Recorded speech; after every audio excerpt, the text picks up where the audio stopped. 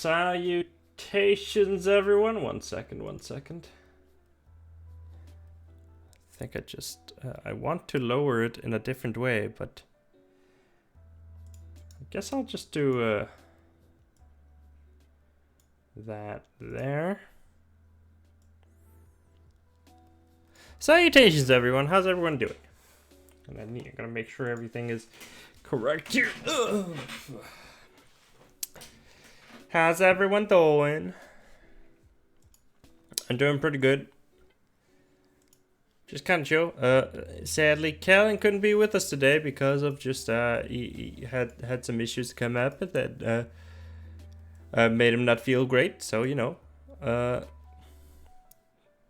so we're just gonna go do some stuff here, and it's just gonna be pretty chill overall. I wasn't really sure what I was gonna do first, but I thought like for a moment, I thought for a moment that I got some stuff to do for a D&D campaign that I'm running. Why am I dropping so many frames with no game on? Okay, great. Okay, it's stabilized. But yeah, I got some things I want to prep for a homebrew game that I'm running for my Tuesday group. So I was thinking about doing some work for that, and one of that was I was gonna do some homebrew work for some classes and stuff. What is this? So essentially what I'm gonna be doing is I'm gonna be making some stuff for essentially rogues and fighters, at least. So to give a little bit of insight into that world that I'm running with, it is basically just a kind of a very low fantasy setting. It is essentially there's no magic in the world at all, and the only race that is there is humans. So it doesn't have any of the D&D races or anything like that. But what I told my players in the beginning is that one of the main kind of plot points that will pop up relatively early in the campaign, which will be like they started at level 1, and we're running it like we ran the first campaign I ran for them, which was essentially worked in a way that when they got a level, I would have, and this is something that they want, FYI, just because I ran a campaign that did this. When they level up, I have a tally and kind of following what they're doing, kind of tracking their behavior generally and stuff that they're doing, how it measures, and they level up according to that, which, you know, once you start leveling up or something, it's kind of easy, like relatively easy to do, continue on that path, but like it made for some interesting things happen. And one thing I did in that first campaign that I did, and something that I will also do in this, is that I made it so that the classes would mesh together. So, for example, we had a ranger, a warlock ranger. And to simplify things for the player and for myself, what we did was we basically just took the pact magic feature from the warlock and let him have that from like the entire time, even though he had ranger, because he started out as a warlock, so he didn't get the ranger feature. But what he did get was all of the he got all of the ranger specific spells, which were like I think it's Hunter's Mark and stuff like that. He got all of them. There's like I had a list of the spells that are very specifically ranger, and basically he got uses of those as well, like a free with everything, kind of like a daily use without the spells, essentially, without expending all spell slots and stuff like that. He didn't use spells a whole lot anyway, so it just worked for him, and I made it so that it made it a lot easier for him to work it, and we're running that kind of campaign again, where that kind of stuff is happening, and but they started level 1 in this, and we have it, and I've told them that the magic will probably be introduced in level 3 or 4, depending on what they do. And magic is gonna be interesting and weird. Like, I've already told them that not all magical classes will be available and stuff like that. It's a whole thing. It's like there will only be wizard. I think I decided on wizard, and like I was kind of on and off about whether it should be a wizard or a sorcerer. And I figured out, like, either way, like if I go sorcerer, I found a way that I could like give them instead of, for example, some of the origins, I would give them access to some specific clerical stuff, like give them domains instead of sorcerer origins and stuff like that, because they're all both first level stuff. But anyway, that I decided in the end to go wizard, because I wanted magic to be intelligence driven, and I wanted to be like you'd have to research it. It wasn't just born in your blood. Also, I had it so that like they have to have all the ingredients for spells. There's no arcane focus that fixes things. They have to have a arcane focus and materials often. But one thing I decided fully was that warlock would also be, but instead of being a patron, like a demon patron or anything, it would be items that, when magic entered the world, would gain essentially the equivalence of becoming an intelligent weapon. And your warlock boon was essentially the magic this very strong magical weapon was giving you. So yeah, that was kind of the whole vibe with it, and that's not counting the other abilities that maybe those magical items would have. But yeah, that was kind of the whole point. The danger of that is also like losing that magical weapon, like that magical item and stuff. For example, like a ring would be a talisman equivalent, and the sword would be a weapon, and the book, and etc. etc. You get the whole gist. And also, I think I had like, for example, the chains, which is the familiar one. I think I was gonna go with something similar, like they would have found a magical item, like a Wanderer's statue. Wanderer's statue is get like a figurine of Wanderer's power, which was essentially like would have become their familiar. That was kind of the whole thing, and they kind of enjoyed that whole thing, because it both added from their own words, they found that it added a lot of like intrigue to their whole development. They didn't have to they didn't have to think about what their move forward was as a class wise and stuff, but it was also kind of interesting getting abilities that were weird, essentially like combos that were weird and stuff, and having them kind of fitted together like match. It just created a weird blend. And I'm definitely know that not everyone enjoys that kind of stuff, but I have a group at least that enjoys that whole feel. And yeah, they don't know all of this stuff that when magic comes in and stuff. And one of the things I was thinking about doing is that I have two players that have one of them is he wanted to go a bard-esque way, but he wanted to be like a fighting bard, which, you know, you could go College of Valor or Swords. I think it's Swords that College of Swords that I'm thinking. Yeah, I think it's College of Swords that I talked about, but then I figured out I could possibly make it so that I could get that as instead of like this general like fighter archetypes, he could get a bard archetype. But then I started thinking about just if I couldn't just make a bard archetype like for the fighter class, essentially just a subclass that embodies like the bard in a very simple way.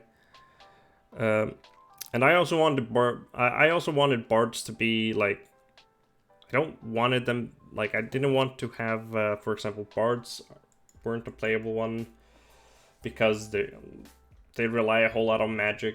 I found like some homebrew-esque versions that fit to give them options of being other things, but I kind of like wanted to go down that whole route, and it's been a very interesting way to do it. So essentially, like we have a group of like 2 rogues, a fighter, no actually 3 rogues, a fighter, a barbarian. And then we have a class from the Fate Forge. If people know what Fate Forge are, they're a pretty cool third-party thing. I'm trying to remember what the name of the studio that makes it. Studio Gate. It's a French studio that makes it. It's pretty cool. If you don't know if you do know what Fate Forge is, you know that it's pretty cool. But if you don't know what it is, I recommend looking it up. It's a really cool way. It adds a whole lot of stuff, and the main book, essentially the player's handbook, works as both as a DM's guide and a player's handbook, and it has they put a lot of essentially. They use a system in the books to mark, like, if you're gonna go for a gritty campaign, you can add these rules, or if you're going for this kind of campaign, you can have this. If there's low magic or stuff like that, then these are all things that I would consider magical abilities and stuff like that. It made things a whole lot easier for me when I was trying to figure stuff out. And I just, in general, really enjoy their stuff. I've bought all of the books so far. But, in simplistically, I want my basically fighter wanted to be kind of a bard. I wanted to go down a bard-esque route, and he's been playing it really well in that direction. And I thought about, instead of just making it kind of like a shitty, just giving him just by giving College Sword stuff, or like because I feel like if he would be going into something, he'd be going into College of Lore. He would get a bunch of stuff, sure, but it doesn't really fully fit, and also a whole lot of the stuff just relies on, again, kind of magic. And I wanted to, like, I for one find it very silly that bards are a very strong magic-based thing, and one problem that I've always felt with 5th edition was that so many of the classes and so much of the stuff in 5th edition is just explained by magic or done by magic or something like that. And I just want to see stuff like just kind of martial things made proper. Like, I have no idea why Ranger has magical abilities. They don't need magic. I just feel like they should have given them basically like abilities specifically around basically being a ranger and stuff like that, instead of giving them magic. Because like, and there's the easiest, hey Mohammed, the easiest solution to that I saw at one point was there was somebody that I think just it was an example on Wizards of the Coast that they just basically they made a what was it called, made it so that all the spells essentially that were specific to Ranger, like there's very specific spells that I'm talking about, I don't remember them all, but those very specific Ranger spells were like per day uses. You could also make it so that you get all of that, and then you get like for example, similar to sorcery points that you can spend on using these abilities, kind of like trick points. And then there were there was there's the class that I talked about earlier from Fateforge, which is called Scholar. It is a cool class, and one of the things they do is that they get the ability to they have tricks, and they get trick points. And just to give ideas kind of why that is cool is I'll check it out. I have all the books here. But yeah, they get trick points, which essentially allow them to do things, and you have like a certain amount of tricks to use, or a certain amount of tricks and stuff. And it's pretty freaking cool, in my opinion at least. And one of the things that they also, one of the cool things about it was also, and this is kind of what inspired me to be allow basically archetypes from other classes to fit if they make sense into the class and stuff, is that the scholar specifically has a few archetypes connected to itself. Okay, they're basically just like it says, they're scholars, and they have specific archetypes connected to themselves. Like they have, for example, here, specialist, alchemy, and mind delving. Yeah, those are like the three archetypes that they give. But one of the things they specifically kind of mentioned in the book, and let's see if I can find it.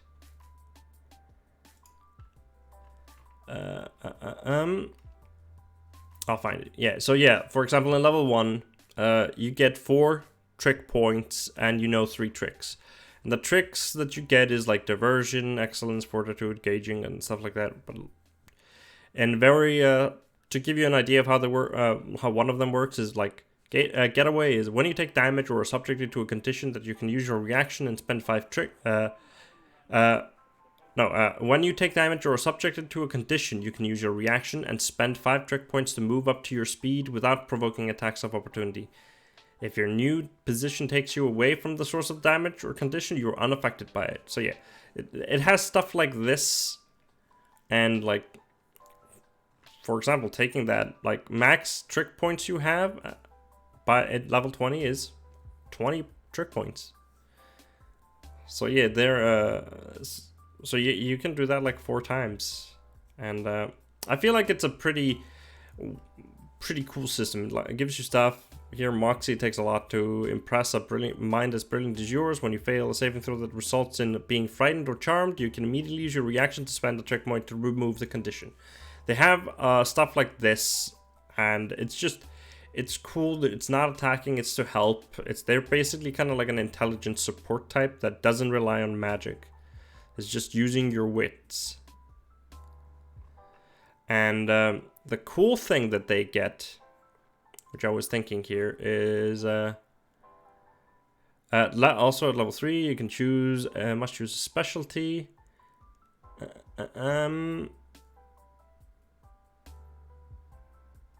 No, that's not what I was looking at.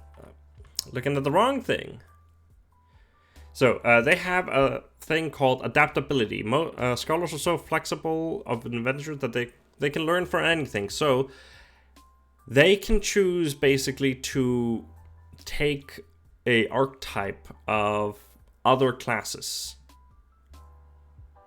They take here in adventure in this book, the archetypes available to the scholar is champion fighter, chosen blade fighter, a hunter, another world explorer, and ruffian. These are basically archetypes for fighters and rangers. And yeah, they basically give you like an idea how it works. Essentially, you get the abilities specific to the class in order. So if you would get, for example, if you get 2 abilities at level 3 as, for example, the hunter, you'd get the first one as a scholar at 3, and then the second, third level ability at 6. It's just, it kind of to balance that whole thing out. It's just a cool thing. I liked it personally. But yeah, I did not mean to actually go into that. I was just I get distracted. So yeah, the whole thing I wanted to do was kind of make a see if I can figure out a bard archetype for fighter. And what I'm gonna do before anything else is gonna take here. I go into champion because that's the most usually picked one to kind of when you're starting homebrew stuff to get the kind of level setups. And what I'm gonna do is I'm gonna switch to base game here. As you can see, I have a word whole thing set up.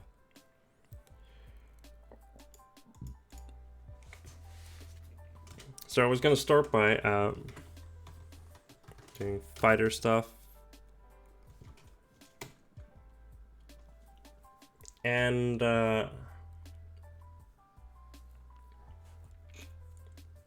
was gonna try to we'll figure out a name.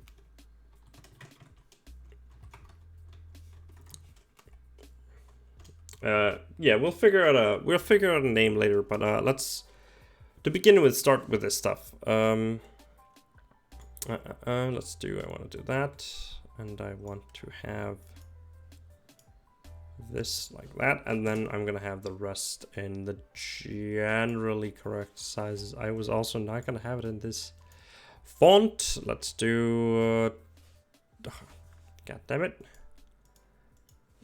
Times New Roman. All right.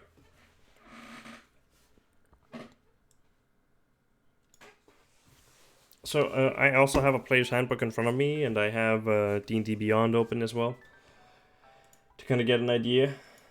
But also, just if people have any thoughts and suggestions on what to do, I'm all ears. So generally, fighters get an ability at level 3, 7, 10, 15, and 18. Can I do a wonder if you can do a cool setup for that. If I can't find anything fast,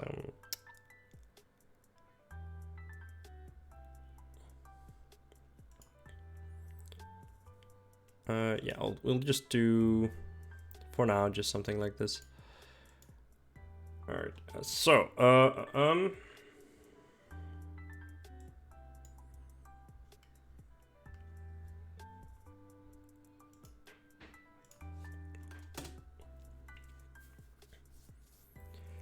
now, I'm wondering, I'm just gonna start by setting up here. It's kind of the one thing that's slightly uncomfortable is because I can't. I'm, as some might know, kind of a perfectionist when it comes to certain things. I'm just gonna put this here entirety on a different page. I'm gonna use this just as a front page here. Oh, nope, that was not what I was gonna do. I was gonna do that. Yeah, I'm gonna use that as a front page. Then I'm gonna do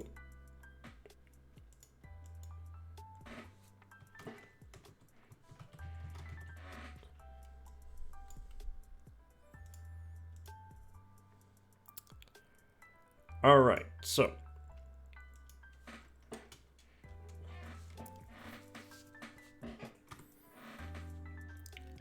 first things first, we got, I can actually do this and just this. This can be 14. Then I can do and just have everything else 12. Yeah. Okay, so I'm just gonna say to just start with level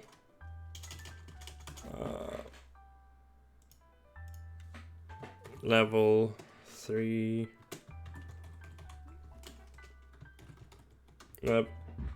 7 ability 10 15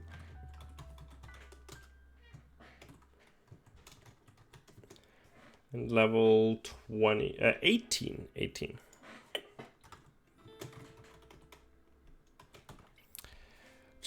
also just kind of a curiosity thought for me is how many people actually go to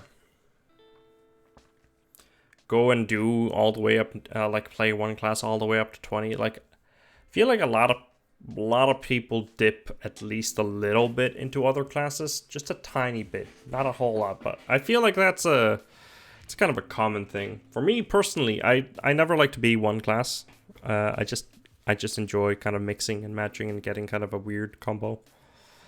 Like my last character in 5th edition was a cleric warlock. It was very interesting. Celestial life domain. So okay, we have the levels where they get abilities.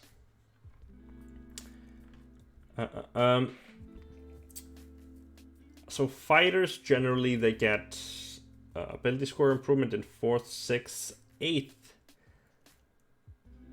10th. No, not 10th. 12th. They get a lot. So 4, 6, 8, 12, 14, 16, and 20. No, 19. Okay. Alright. So, they get a whole lot of ability score improvements. They also don't... They're, I feel like fighters are one of the very few classes that have a very solid level structure. I don't hate what they get. It's just a solid level structure with no issues in my opinion.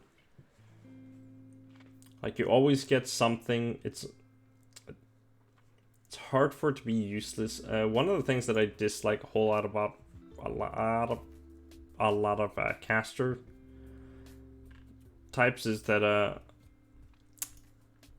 there are sometimes you get levels, for example, as a bard. 7th level, you don't get any features.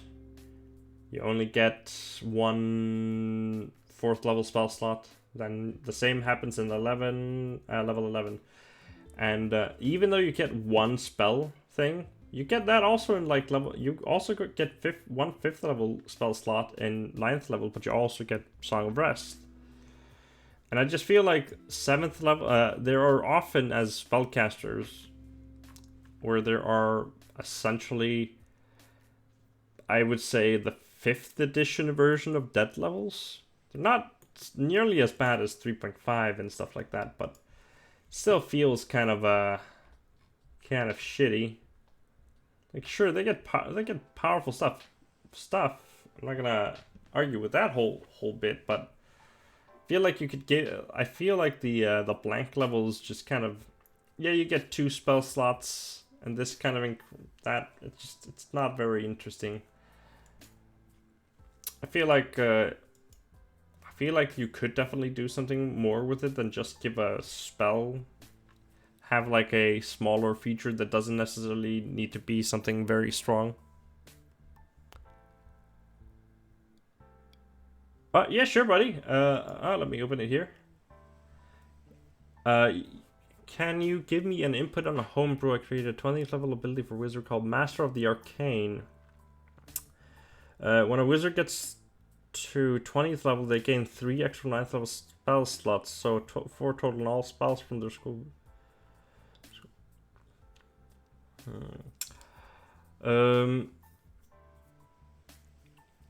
They get 3 extra, so I would say from 5th edition standpoint, that's pretty strong.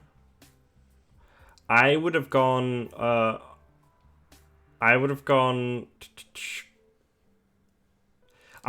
2 if you wanted to go Master of Arcane, like if you want to get them like the ability to do 2 9th level spells.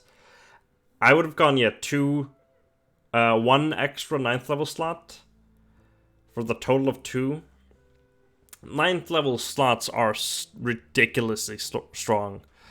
I was recently looking up 9th level spells and stuff like that, and to just give an idea, like invulnerability makes you just immune to everything really. And then there's also time stop, and there are also damaging spells that are really bad. I actually like the the spells from their school of magic require no material component. I'm assuming that you're I'm assuming this is just replacing the 20th level capstone ability for wizards.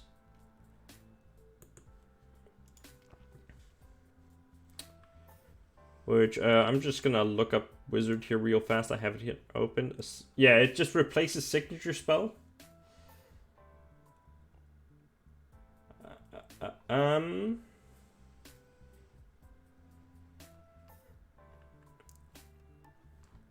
Yeah. Okay. So let's see.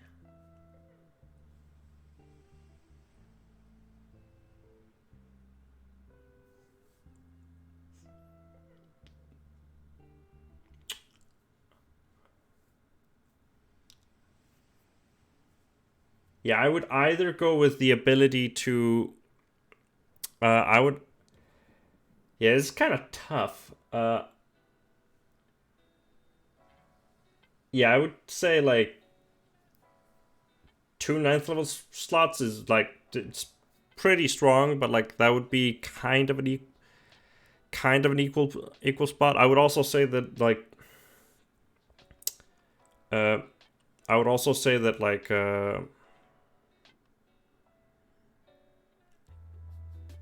Having it so that maybe you could like drop a spell down. For example, like if you'd sacrifice a 9th level slot, you could give yourself 2 8th level slots, or 2 of any of those. But that actually feels a little bit more broken than the 2 9th level spells.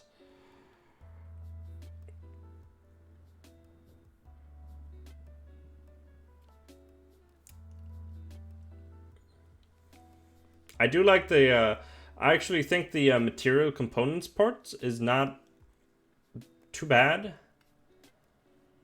I would say. I would probably say. Let me read this again. Yeah. Okay. Yeah. No material components. That makes sense. I can agree with the no material components. And 2 9th level spells. Actually, also, a cool thing would be that at 20th level, if you fail to cast a spell, for example, if you fail to cast a... let's say you fail to cast your 9th level spell, you could have an ability that would allow you to, like if the spell doesn't do anything, you could use your reaction to make let's say, just for simplicity here, just an Arcana check, or it would probably be a check using your intelligence modifier, and let's just say, let's just say intelligence modifier, and you can use your reaction to reclaim the spell when you after you cast it, and I would say if it fails, you just kind of reclaim the magic back, and if you succeed, you get the magic back without any issue. But if you fail, then you don't, and that would be a way for you to get like. And the higher level the magic is, the better, like the harder it would be to do that. But it would also mean that essentially, like, you'd probably have to have some. Yeah. I'd say that would probably be a good way to do it. I would also say that like. There would probably be a limit on how many times you would be able to do it a day. I would probably say like, I would say proficiency bonus or intelligence bonus, either one. Actually, I think your spellcasting bonus would make most sense. Because yeah, that would allow you to possibly reclaim your 9th level spells when you cast them, and especially if they fail, like get them back that way. But yeah, that was kind of that's kind of my thought on it, and let's see. I'm just gonna check wizard 9th level spells here again, just for reference. No, yeah, I just want 9th level spells. Let me get just 9th level spells, please. Yeah, like we got a vulnerability, which basically you're immune to all damage until the spell ends. Imprisonment, which is pretty fucking terrible. Meteor Swarm, Power Word Kill, and out of those all, then Power Word Kill is like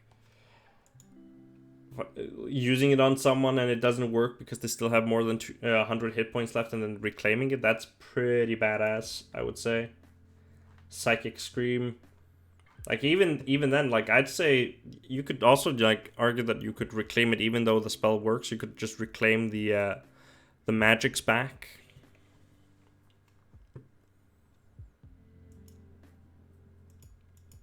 But yeah, I would say that the only like otherwise, yeah, like I would say the only issue I would have with it as a DM is I would have 2 9th level spells, not 4, just because 9th level spells are so fucking strong overall.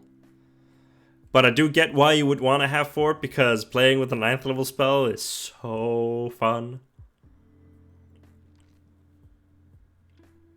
But yeah, that's just my opinion. You do not need to take that with more than you want to.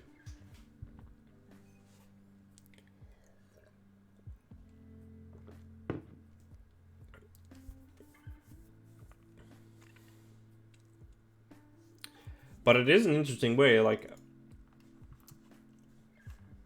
interesting as a way to like figure out a capstone ability for them.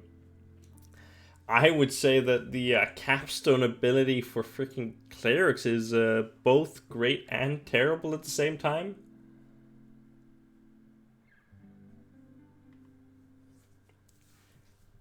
You can do Divine Intervention, and it succeeds automatically at 20th level, which is great. But like you can only use it every 7 days, and it's such a vague thing. And when an ability is really vague, it makes it a whole lot harder to quantify, like in a game mechanic term, like can it replicate, like it's a god that's helping you. It can definitely replicate any spell that you could cast. So why wouldn't you just use your Divine Intervention to replicate a spell? But oh, you can also maybe use it to do this or this. It's just it's a tough thing to do, I would say. And then Capstone Eldritch Master. You can spend 1 minute entreating your patron for aid to regain all of your expended spell slots from your Pact Magic feature.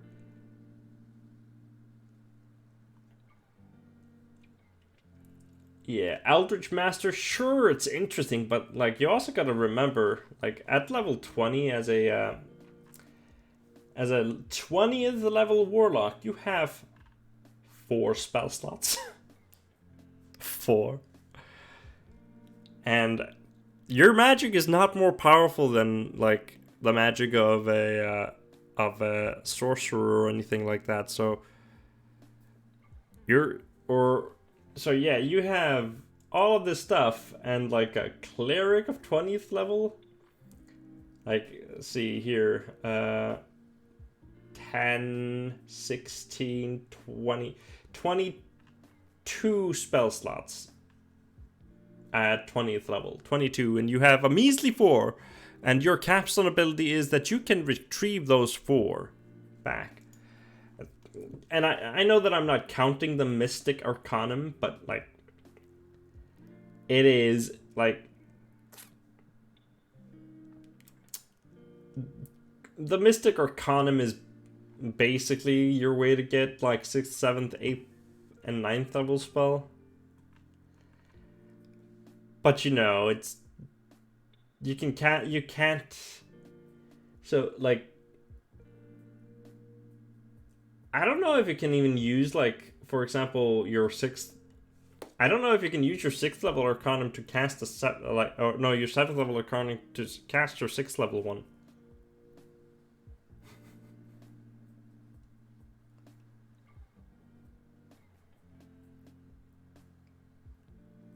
Because it's weird, because it doesn't add them as spells, it just adds them as a kind of an added feature. It's a very specific magical secret. So I don't know. I have mixed feelings about the capstone of Warlocks. I think the thing about Warlocks is that they have a lot of cool abilities and they're very, very useful. But they also, in my opinion, have a lot of dead levels. Level 18, level 5, level 7, level 9. All of these levels have it in common that, like, 5th level you get a evocation, you also get your spell slot level goes up by 3. Up to a 3rd level spells. You get a known spell, not a spell slot, just a known spell. Yeah, that's what you get. Your whole and you go get your proficiency to a +3. So yeah, you get a evocation. Your max, like, highest spell slot level increases by 1, so you only cast 3rd level spells. I mean, sure, all of your spells are gonna be 5th level spells at that point, but you have as a cleric 3 5th level spells. Just checking wizard for shits. I think they have something similar. Like the Capstone of Magic wizard has yet 3. So yeah, I feel like every level when you level up should be a proper reward. I personally just hate the fact when you don't get any feature and they hide. You just, oh, you're getting a proficiency bonus increase and a spell here, like a single spell of a new level. Go for it. Again, I don't think the features need to be strong or anything like that. I just feel like it's just kind of lazy in my eyes. But yeah, definitely martial classes need the features a whole lot more. But their features are usually cool and they usually serve a pretty good purpose. For example, I'm always confused why Wizard doesn't get expertise or something like similar to that for like a field of study. Like, why doesn't a wizard get the expertise, get an expertise like thing for all, or like, for example, let's just say you could get Jack of all trades, specifically for all intelligence-based checks, like a ability that's similar to it. So they get half of their proficiency bonus to all intelligence skills. I don't understand why they don't get that. I feel like they should get expertise in like intelligence-based skills at least, or like fields of study. So like, for example, like I would say like when you pick an arcane tradition, like I would say 3rd or 5th level, like 3rd level ability would be you get to choose your first expertise, which is a let's say just any mental, either any mental or just intelligence skills that would increase. Because like you can be a rogue, a thief. Let's just say a rogue thief, and you can choose when you take your expertise. You can choose to put it in, let's just say that you're a rogue thief and you have a background that allows you to have knowledge arcana or knowledge history. let's just say Arcana for the sake of this argument, but you put your expertise into that, and let's say that you focus on intelligence just for sake of argument. Let's just say in I think, what level did they get expertise in? I think it's level they get it in level 1. So let's say at level 1, choosing to be a just kind of a scholarly rogue instead of a wizard, just gonna be a really smart fucking rogue. You can have in your knowledge arcana, and let's say you manage somehow to have 20 in intelligence, so that you have a +5, then +4 because of expertise into your arcana, so that you have +9 in level 1 in arcana, which is something a wizard could never do. Why? Why? Like I said, I find it silly. Like, I feel like even if they would just get the jack of all trades thing for all knowledge skills, like history, arcana, nature, and stuff like that, that would still be like better than what they got now. Just to replicate that whole thing. I feel like, yeah, it just feels very weird.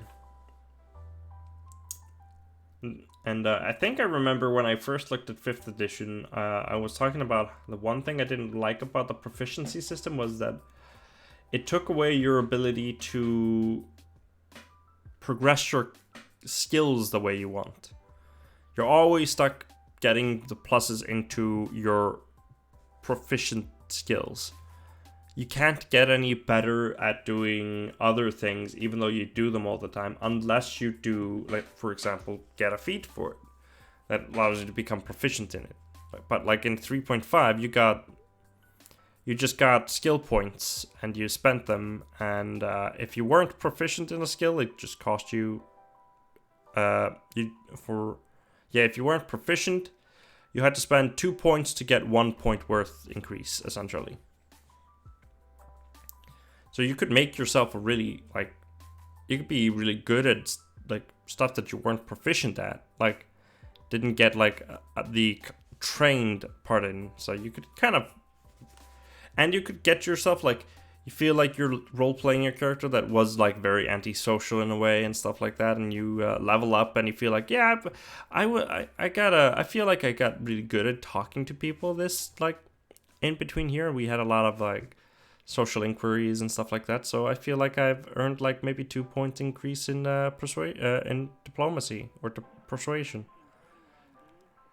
And I feel like 5th edition, just because they simplify the system a whole lot, they take that kind of aspect away, and I've always missed that personally. It's kind of something I miss a lot from it. But again, I do understand why they do it.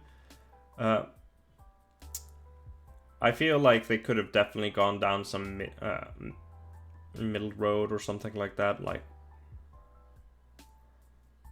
maybe when you level up, you get 1 skill point that you 1 point that you can spend on a skill other than the ones you're proficient in, or something like that.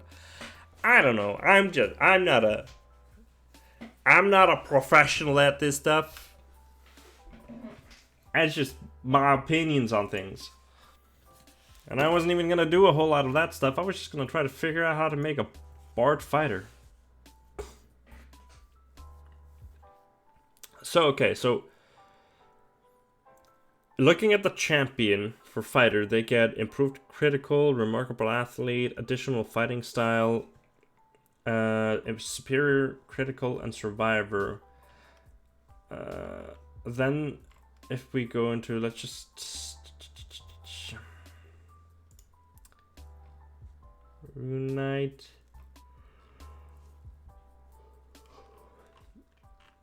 Okay, so I'm thinking, if we just look at Bard, it would be kind of cool to dip a little bit into the inspirations and stuff like that. How, like, the ability to give inspiration. Maybe dip a little bit into like into the like their abilities to like be good at skills. I would think that maybe not jack of all trades, but maybe give them expertise in certain types of skills to represent their bardic like training and studies.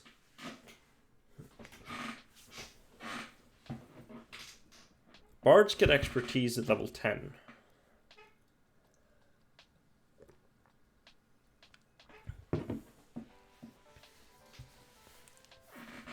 Now,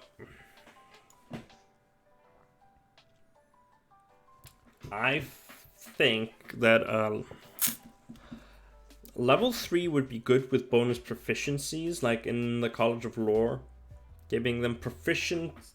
We could go with College of Lore simplicity thing here. Go with you gain when you join the College of Lore, you gain proficiency with 3 skills of your own choice. We could go a similar route as that. But I wanted to represent like a bard view. Hey, Pocket. Yeah, I wanted to represent a bard view, like studied view. So, I have my player's handbook here in front of me.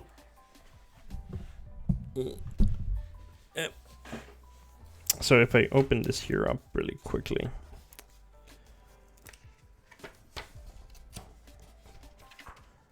You can see that all the skills are set up here. I just want to see the character sheet. Here it is. Good to see you, Paco. So okay, looking at this character sheet here, and let's think about bards. What skills do bards just get when you become a bard? What do you get? Like, choose any 3 skills. Okay. Let's see, wow.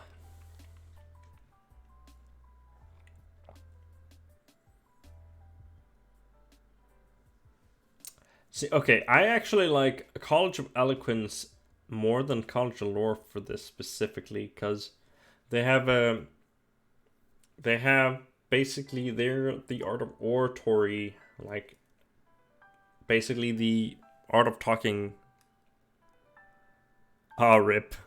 Yeah, art of talking, dealing with like people and stuff like that. I don't want to go fully and like just copy the abilities from them, but I want to kind of go and see if we can use something. So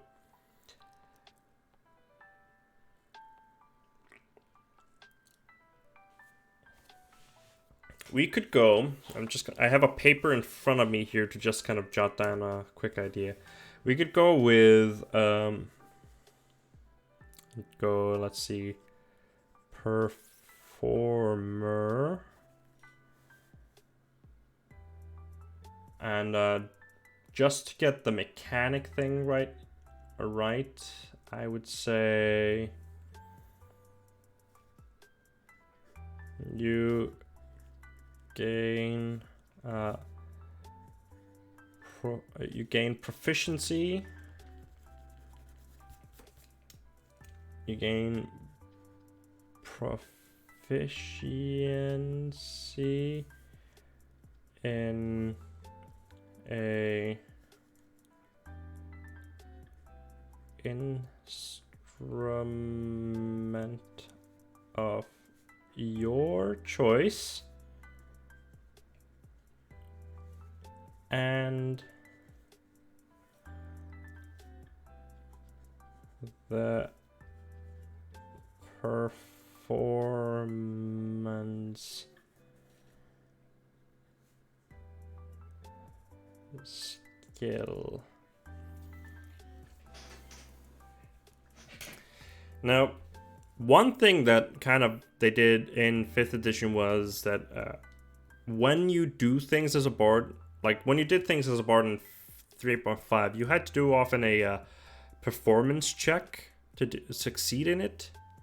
For example, you wanted to inspire, you had to do a performance check and stuff like that. I don't know if that was a rule, but that was how my group ran with it.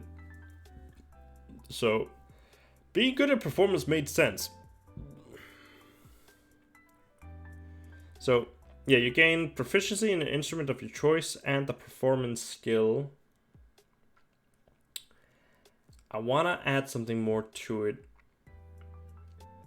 So Silver Tongue, which is the 3rd level eloquence feature, you're the master of saying the right thing at the right time. When you make a charisma persuasion check or charisma deception check, you can treat a d20 roll of 9 or lower as a 10.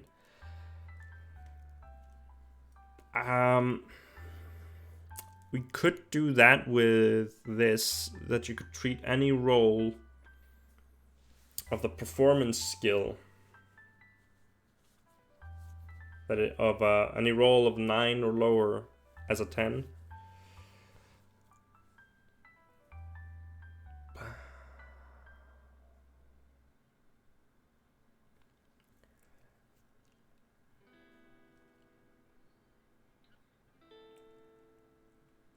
Maybe not. I kind of want to lean into the performance skill. I want to make it so that, like, I think I want to do, what I might want to go and do is make it so that, like, essentially, you can do when you do the performance skill in battle or stuff like that. When you do performance in battle, you can, like, I want to go with something like let you be able to inspire allies or possibly remove a fear or charmed condition or something like that. I want to go into kind of that route, making essentially basically rewarding using use of the charm abilities and stuff like that. And I would say that we could, like, it could be given a base use, like a level like I would probably say the level 7 ability would be like something similar to exactly that, like, oh, you when you use, like, when you're in combat and you use the performance ability, when you use the performance skill to in combat, you can and succeed on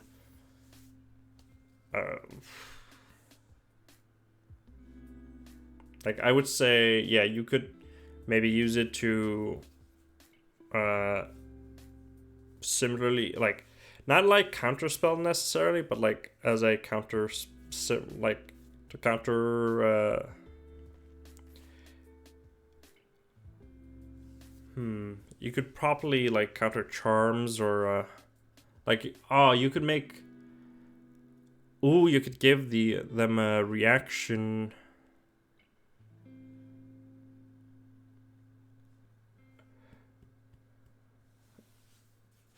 Because I want to go a fighter, like, oh, let's go and call it heroic performer. Heroic. So I was thinking we can make it so that when a creature inflicts when you're inflicted with a status condition, with a condition,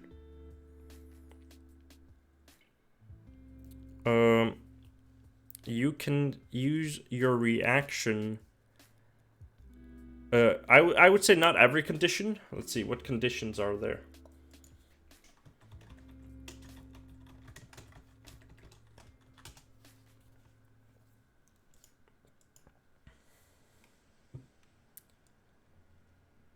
I would say, yeah, I would say, like, if you're inflicted with the charmed or frightened condition, you can use your reaction to basically call out to them and have them call out and help them, basically making it so that like, if they failed it, they will, like, you can do it in case in case an ally fails a save. Then you can use your reaction to do this And if you succeed, then you're... No, I don't... I don't think I want to have... Do we want to have a roll attached to this? I don't think so. Oh, actually, like... If we have a roll attached to it, essentially, that means that it will be a versus roll.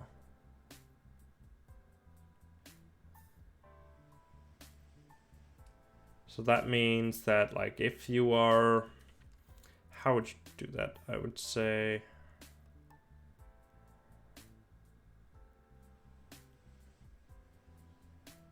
It's probably just 10 plus the challenge rating of the creature going that is inflicting it. Or they could use the performance skill against the DC.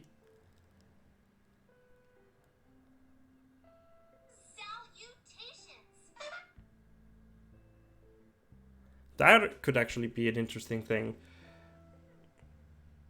That if your ally fails the fear or charm, you can, as a reaction, call out to your ally and roll a performance check versus the DC of the condition that you're being given. So let's say 14 or something like that. If you succeed, your friend is alleviated of it.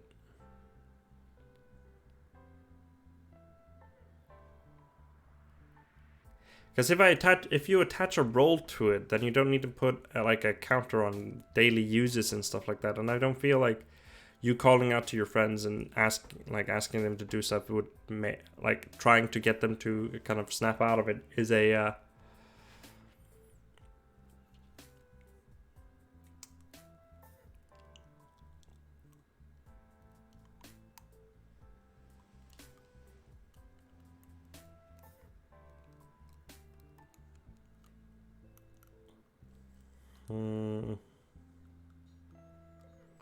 yeah, I think I want to have it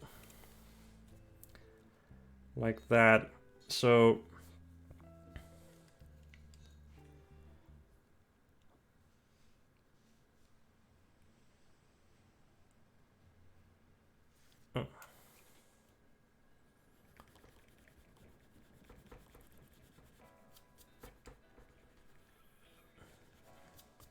what would we call, like, let's call it just heroic performer to begin with. So you get proficiency and as a reaction when an ally is inflicted with the fear or not off or charmed condition.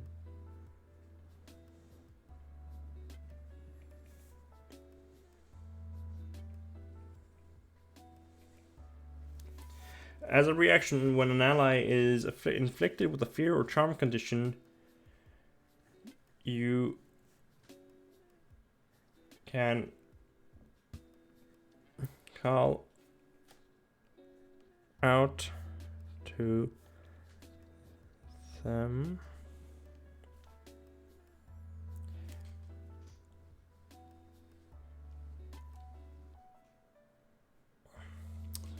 yeah, I would say you gain proficiency in instrument and performance skill. Could it be that, should I put it so that, like, you use... No, yeah, I feel like it has to be performance. Like, you could do... I could say you could use the persuasion as well for this specific thing.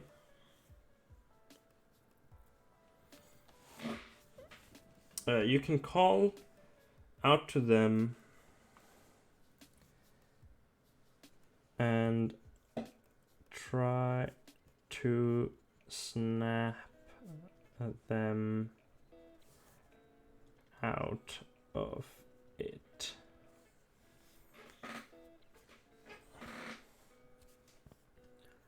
So you can try to call it and snap them out of it. Then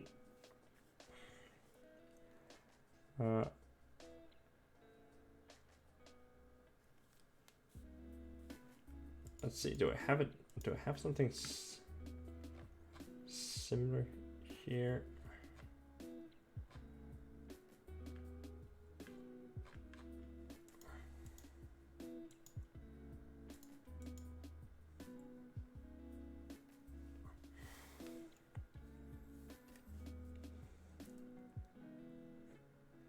Make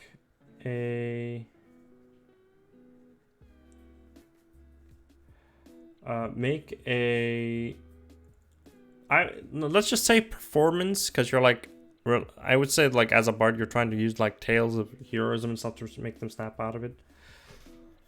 For now at least. Make a performance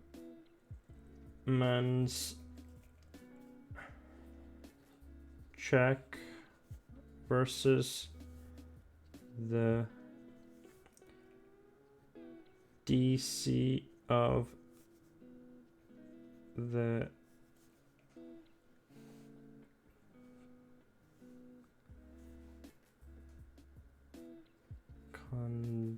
condition that was inflicted.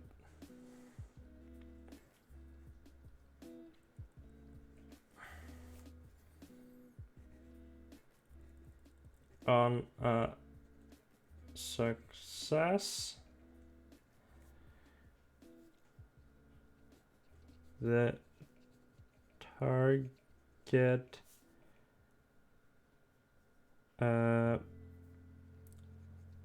shrugs off the fact.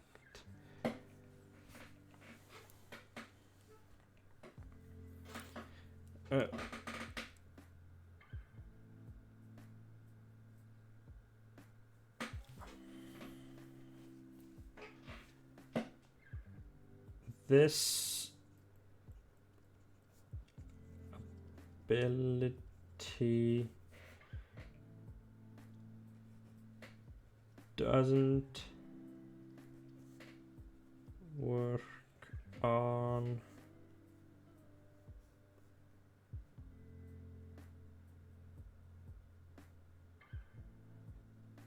yourself or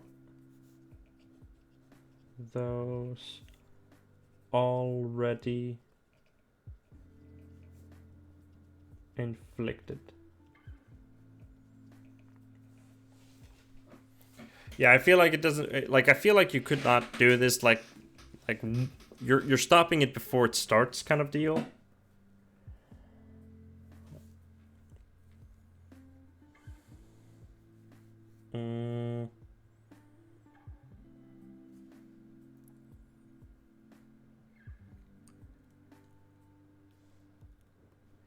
Feel like also it probably wouldn't work on hostile creatures.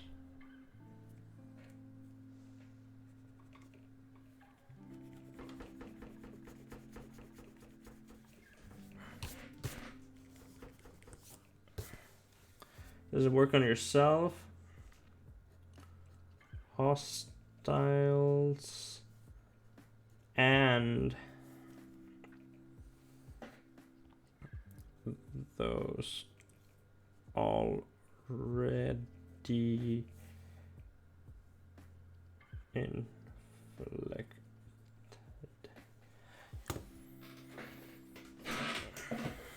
So yeah, okay, so I don't know what we will actually call it, but let's start by this here. Just call it, for now, heroic performance.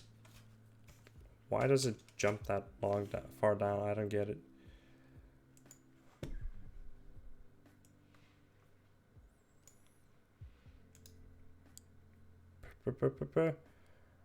Paragraph.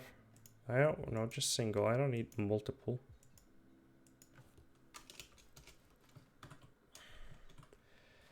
God damn it.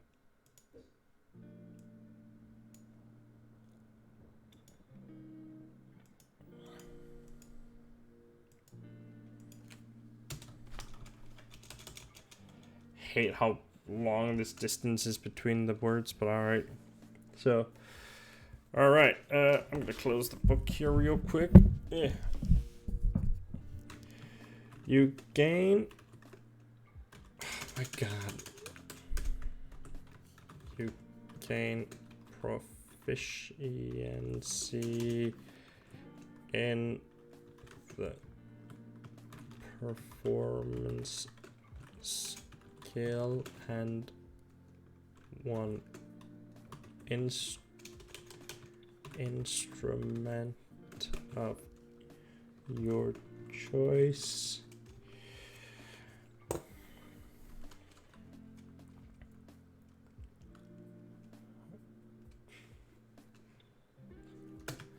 As a reaction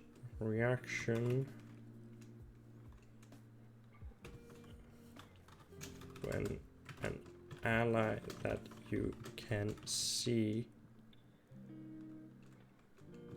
and can hear you is inflicted with the charmed or frightened condition,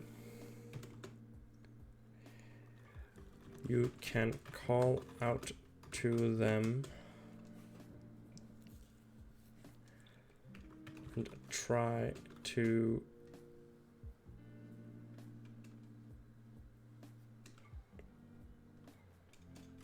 prevent their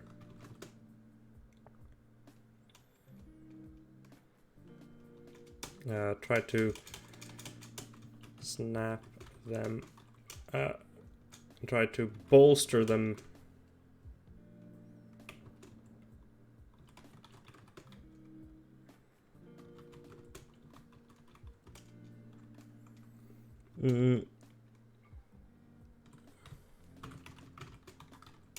Make a performance check versus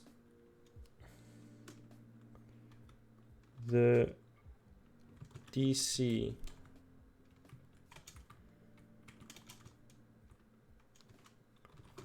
Inflicted status on a success. The target shrugs off the effect.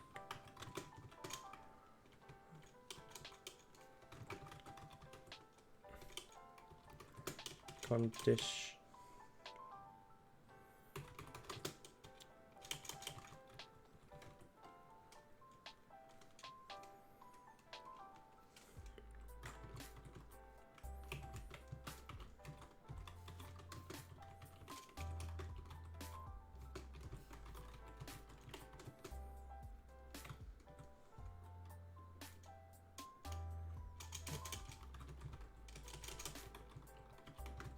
This ability doesn't work on hostile creatures.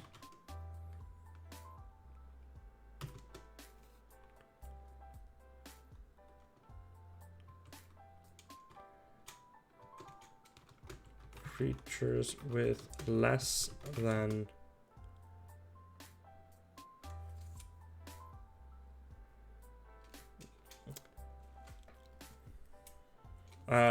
this ability doesn't work on hostile creatures. No, hostile humanoids.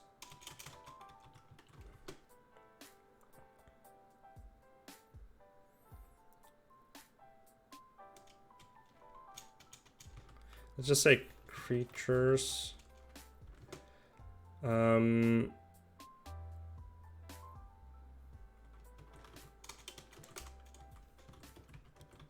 Non-humanoids. No, that doesn't make sense.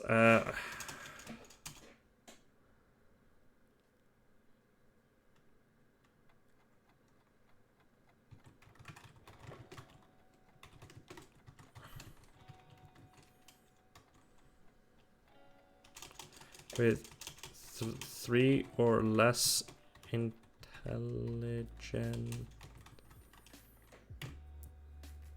Because I would like, even though I'm making it for my stuff, I also wanted so that you could make it work with standard D&D.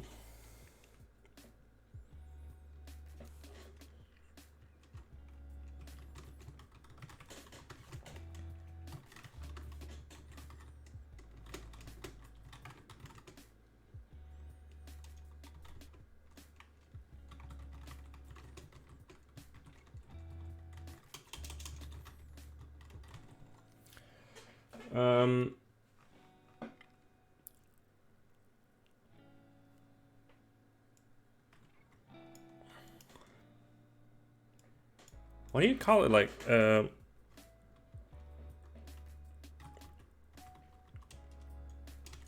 encourage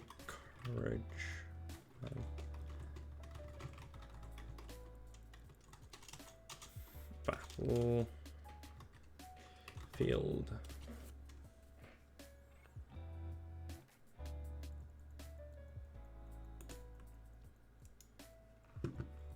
Trying to figure out like what would be a cool name for this ability. I also I want to give it an additional effect in a higher level. So I'm gonna have this just be an upgrade that comes with it at a higher level. So this is level 3. Let's say at level 10. At level 10, this ability can be used to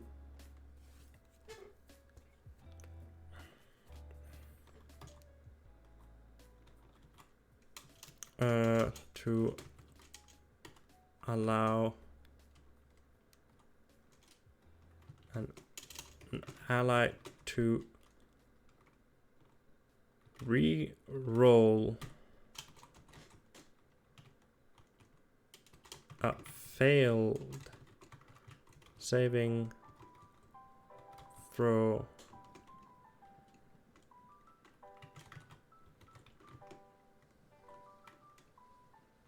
against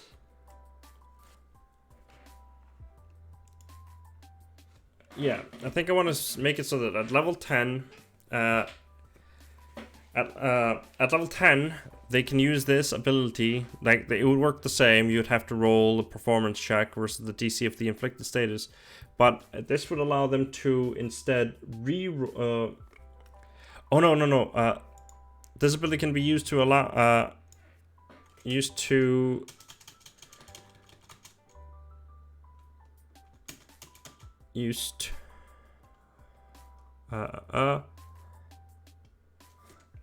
and I read an ability that does a similar thing. I think bards have that kind of stuff that increases.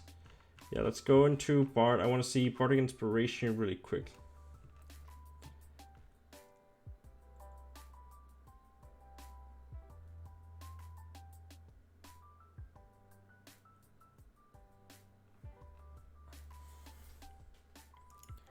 At level 10, this ability can be used against an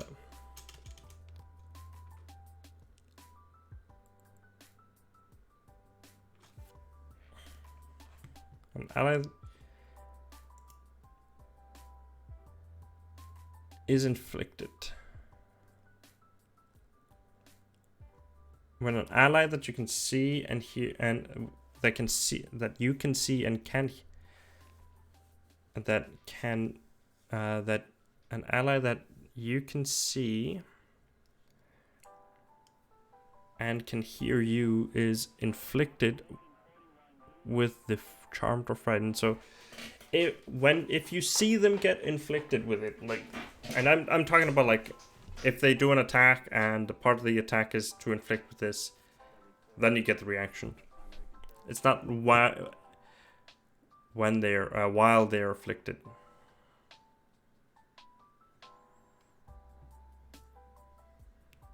is being.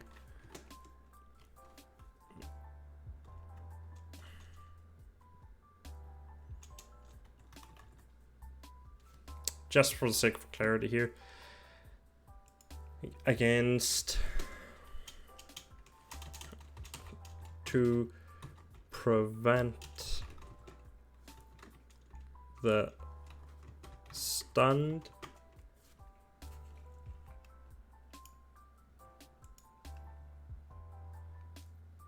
I think stunned is pretty cool.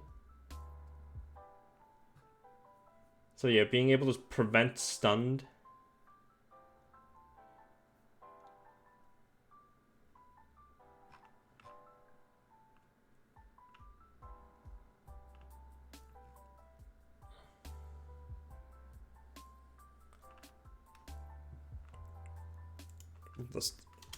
I'll say stunned.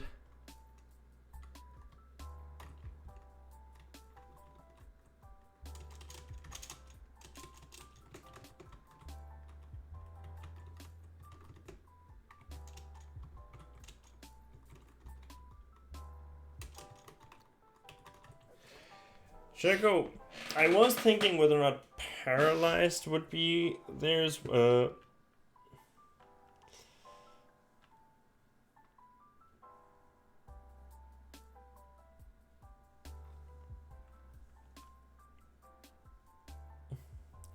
I'm thinking. Stunned makes sense. It's like a like I feel like stunned makes sense and poison can make sense. Like restrained doesn't make sense. Stunned makes sense. Unconscious does not make sense.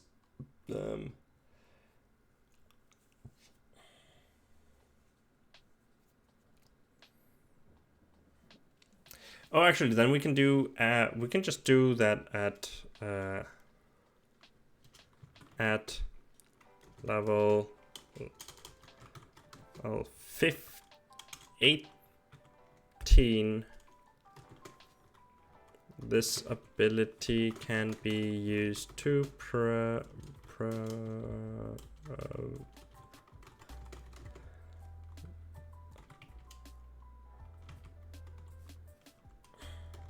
paralyzed, petrified conditions. I was thinking,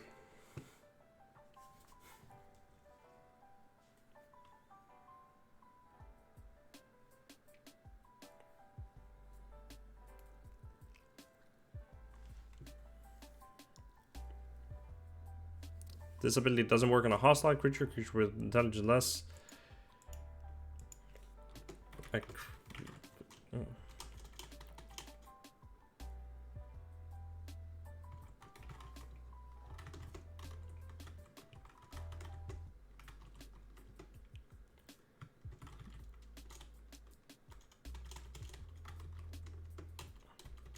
That cannot hear.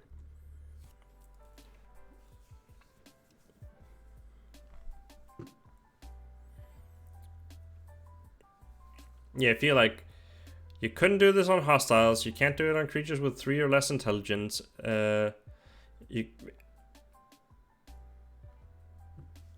just say deaf.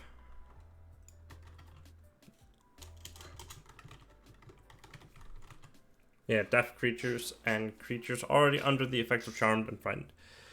Yeah, because you need to be able to hear.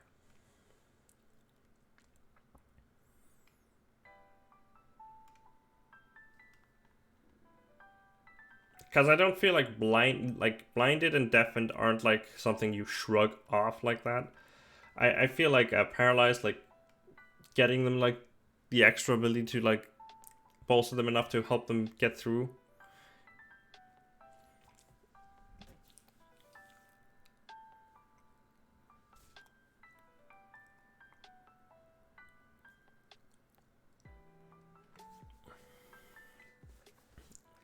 I think I want to put some limit on it. Because I'm realizing if you basically can do this every time,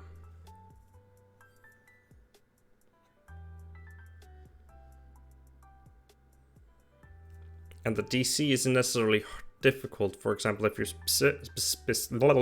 specifically if you're like focusing on being a good performer, and the DC is gonna be really easy then all the time.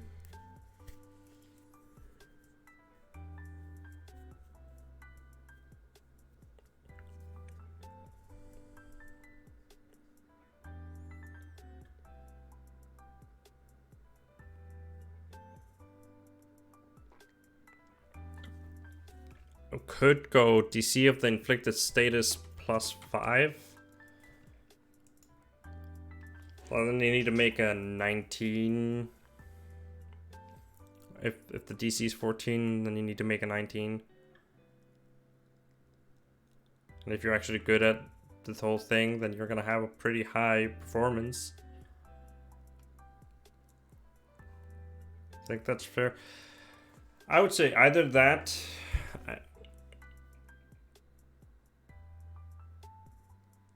I would say either that or a limit that is proficiency bonus plus charisma. No,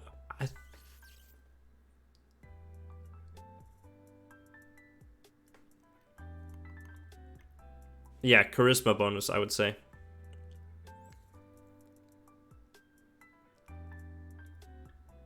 I feel like a bard fighter would be like a strength, charisma, intelligence build. But I feel like I should focus on, like, for the abilities for charisma, being charisma based.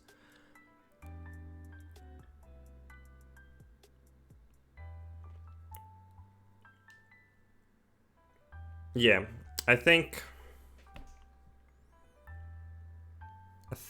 that could be. I think that could be fair. Yeah, because you're basically like this is something you do when they fail. So for now, I'll leave it like this. I'll say if this is not great, because if this is basically just a once per round free retry to do that kind of stuff. If this doesn't work nice enough, I'll probably set it up so that instead it would be a proficiency bonus plus charisma bonus. But I want to try this first. I want to make it so that like this is the viable part.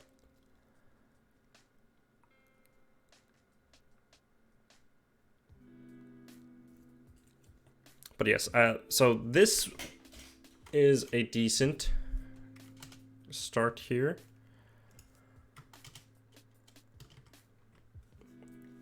All right, what would we go for a level 7 ability? Or do we have a cool name? Yeah, I was thinking about trying to find a cool name for this whole thing here.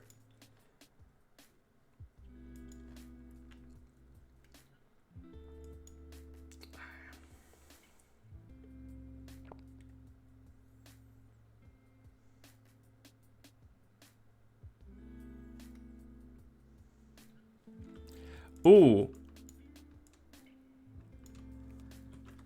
Shout of encouragement.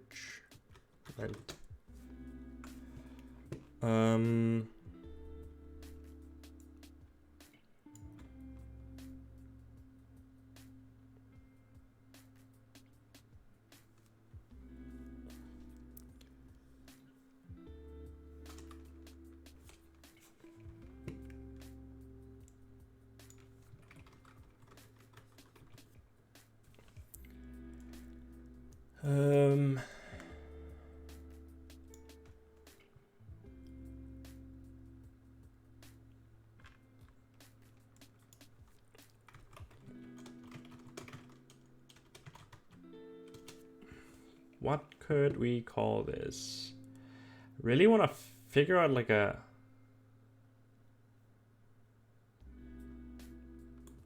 cool thing to call like a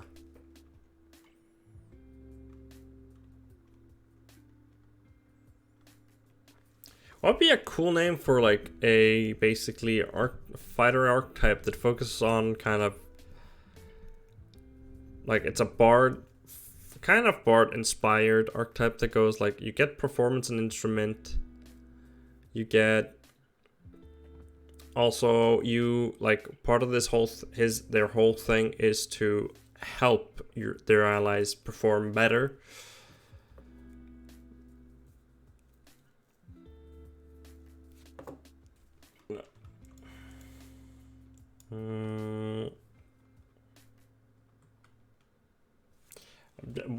I'm just drawing blanks for a name right now.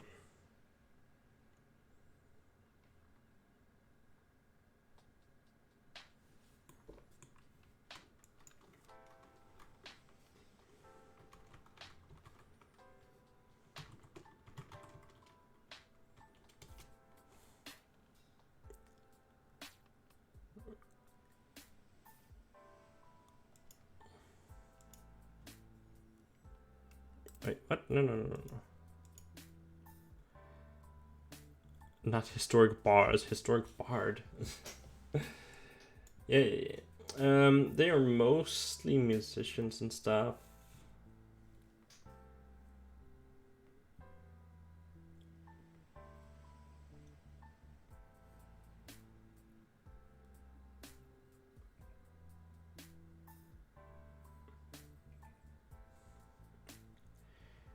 I would think that like you could go with a wandering minstrel. We could call it wandering minstrel.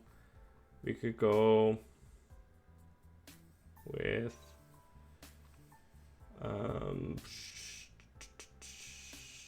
but I feel like that doesn't necessarily make sense for a fighter.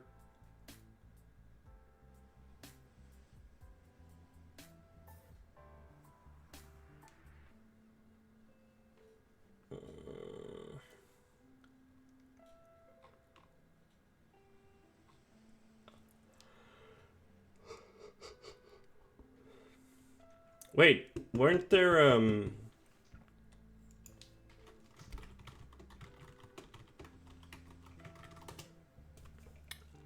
were there basically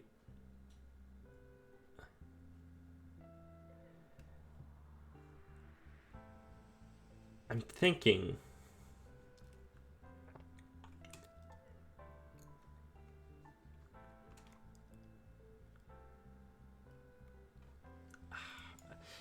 what do they call? I feel like there's something that I just cannot remember.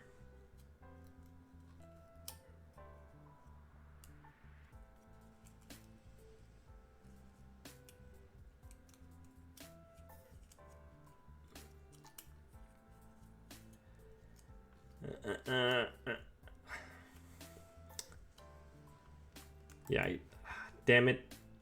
I'm trying to figure out, like...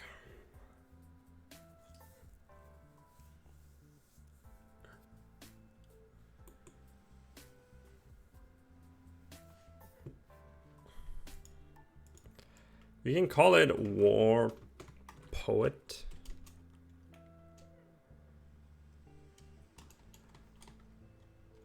Or... I don't want... War Poet.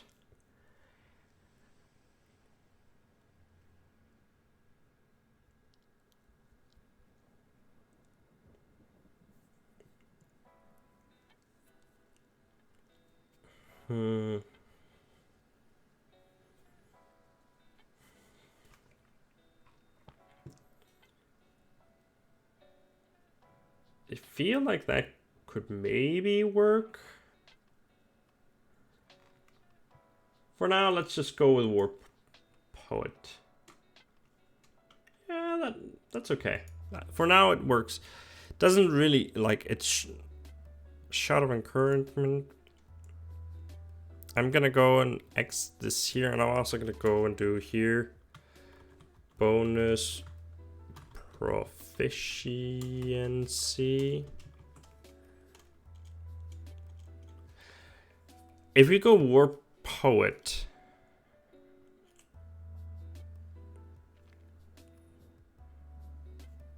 we could go performance skill, and we could also go performance and persuasion.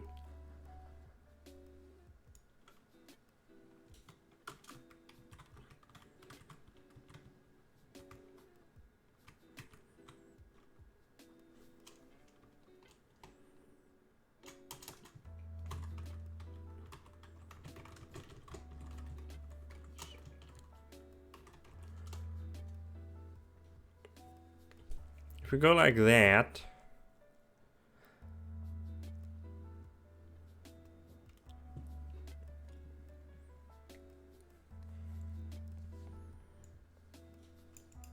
And then we go persuasion. Suasion. I feel like that makes a little bit more sense because you're trying to like call your allies back. Then we can go for level 7 ability, and I want to kind of go for something that focuses on using their performance skill.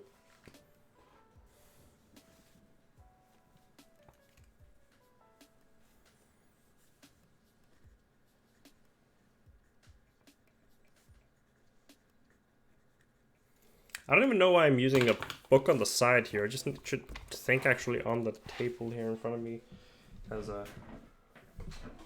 Because you guys can't see if I'm writing on the table. And that's kind of defeats the purpose of this whole shabam.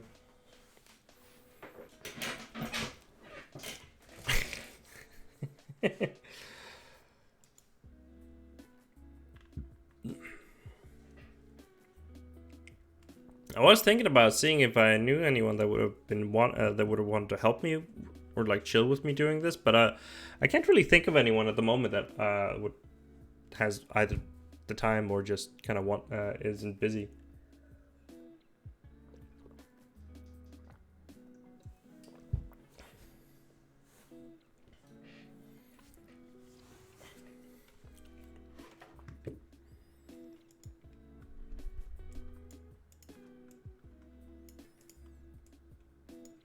Let's go inspire heroics.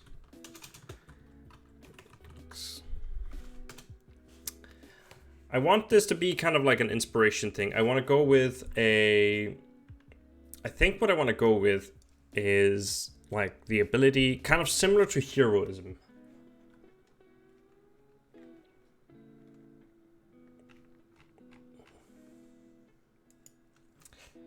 So, but instead of being just standard heroism, let's see, I want to check the spell heroism. Heroism. I think it's a first level spell, right? Yeah, it's a first level spell.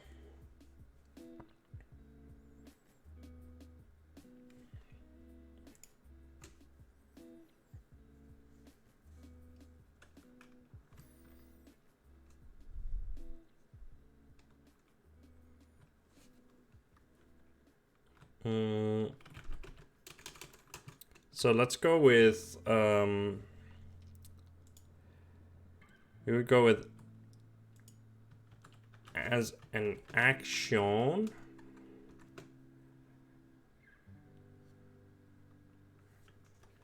You call out to your allies with tales of glory and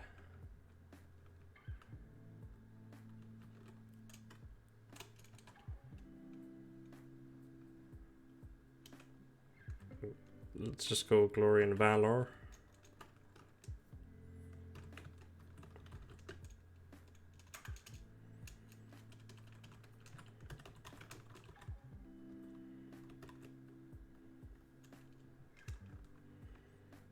I will say within 30, within 60 feet that can hear you.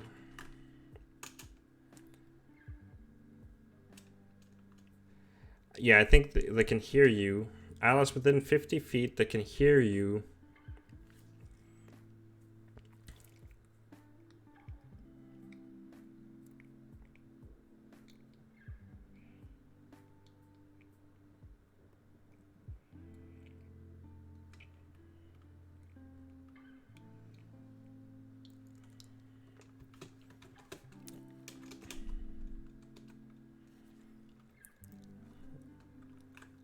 Are bolstered by your words.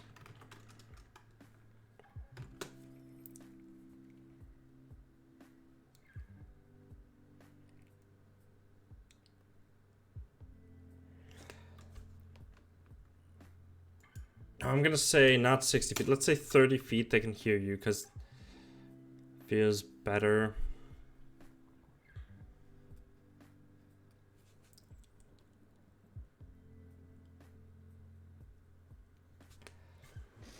As an action, allies within 30 feet of you that can hear you are bolstered by your words.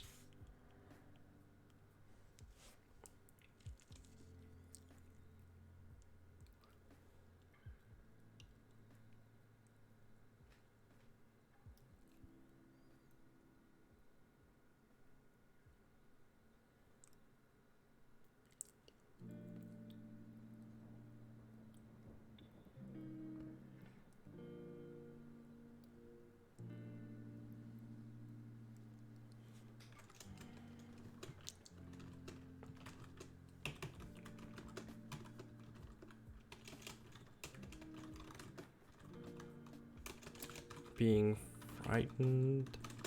Yeah, allies within 30 feet that can hear you are bolstered by your words and are immune to being frightened.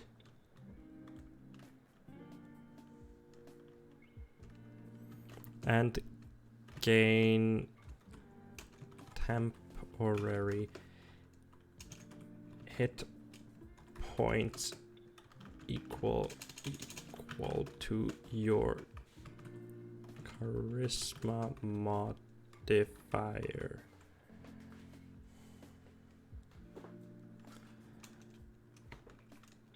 Times 2.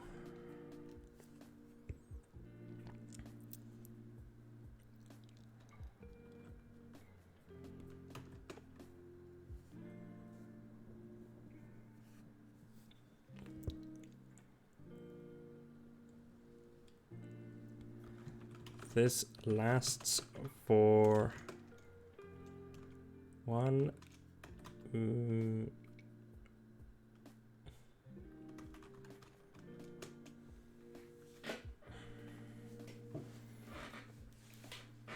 This lasts for 1 minute or until you fall on.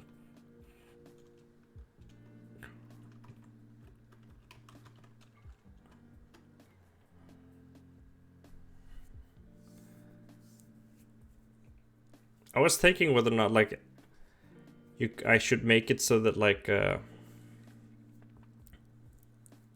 basically you do this, they're immune to being frightened and gain temporary hit points while you are awake, but you become like a target.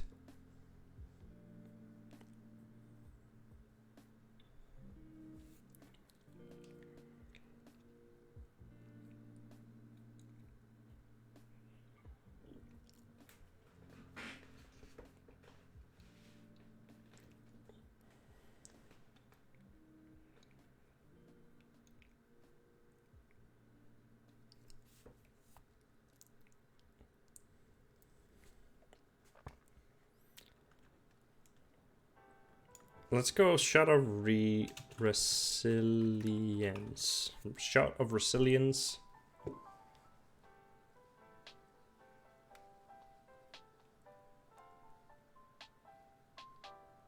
Are there skills that do similar things to this? I think there are.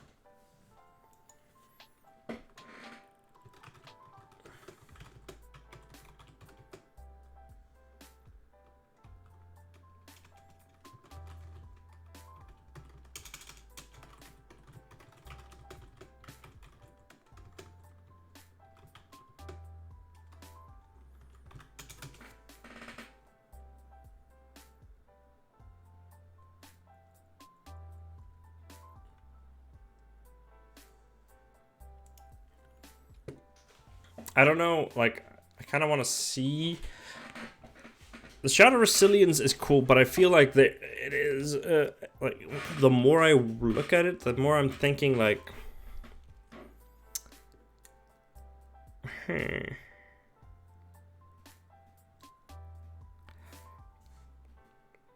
Because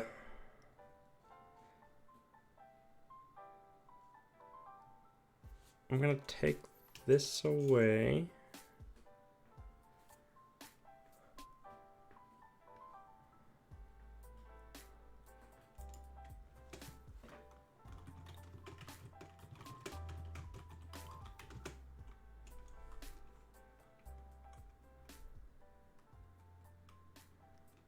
You can use this ability.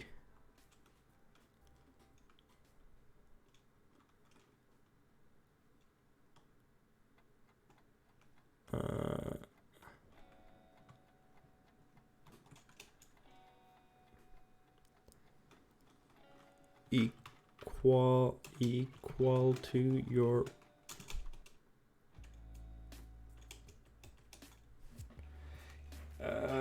there were a few things that used this whole thing. Let's see. Oh wait. Proficiency bonus per. Not Rogue does not have it. What I was thinking.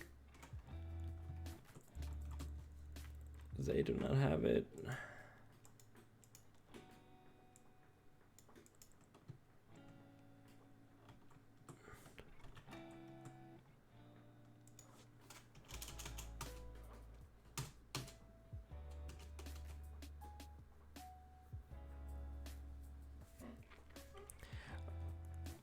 Oh yeah, okay. You can use this feature. You can use this feature to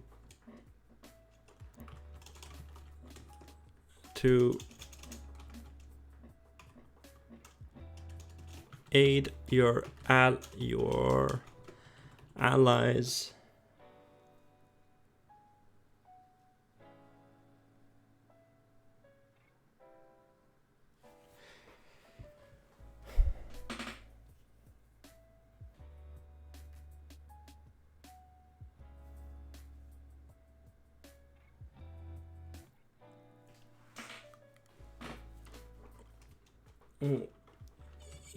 I'm gonna write this down first. Equal to your proficiency bonus.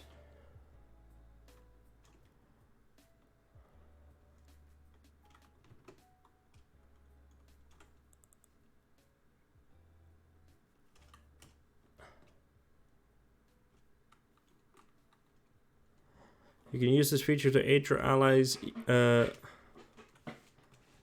a number of times equal to your proficiency bonus. Sorry, I got quiet there for a moment because I got a realization. So we could go with this version, or we can go as a reaction when an ally that you can see and that can hear you fails saving throw, you can call out to them in an attempt to bolster their spirit.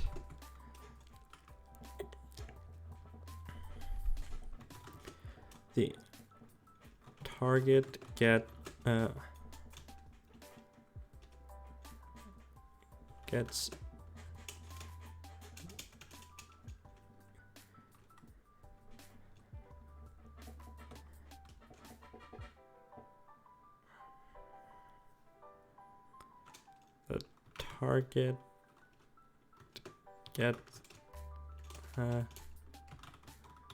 gets to add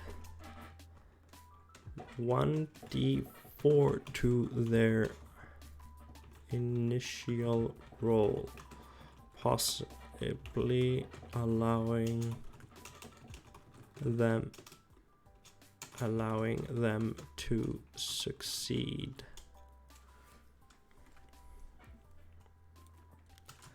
At level 10, this ability can be the die increases by 2. Where's Bard here? Bard was here somewhere. Yeah, Bard. Bardic Inspiration.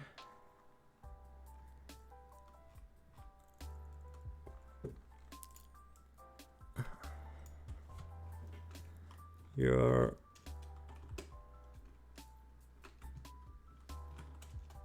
resilience die in changes when you reach certain levels in this class.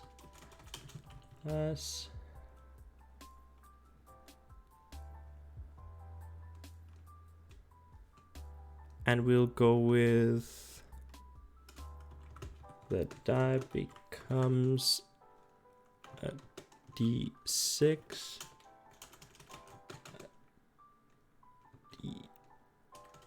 D6.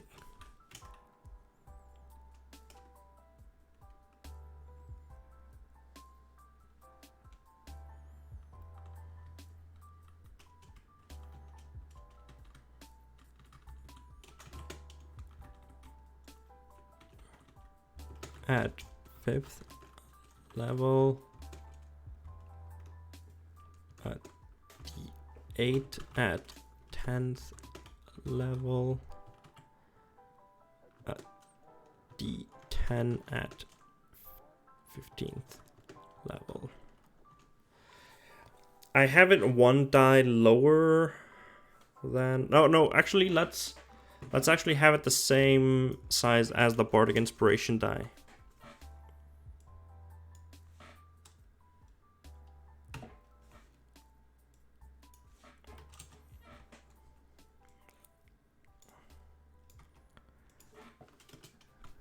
You can use this feature to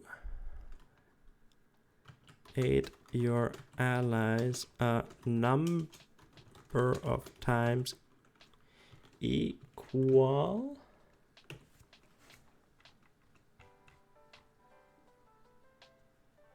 how many inspirations can you do a day?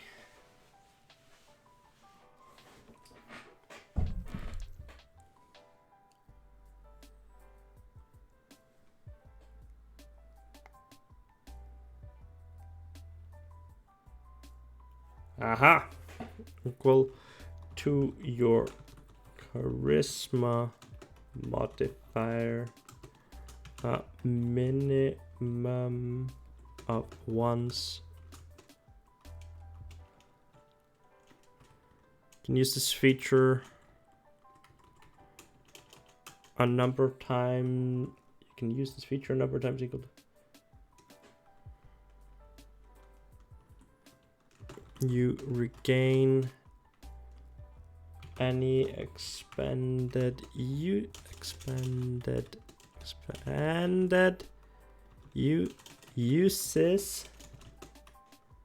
when you finish a long rest.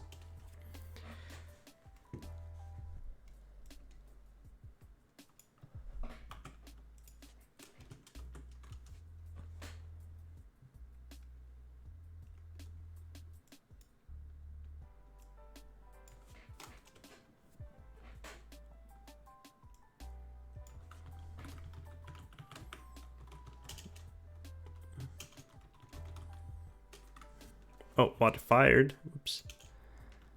Yeah, I'm gonna basically just copy this here and just go add.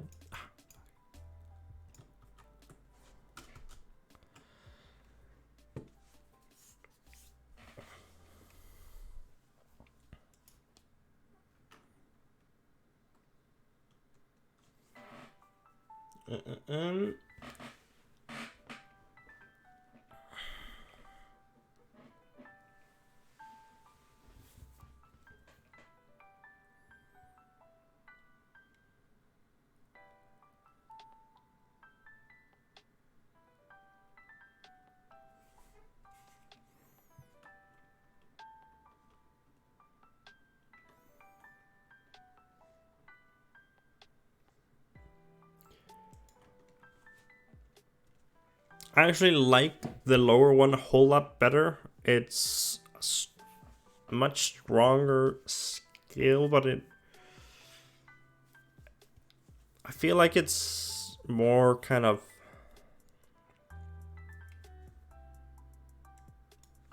I feel like it makes a lot more sense. Yeah, I feel like that one makes a whole lot more sense. So I'm gonna go and do this here.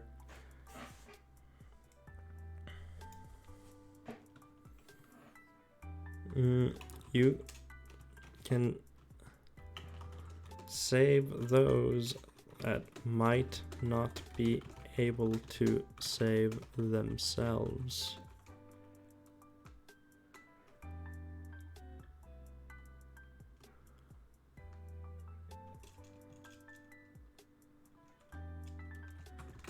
As a reaction, when an ally that you can see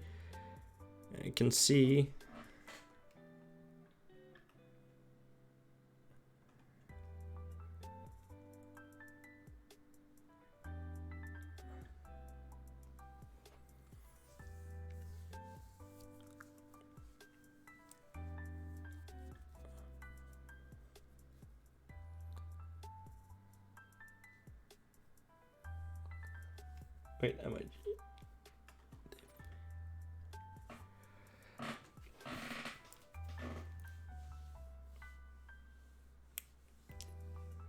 It is weaker than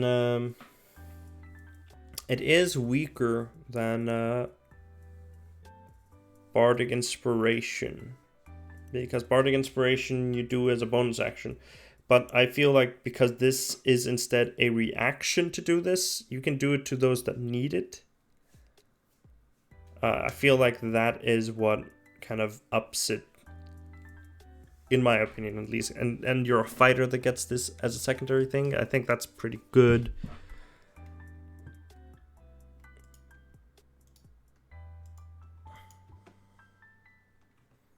I feel like I wrote unconscious wrong, but I did not.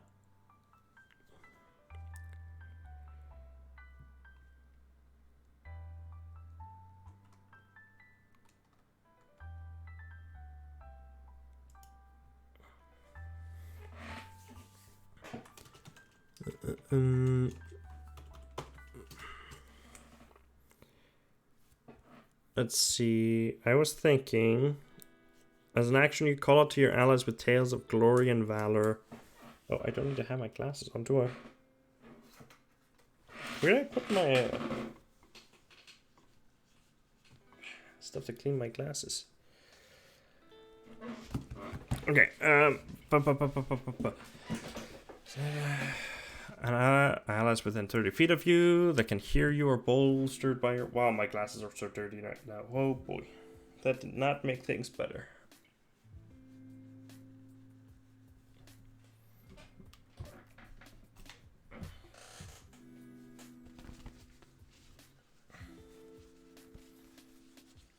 Pineapple pen.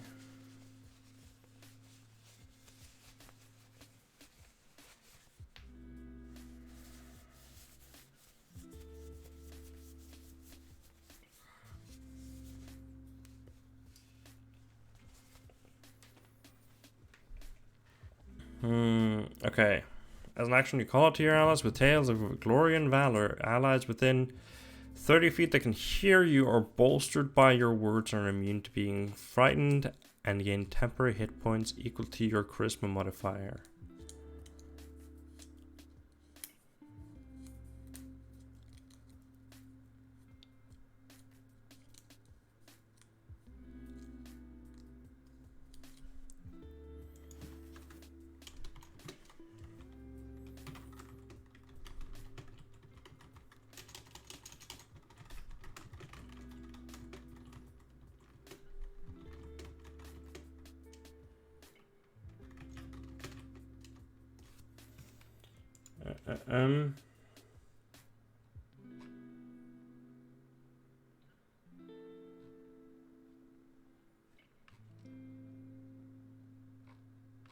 Let's see.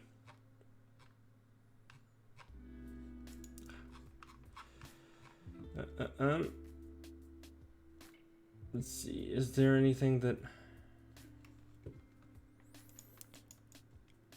once you use this feature, you can't it again until you finish a short or a long rest? Not sure. I think I would probably have it. I think I would probably have it in a similar way. Why are my glasses so dirty all of a sudden? I just can't handle it. I feel like every time I notice my glasses are dirty, it just takes me forever to clean them.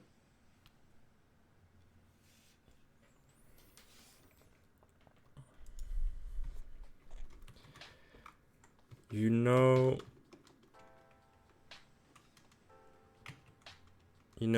many tales of heroes and glory.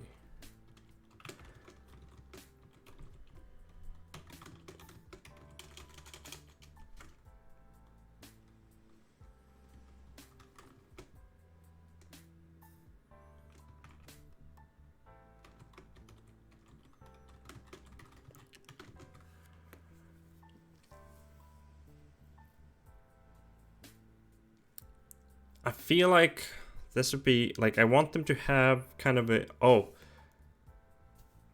Ooh.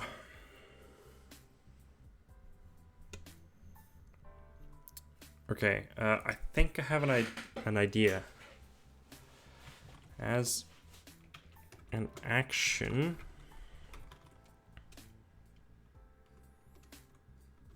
you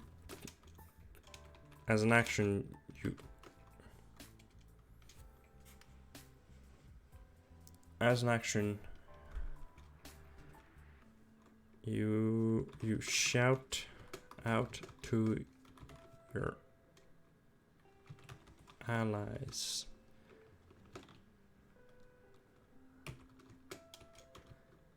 with words, with tales of inspiration.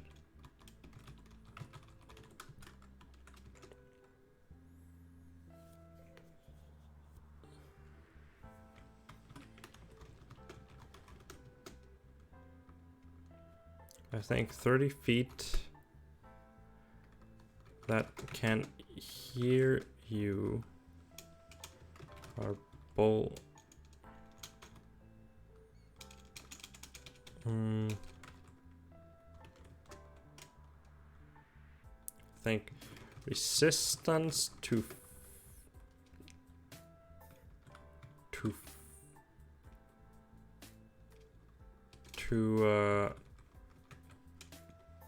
charmed and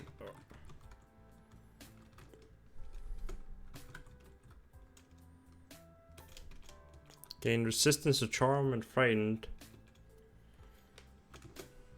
Gain temporary hit points equal to your charisma modifier times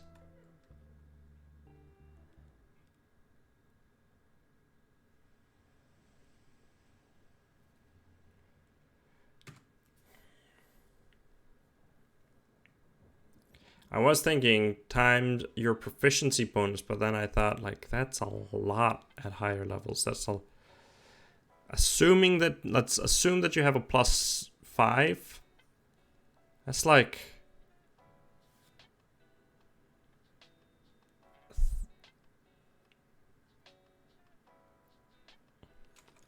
times, actually your charisma modifier times your proficiency bonus would be pretty cool, because that would mean at this level, you'd have 15 temporary hit points. And we would probably have it so that you can only use this feature once per long rest.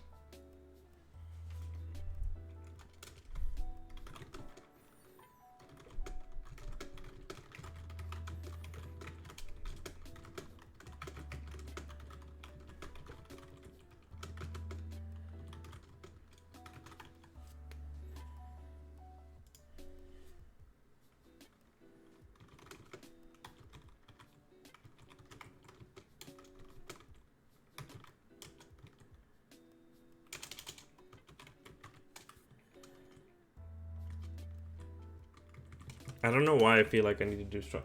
Oh, thank you, Paco. I'm gonna pour myself a drink here. So, I'm thinking you can do. So, when you get this at level 7, I think you would have. At level 7, you have proficiency bonus 3. Yeah.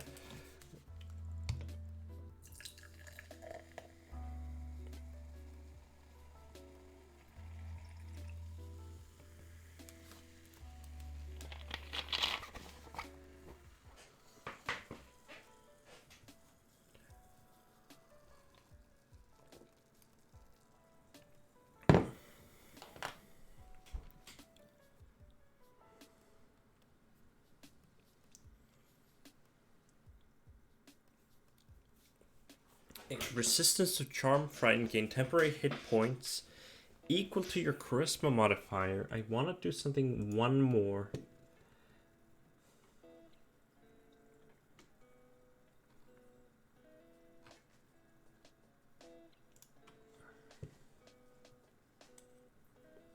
I'm not do something one more. Let's go with. I'm gonna look for buff effects.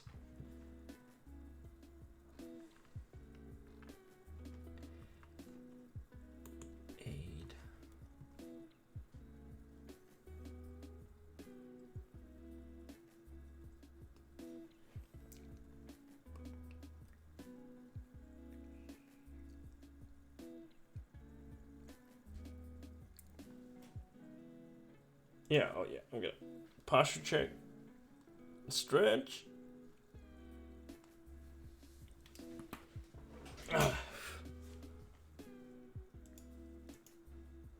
Thank you, Paco.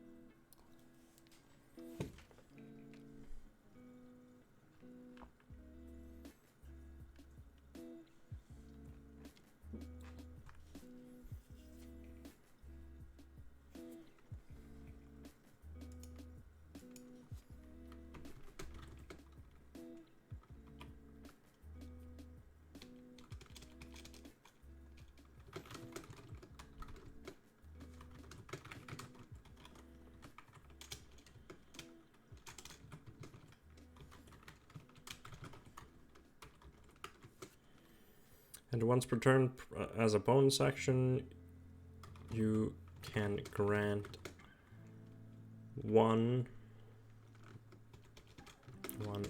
ally within 30 feet 1d4 to their next attack roll.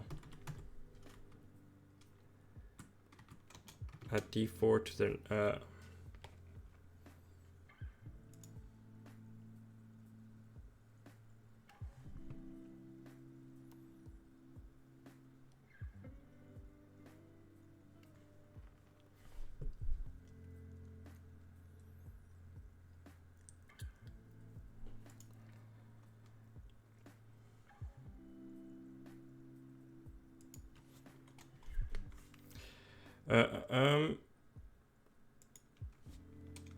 Allies within 30 feet of you gain resistance to friend and charmed, and gain temporary hit points. Also, once per turn. Also, once per turn, as a bonus action, you can grant one ally within 30 feet a D4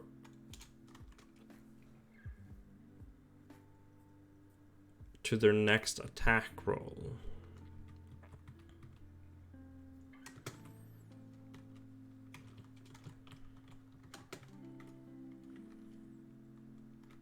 This lasts 1 minute. Or I was thinking it could last 1 minute. Also, I would say it lasts maybe 1 minute. You also lose it if he goes unconscious. I was also thinking, and one thing I was thinking was like, it lasts 1 minute or until you don't use your bonus action to give a bonus. But I want to have that as an option. So, or this lasts 1 minute, or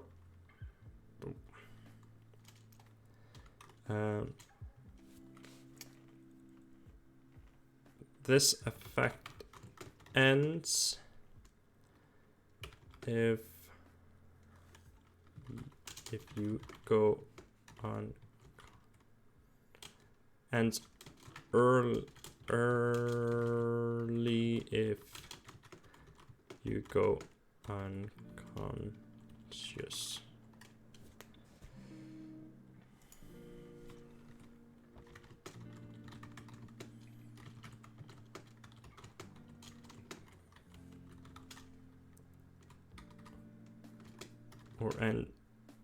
Or ends early if you go unconscious. Once you use this feature, you cannot use it again until you finish a long rest.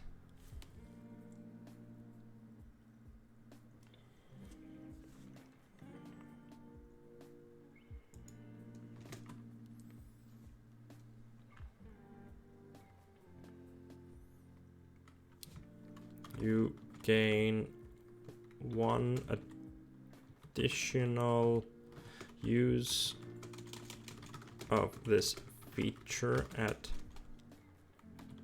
level, I'll say 15.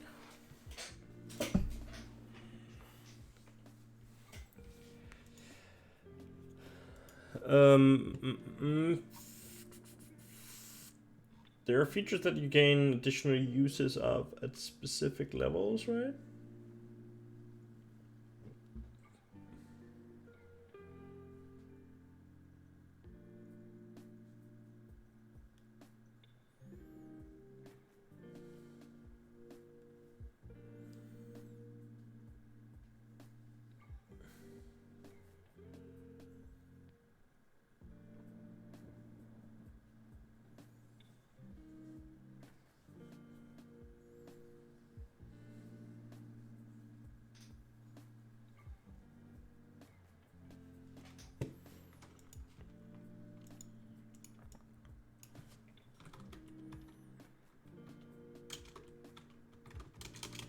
Renowned. Yeah. Renowned keeper of tales.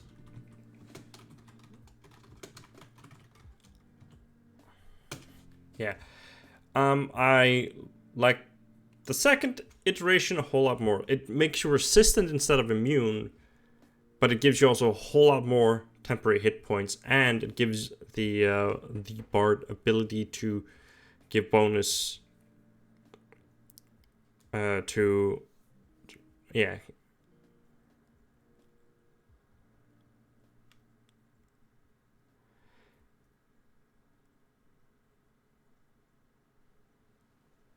Yeah, I think I like this. Yeah.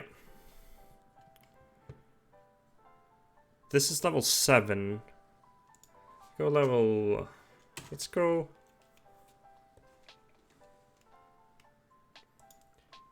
I'm gonna go to fighter for a moment.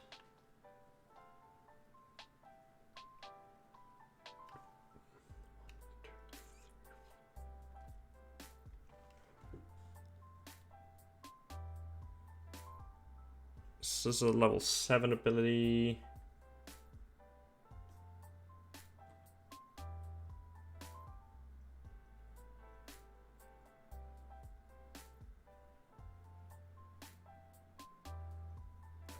No, I'm gonna go and say level 16. Indomitable has 2 uses at 13. So yeah, okay.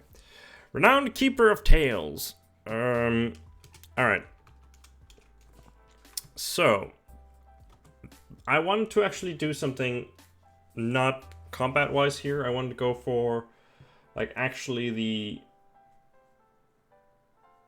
proper, like, the abilities of them. I wanted to give them first some 2 combat useful abilities, then let's go into, like, if you stick to it and do this for a while.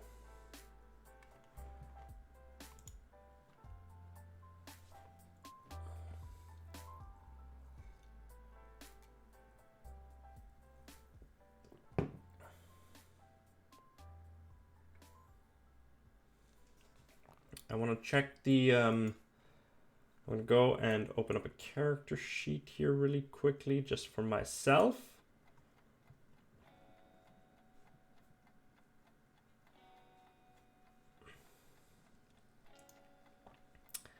I'm just going to do anyone, and I am going to put this up on, I'm going to see if I can put this on the roll D&D Beyond in a while. So intelligence skills are Arcana, History, Investigation, Nature, and Religion. So yeah, what I was thinking about doing was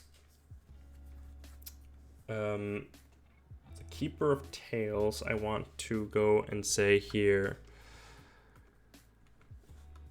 you gain proficiency and expertise in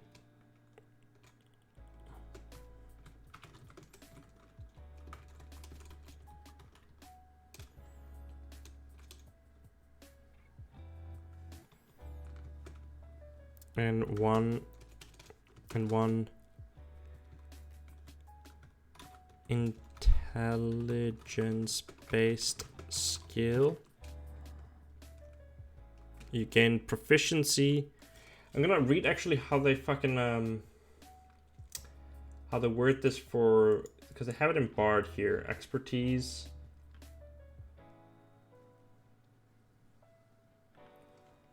You gain proficiency in 1 intelligence-based skill and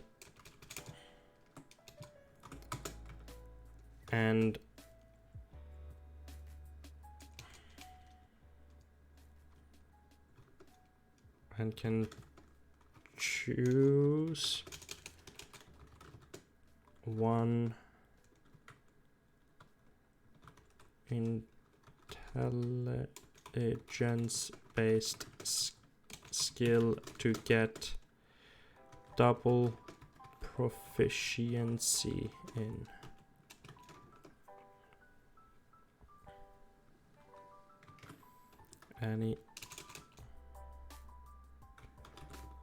You gain half proficiency in any untrained intelligence-based skill. You gain proficiency in 1 intelligence-based skill and can choose one to get double proficiency in. I'll choose 1. Ooh! I noticed. Oh, thanks for the follow. Thorn Umbreon. And you can choose one. It's going good. I'm trying to make a bard-esque fighter with like bard-ish abilities. Oh yeah, I'm gonna actually wanna move my camera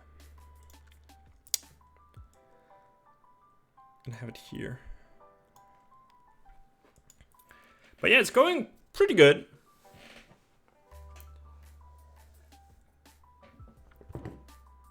Let's see.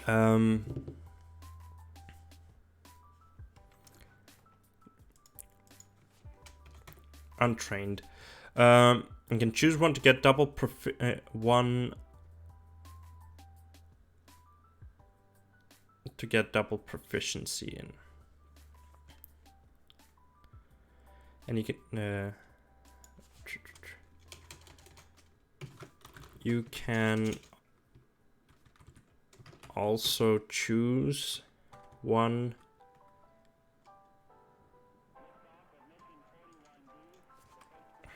you gain proficiency in, let's change this up a little bit here. You gain proficiency in Arcana, one of the, wait, how would you word this? How do you word this to make it sound okay?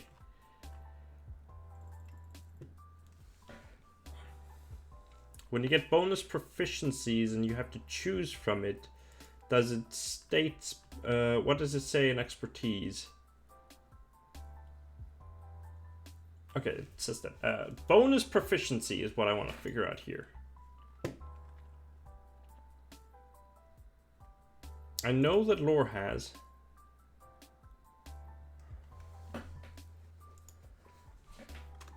One of the following skills.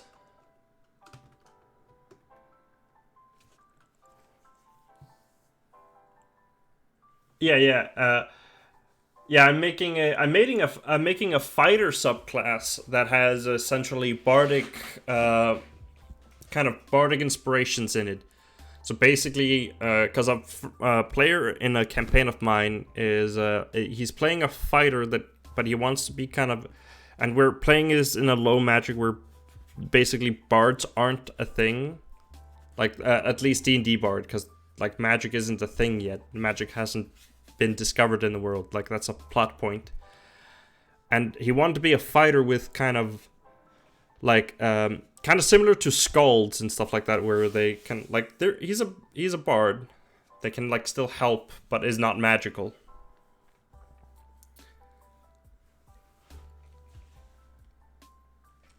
Kind of that. So, for example, the Shout of Resilience is basically the level 3 ability. I need to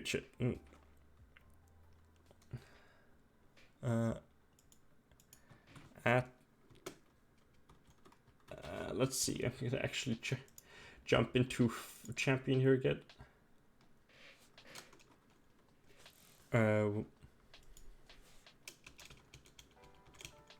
When you choose this archetype, you gain the ability to save those that might not be able to save themselves.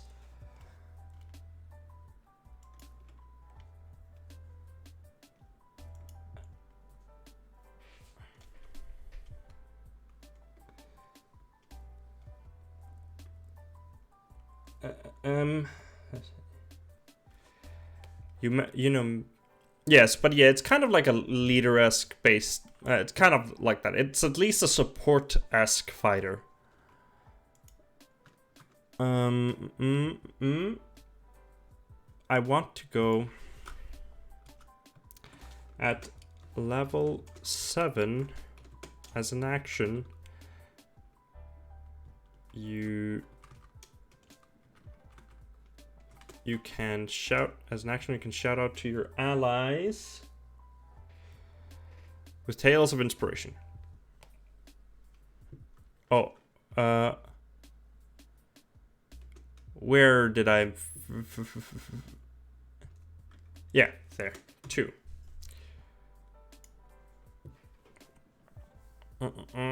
Thanks. You gain proficiency in one of the following skills: Arcana, History, Nature,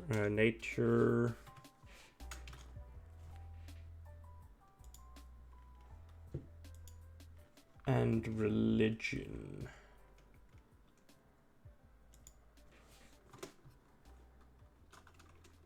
And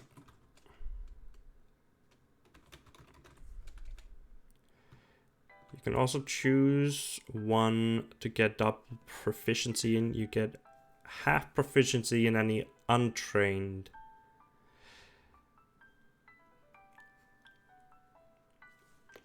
I was thinking about having investigation as a part of this whole renowned keeper of tales, but I feel like this makes kind of more sense.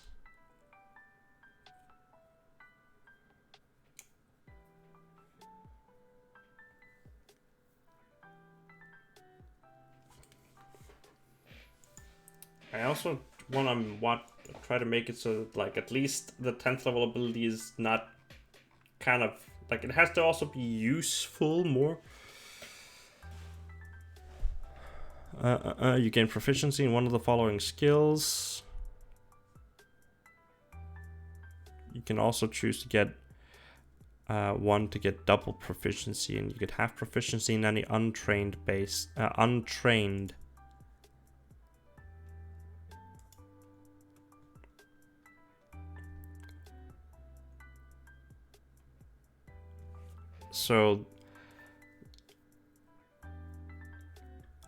So you get half proficiency in investigate if you are untrained in it.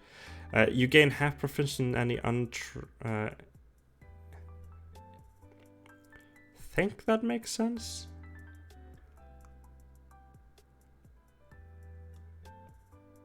I've not seen the anime. I've seen a bunch from the Cyberpunk game. I've actually read the Cyberpunk system quite a decent amount, not a whole lot. I own the books at least. I was really excited, but you know, then Cyberpunk came out.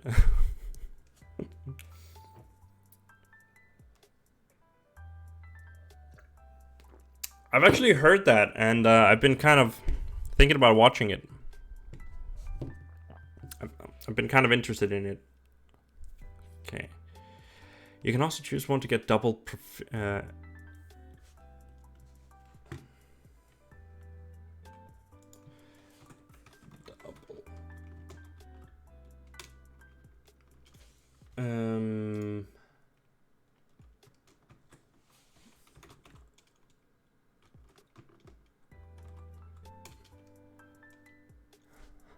Oh yeah, I'm not surprised. I'm not surprised by that. Oh, that's cool. This is specifically for my own homebrew world, so I'm trying to I'm just trying to figure out wording for this. You can have proficiency in any untrained. So what does it? How does it word specifically? How does it word jack of all trades?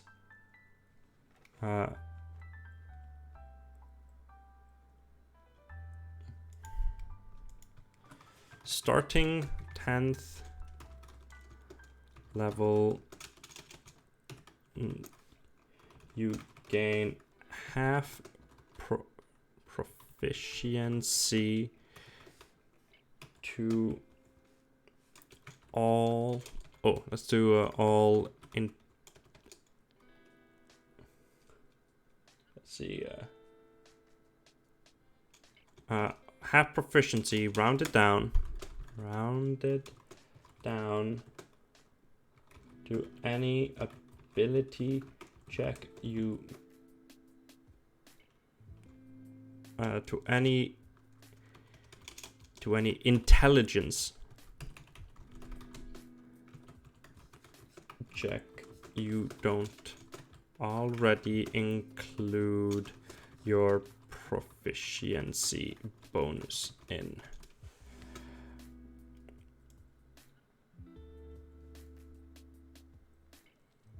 It can be daunting. Like I've only made homebrew stuff myself, but it is can be time consuming.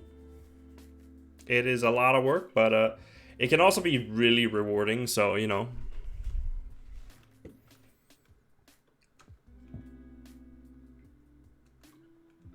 Oh wait, I have a as of 7th. Nah, okay. At level 7, you as an action you can shadow. At level 7, you know many.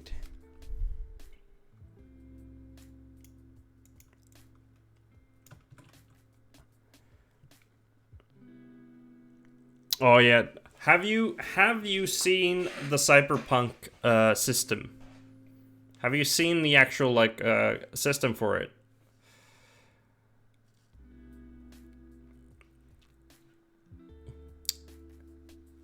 Because I think if you've seen it, I definitely think you could use a lot of that for like just inspiration purposes. Like one of the things that oh okay. So one of the things that's just really good to do when you're making homebrew and stuff, like, and this is what a lot of DMs will say, just like #1 rule of being a DM is just stealing crap from other stuff, and like kind of working on it. Also, what I was talking about Cyberpunk. Oh yeah, which one? Let me check. Which is the one I have here. It's here somewhere. Cyberpunk 2020 is the one that I have.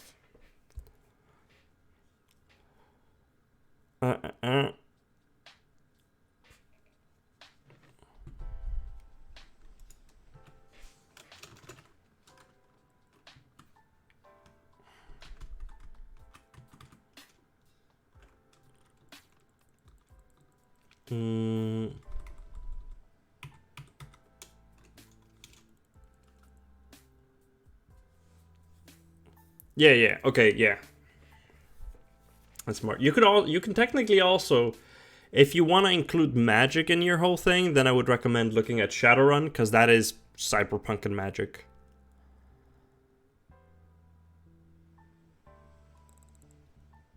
Yeah, they can.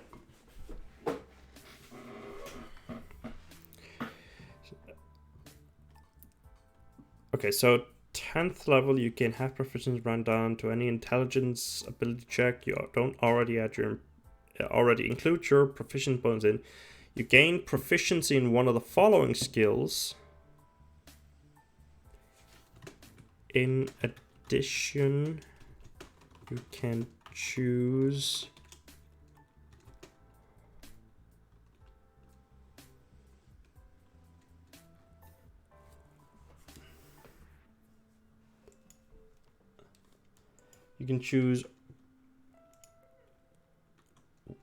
oh, thank you.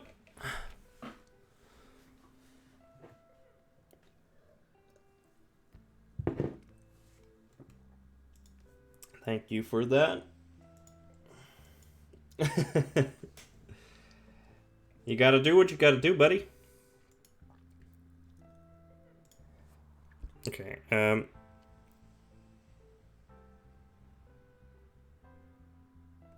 in addition, you can choose one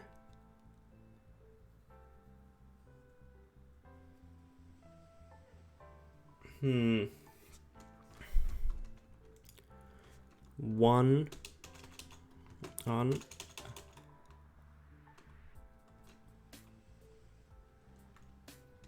in addition, you can gain double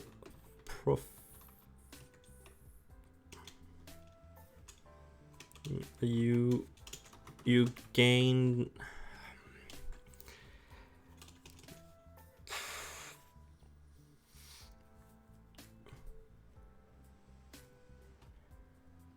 I want to give basically, I want this 10th level ability to be useful. I was thinking whether or not I should get double proficiency to any one of, like, to,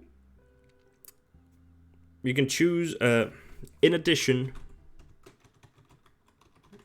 you can choose one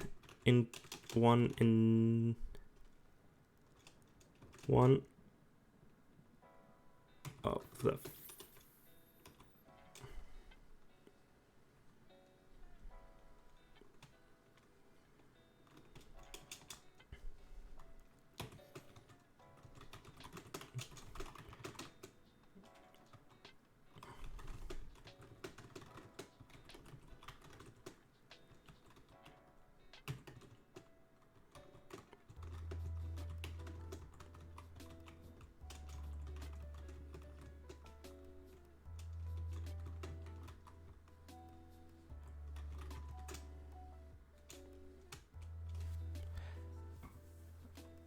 cyberpsychosis in the Yeah, I know about it. I don't know a whole lot about it.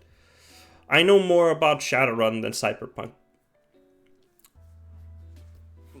But yeah, I do recognize. I want to word this right. In addition, you can choose one of the following skills to get double proficiency in. Then I'm just gonna list the same. You gain proficiency in one of the following skills.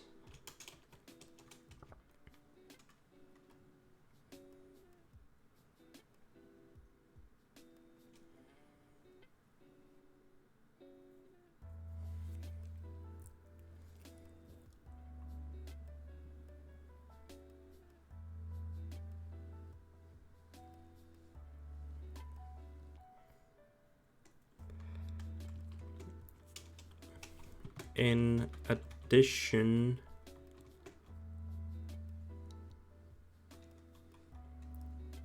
you can choose one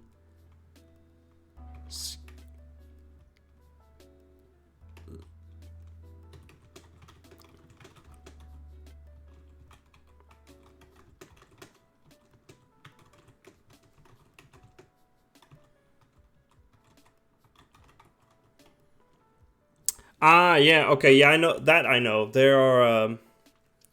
That is a mechanic I recognize. That makes sense. For example, in Shadowrun, there is a thing called Essence. Everyone starts with 6 Essence, and the more cyberware you put into yourself, the lower your Essence goes. And for every point under, like, for example, if you're in, as soon as you go into like 5.9 Essence, your magic skill lowers by 1. And every time you go under, like under a set number, like you go from 6 to 5 or 5 to 4, and that lowers your magic because it's lowering your humanity. And once you're 0 Essence, I think you aren't human anymore. You're just robot, basically.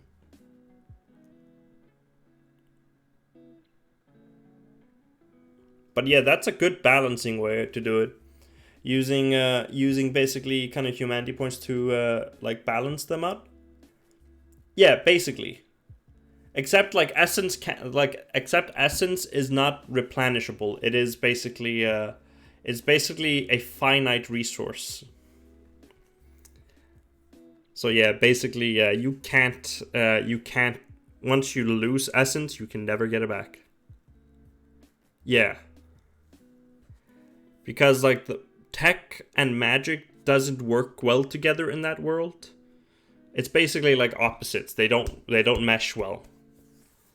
So the more tech you have, the more cyberware you have on you, the harder it is for you to use magic.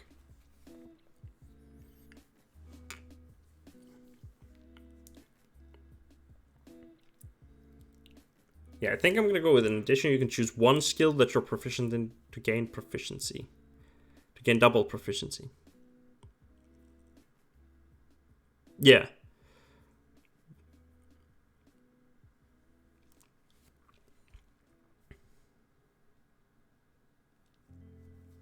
Yeah, I would say like if you want to use like if you want to have it so that you kind of regain the points and stuff like that. Uh, yeah, I think that's a good way of doing it. I would have it essentially. You could have like a set number of points, or you can have it set so that like it's proficiency bonus plus times 5. That way, like the more higher level they get, the more they can rely on their Bioware. But also, like you can, like some of the stuff will maybe like some of the bio stuff, cyberware will cost a lot more. So you can end up with like 30 humanity points. They're kind of like a usable resource that you don't want to finish up.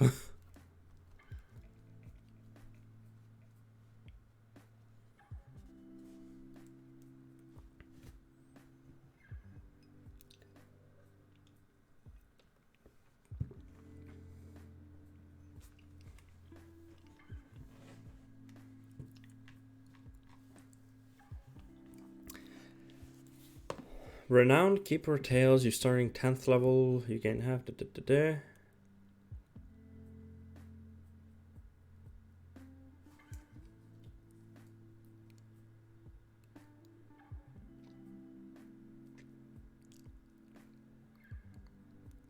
Oh, okay, that's pretty cool.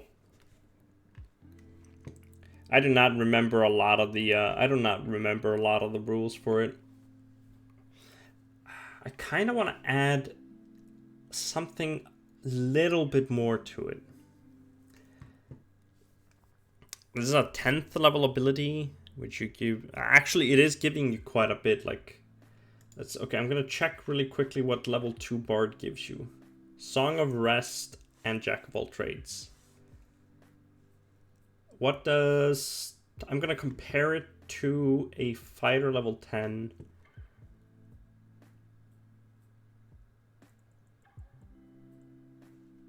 Tireless Spirit. I don't know Samurai enough to actually use this.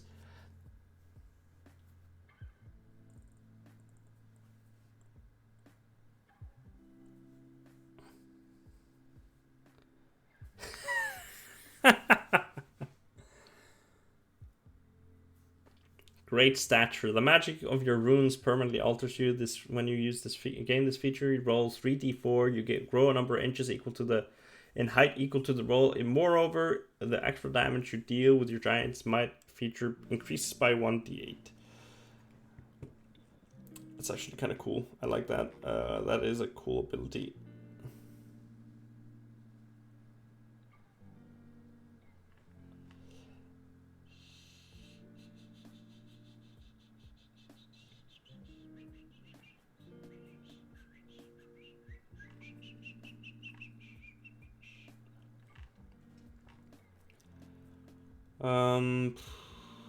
Jeez. Level 10. Actually, I'm actually starting to think that this 10th level ability is actually quite useful compared to seeing.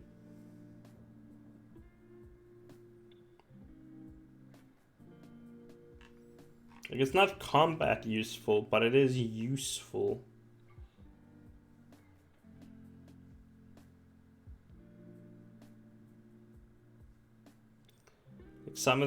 Sure, there's a teleportation here, but usually, like, a lot of the 10th level abilities are just one-line descriptors.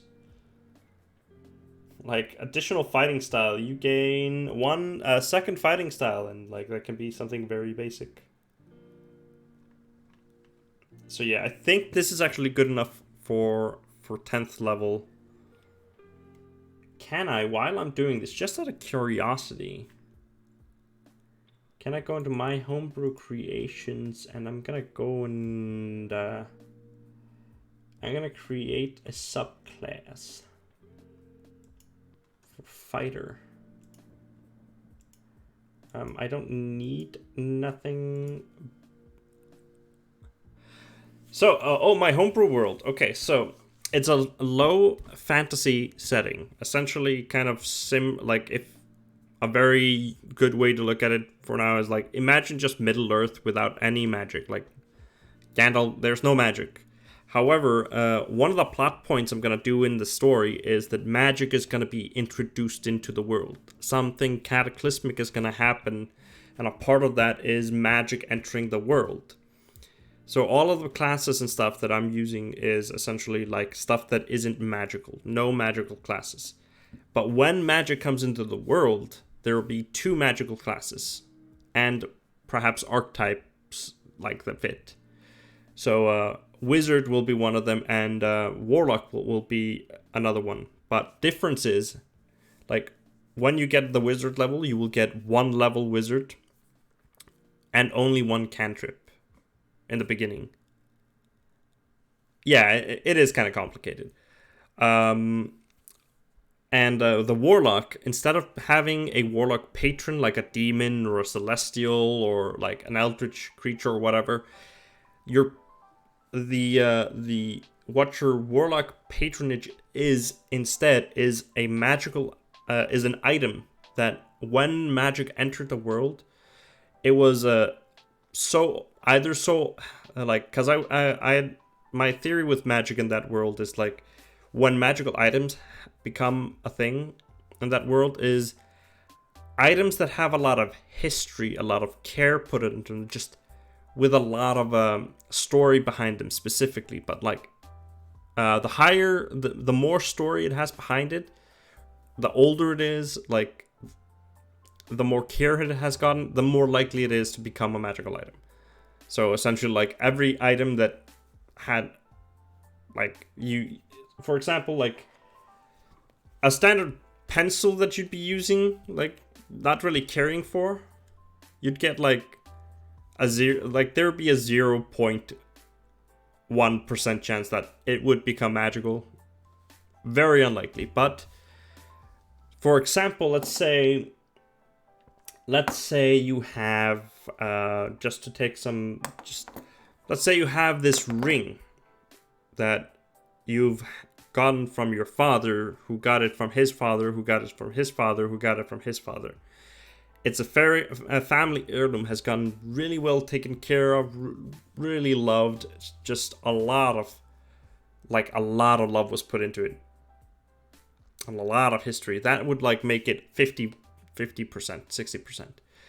And a Warlock patron is going to be instead a item that was so careful and so magical when it became, like when magic entered the world, that it basically became an intelligent weapon. Like it just became an intelligent weapon that can't necessarily speak or anything, but you basically make a Warlock pact with a weapon or with an item, and that becomes your pact item. So like if you, for example, form this pact with a sword, you're gonna go down, like you're gonna become a hexblade most likely with a or at least you're gonna get like the sword pact. Yeah. But if you get, for example, like a ring or a necklace, you're gonna get the talisman. If you get for example, a statue of an animal, you might get the pact of chains. I'm trying to remember what they're called. And so forth, so forth. So class features are over here. Let's see.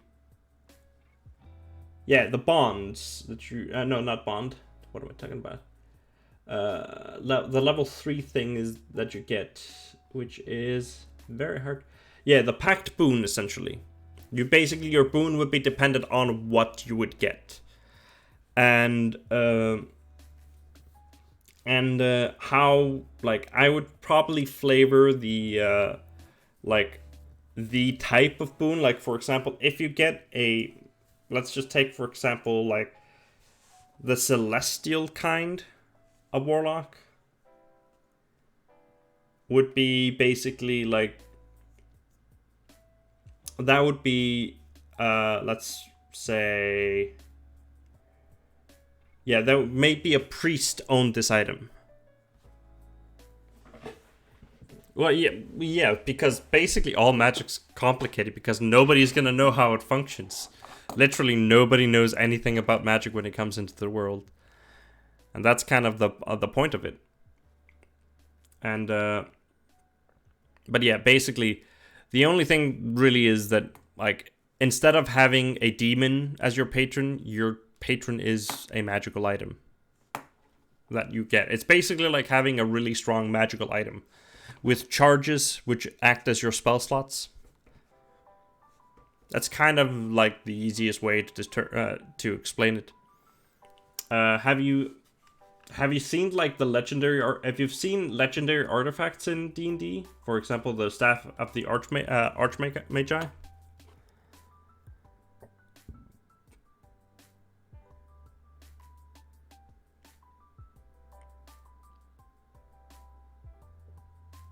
Yes and no. So basically, like, it's gonna be something similar to that. Like, when magic comes into the world, it's not gonna be like, people will know that it happens. And so if a spell has a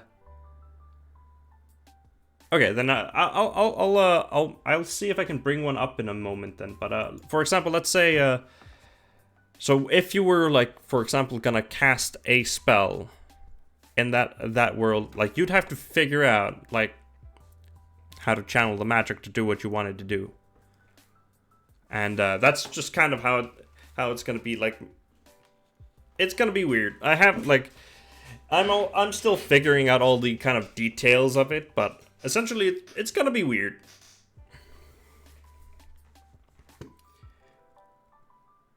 This is the reason why we're also, like, this world that I'm building it in and stuff. It's a world that I've been, like, that I'm working on, like, just to write in. I want to because I want to actually write a book at some point, and this is the world that I'm working on for essentially writing a book in. I'm gonna find, okay, here.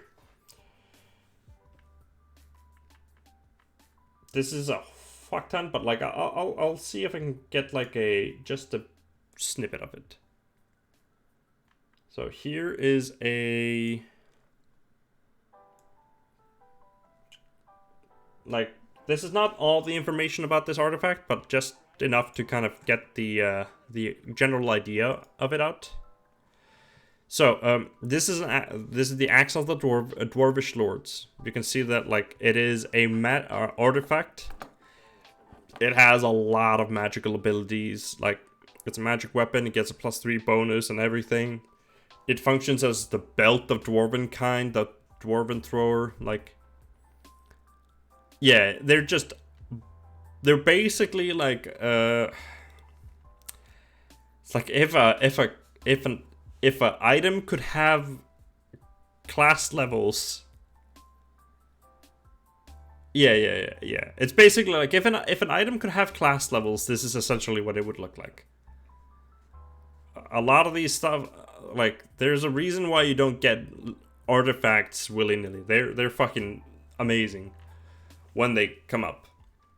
And they're really strong, really great, but, you know, also there's a reason why why when you're getting them you have to go through a lot of hassle.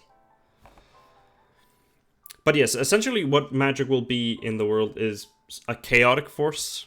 Essentially, like, every time you cast a spell in the world, there's a chance that, like, a wild magic surge is gonna happen.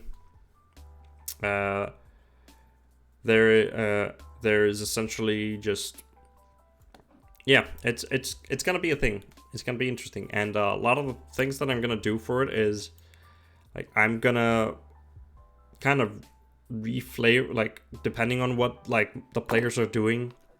For example, they figure out a spell, and I might just give them a snippet of the spell, like, how would I make insanity happen in D&D? Ooh. That's actually an interesting question, because I really like running Call of Cthulhu.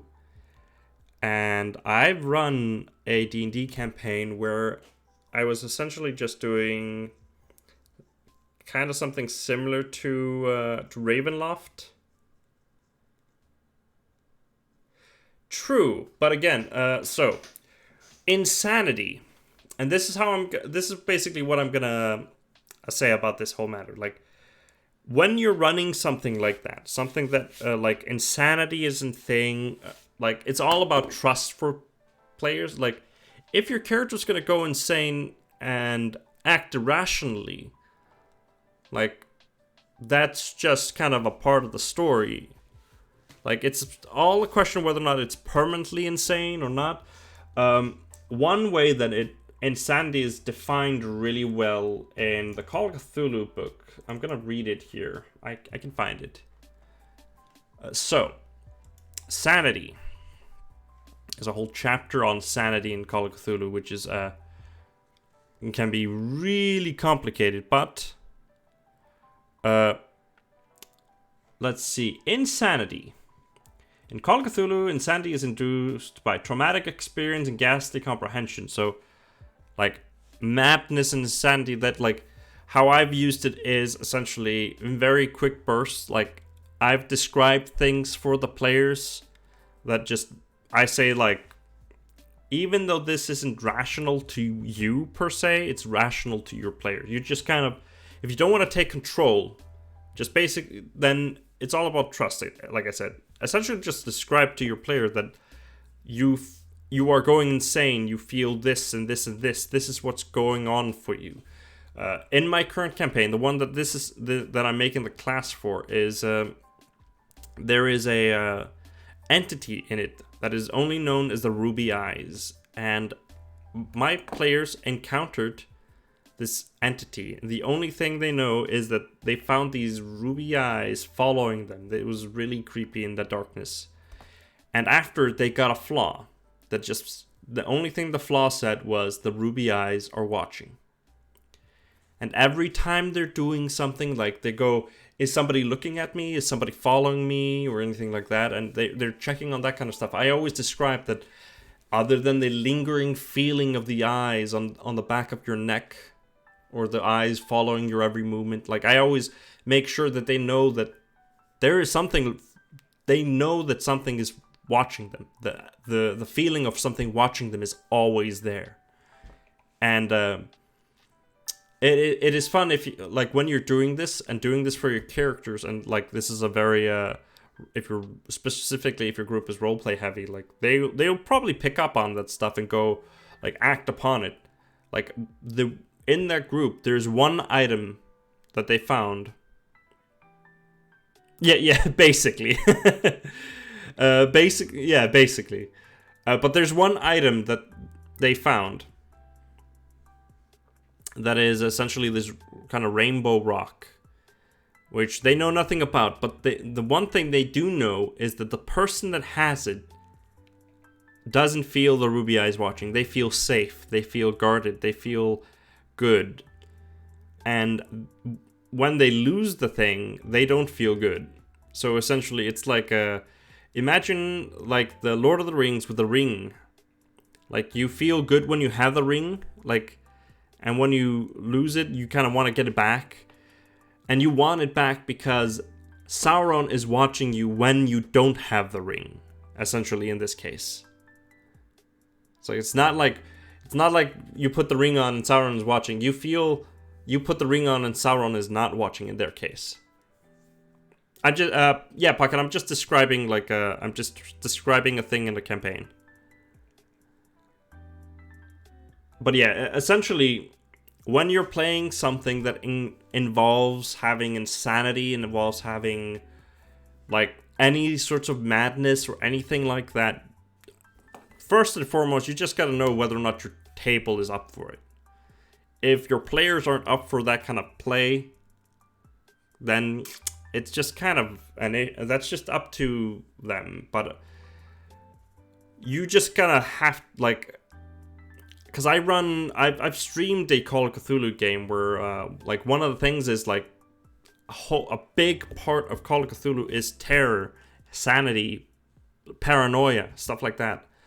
And like, if you're just separating, because like, players will probably separate game from reality, probably most of the times. But Like, if you're doing this whole thing well, if you're doing this well, like, that's good. But you should also let your players know that if this is an issue for them, they can just let you know and you can adjust. You can kind of make it, like, depending on how your players feel, you can give them more control, like the player more control of how the character reacts in their madness.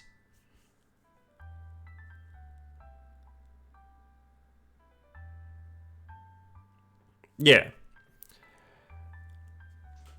That's not a too bad a way to do it.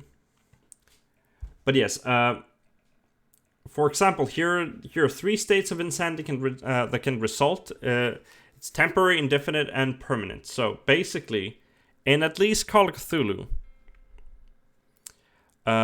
let's see, like, there are delusion, like, so side effects of the of it is that you can get phobias and manias, and if a player gets a phobia or mania, like, a great way of doing that is that essentially in D&D, there in the Dungeon Master's Guide, there is a rule that is that says I think it's called sanity rules and sanity and honor rules.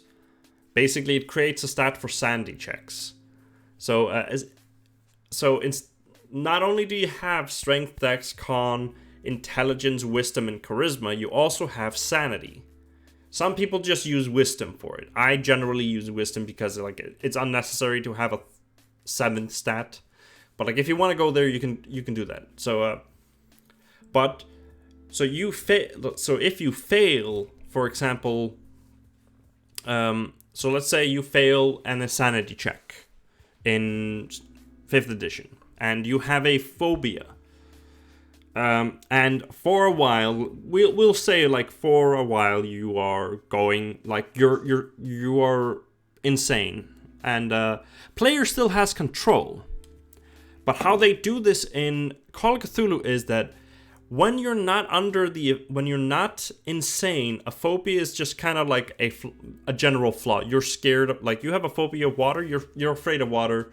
You can still act kind of around it, but you're, like, still, it's just a phobia. For example, while the investigator is sane, a phobia or mania solely acts as a role-playing trait. For example, if a player wishes that for his or her sane investigator to overcome claustrophobia and crawl through a dark tunnel, the phobia won't prevent this. However, while the same investigator is insane, the phobia or mania takes on a greater significance. For example, if you are insane and you have a phobia or a mania, like, that's when it becomes a problem, like, irrational, and you can have your players like, at those points, if you want to act it in that way, you can have it so that, like, if they fail a sanity check in stuff like that, they're going insane and stuff like that. And generally there is a timer for these insanities. Like, there's a temporary insanity, which in Call of Cthulhu is just basically they lose enough to go just for a few hours. Like, they feel insane for a few hours. Indefinite is like, you gotta get someone to fix that. Like, you gotta go to a sanatorium. Permanent is when your sanity goes to 0. And you could technically just have a like a tracker, just how much sanity, if you want to have that as an option, but you don't. Like, I would say just have temporary and indefinite. Like, you can get it cured essentially. But a cool thing that happens as well with insanity is that it also has effect on how they use their skills, like when they fail. For example, like in this here specific situation, like in Call of Cthulhu at least, let's take an example here of diving. If an insane investigator fails a push roll, he or she begins to understand whale song. Basically, yeah, they just start doing very weird, like failing weird shit.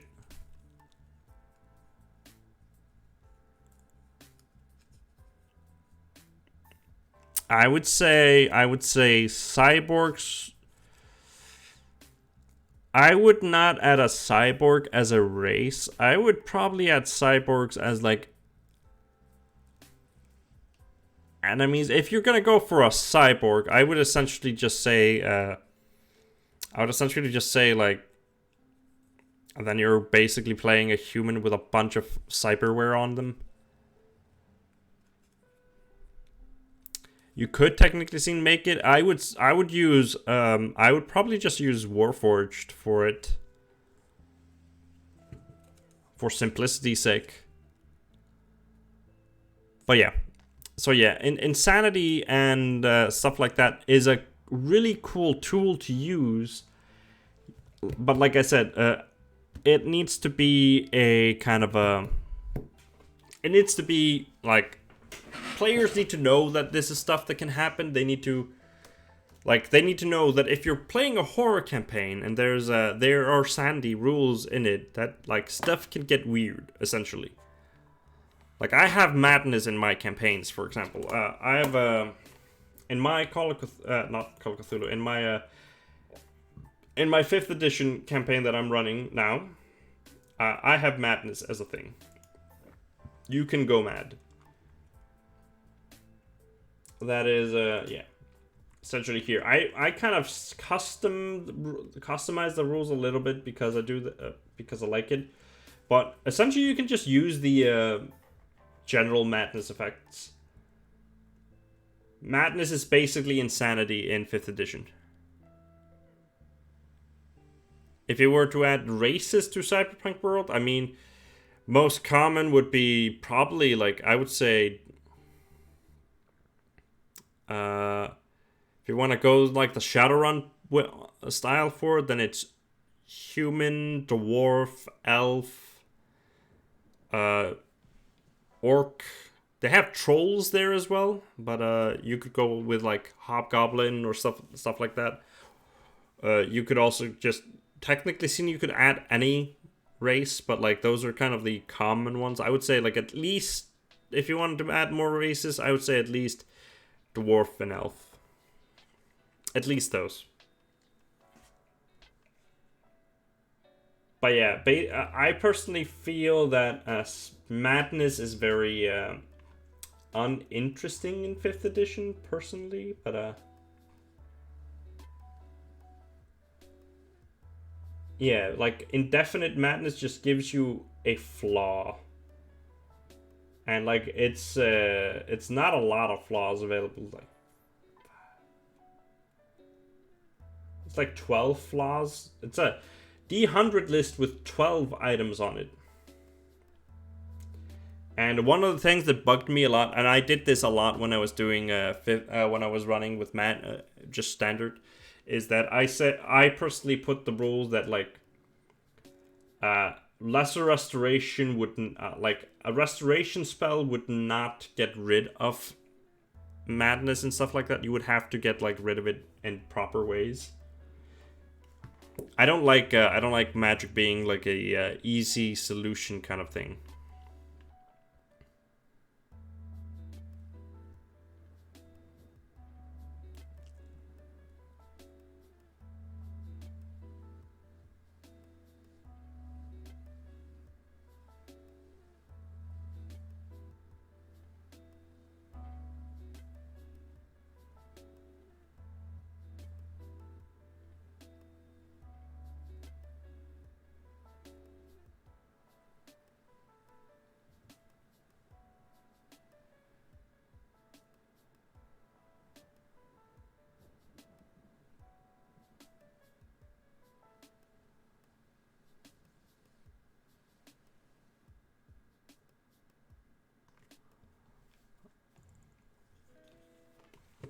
So yeah, but yeah, that's kind of my take on at least sanity stuff. Whew. All right, I was gonna figure out here.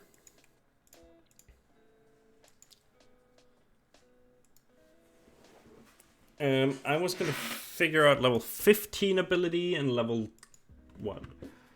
Level 15 and level 18. What is level 15 is superior critical. I want to look at something.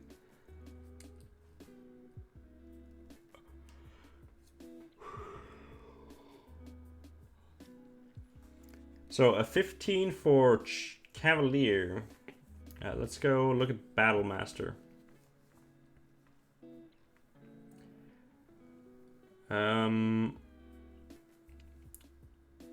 Geez. Not a whole lot of interesting stuff on those.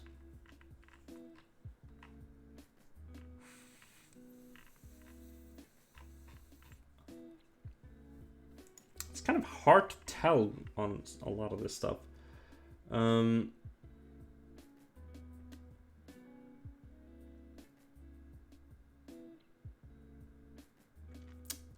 Arcane Charge. You gain the ability to teleport up to 30 feet to an unoccupied space you see when you use your action surge. You can teleport before or after the additional day.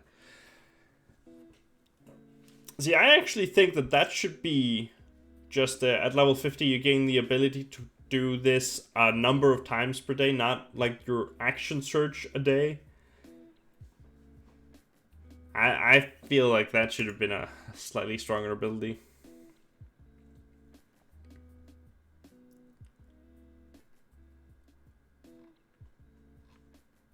Let's see. Ears are hot. Feel very warm. So level 15 ability.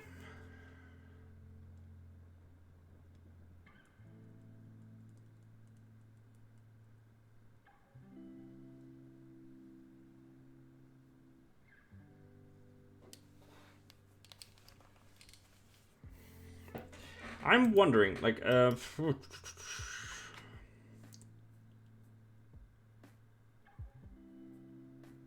wow, Purple Knight does not get a level 18 ability? What the fuck? Okay, no, okay, they just get Inspiring Surge.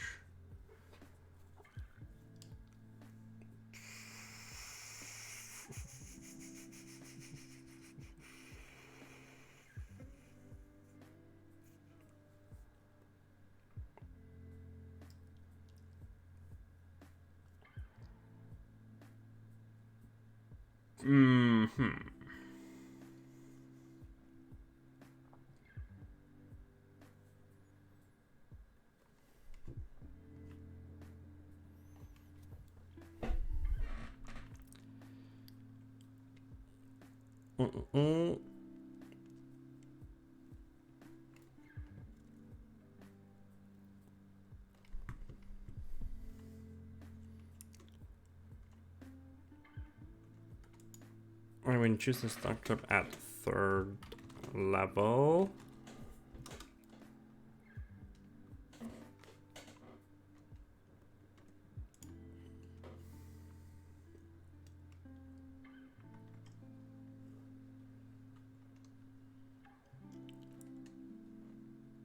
Where's Bard again? I want to see.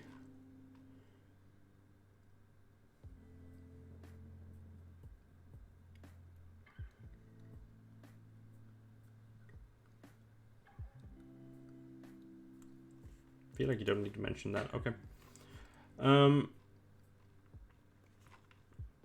Yeah, I'm just trying to figure out.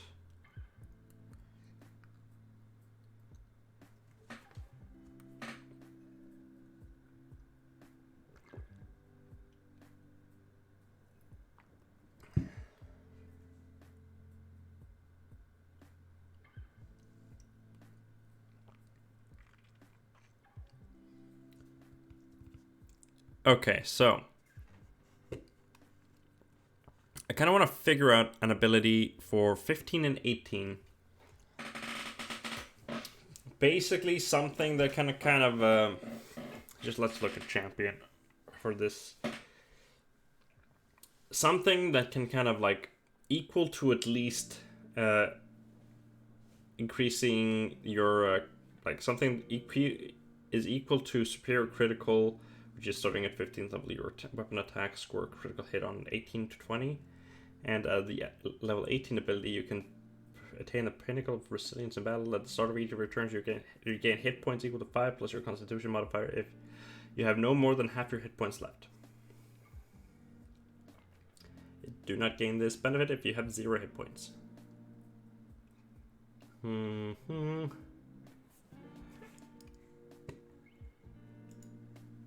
Okay.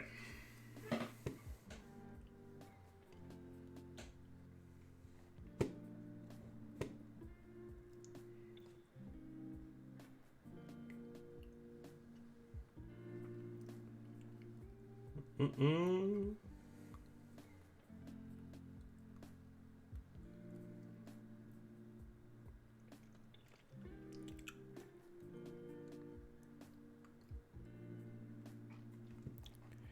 Um,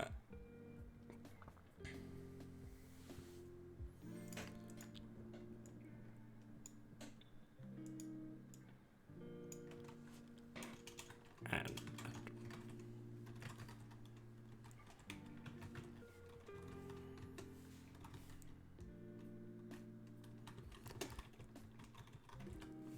okay. Let's look at.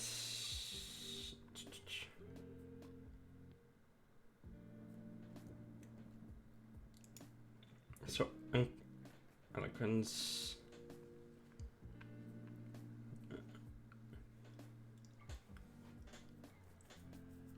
Magically on now.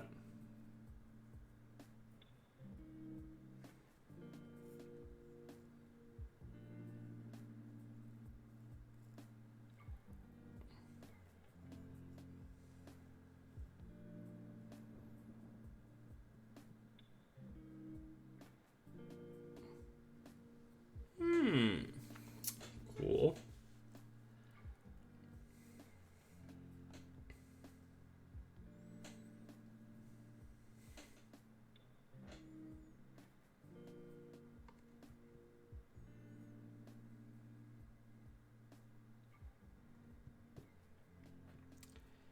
I'm trying to figure out.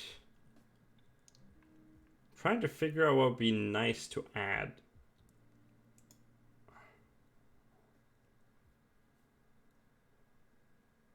A lot of the bard specific stuff just tells you to add like a bardic inspiration thing to it, and I'm like, but I don't want to do that.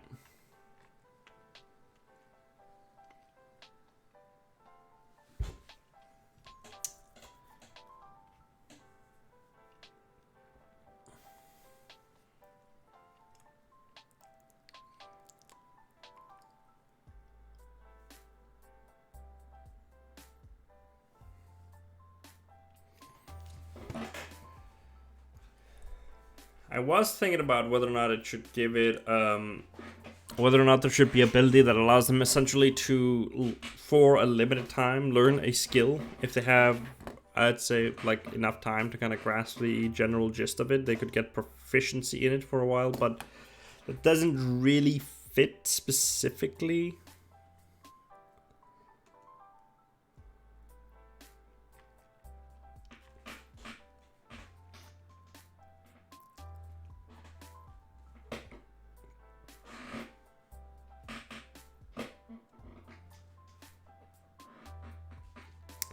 Could go and give.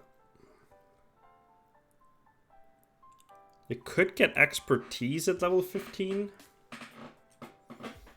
That'd be kind of interesting. They get Renowned Keeper of Tales, which gives them the plus intelligence, and they get a proficiency in an intelligence, in a knowledge skill.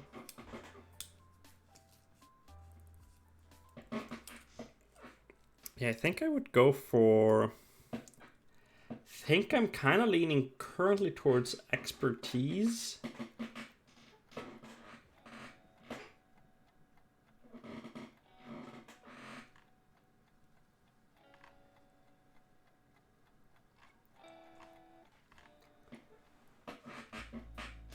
Because they get expertise at 3rd and 10th level.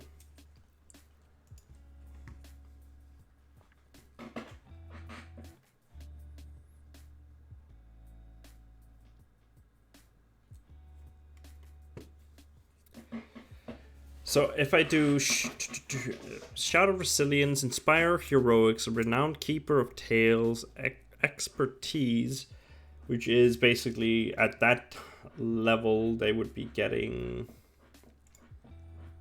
because this is level 15.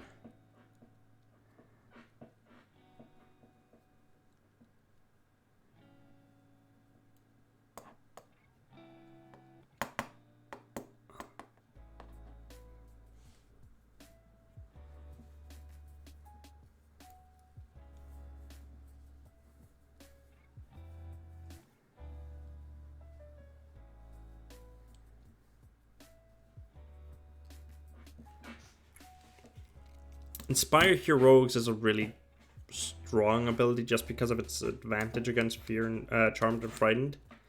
And getting temporary hit points equal to your Charisma modifier times your proficiency bonus. So it's going to be like...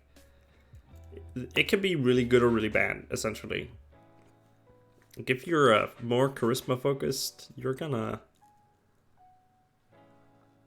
be pretty good.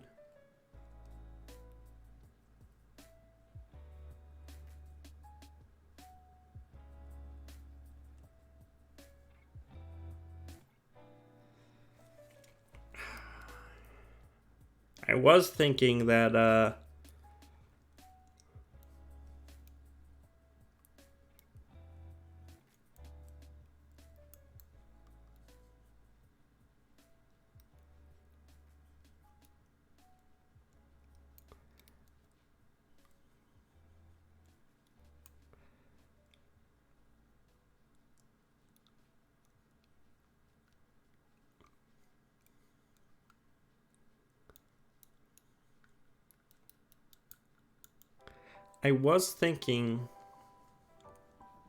that I could give someone a that I could give them a ability to basically get their charisma to their attack if they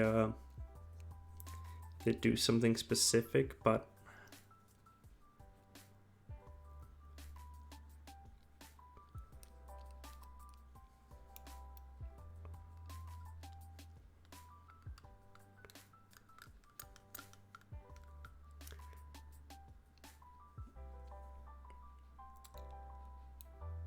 I actually really like the 3 here.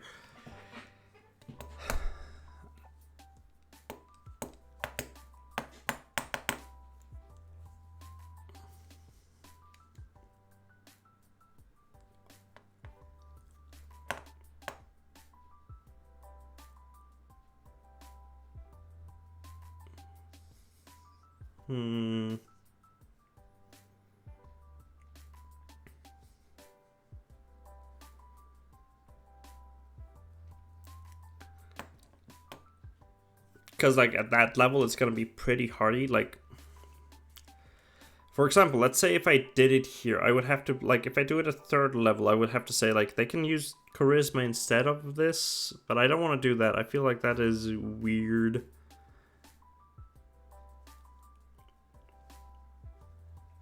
If we go with a 15 level 15 ability, and I'll say and we go with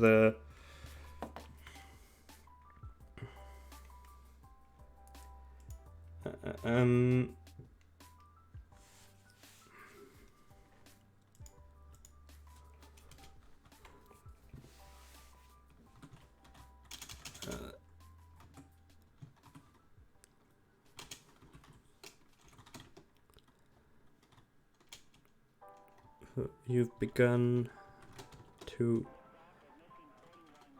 weave legends.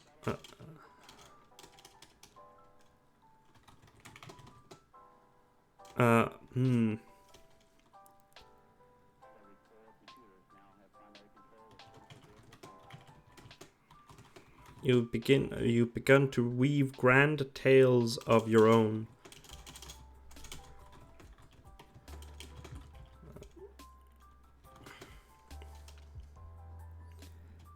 Starting at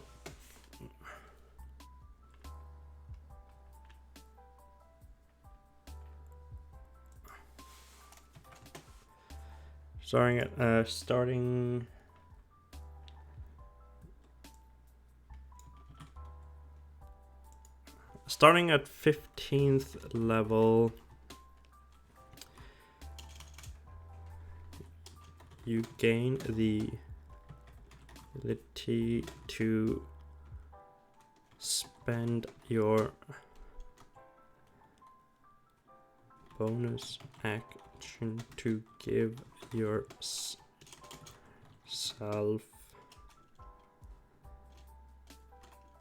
your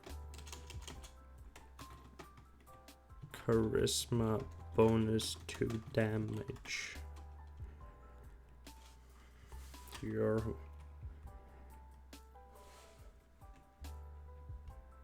I think Rogue has something with this specifically. No, actually, I think it's not Rogue. What I'm thinking, I think it's Warlock, which has the evocation that is good to understand this.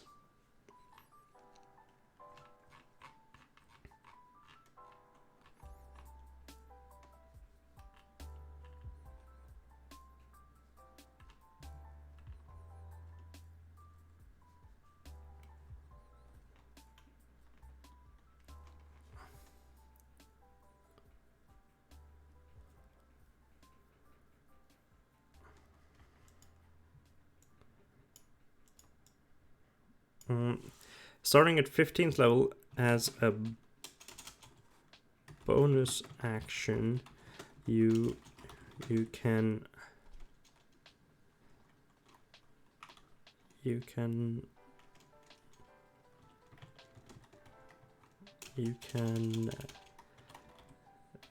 spin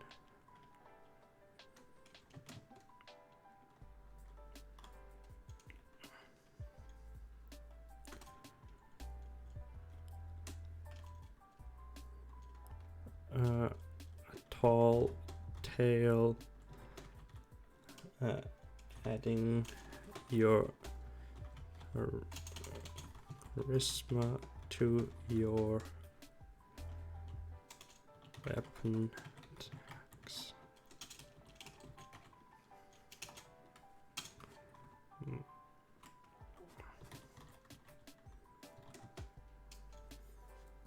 So you can add your charisma modifier to your weapon attacks, basically like as a like you're spinning a tall tale.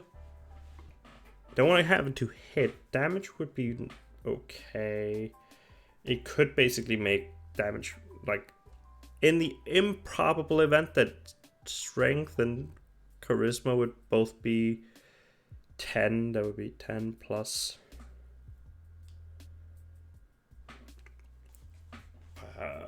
10 plus a d8, for example, most likely. So 18 points of damage with that. Don't think that's actually too unfair, because they have to spend their bonus action to do this.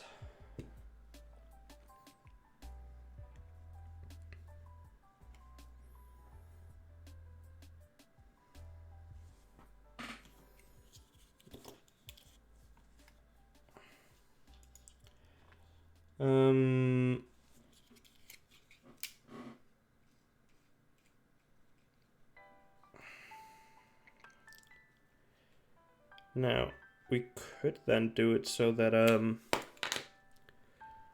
should it then be done that it has limits?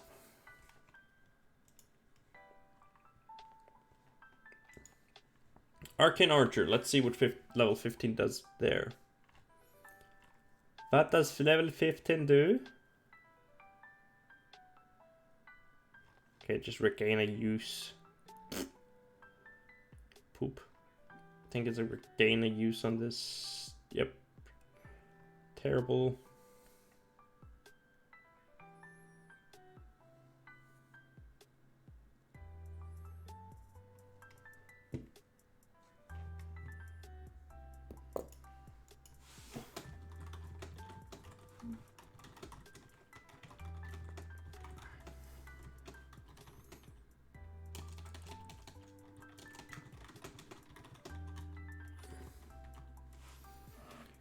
You can use this. You can own. You can use this. You can use this feature.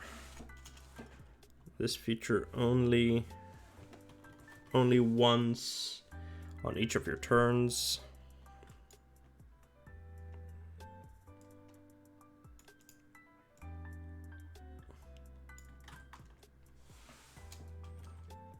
Exaggerated.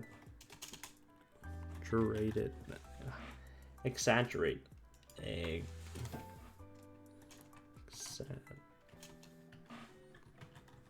Exaggerate.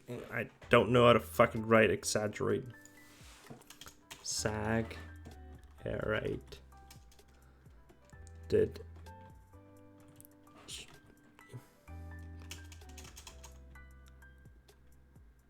Exaggerated strike.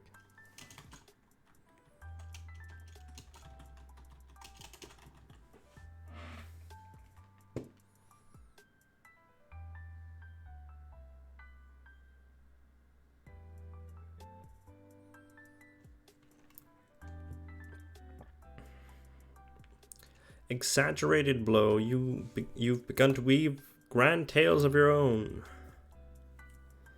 Starting at 15th level, as a bonus action, you can spin a tail, adding your charisma modifier to your weapon attack.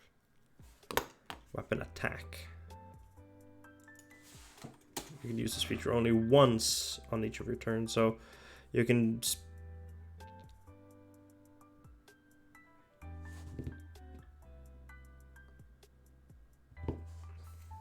Let me see. I'm gonna check one thing.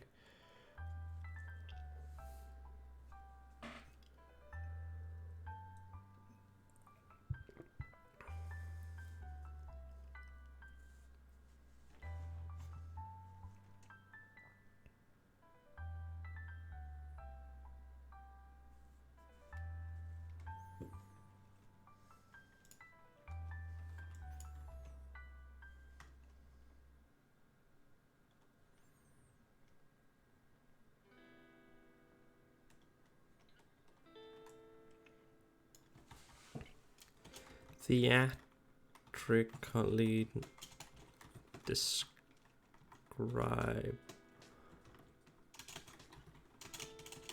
your blows.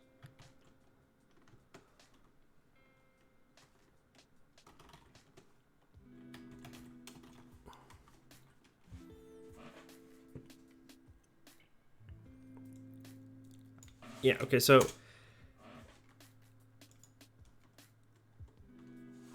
you can only use this feature. You can use this feature only once on each of your turns.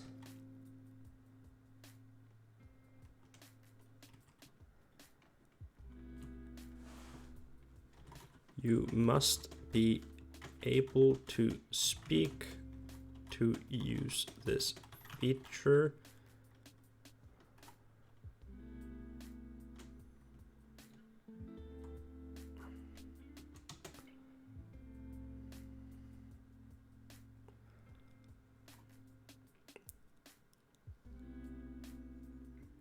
Yeah, because I feel like, so it's kind of like weird. It's kind of like a side effect. You go like, and you as you strike down, you go like, and he struck a mighty blow on his phone. Just kind of,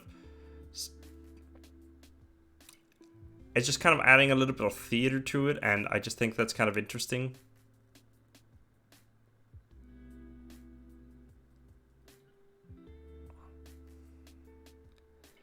And I like that. I actually like that. If you...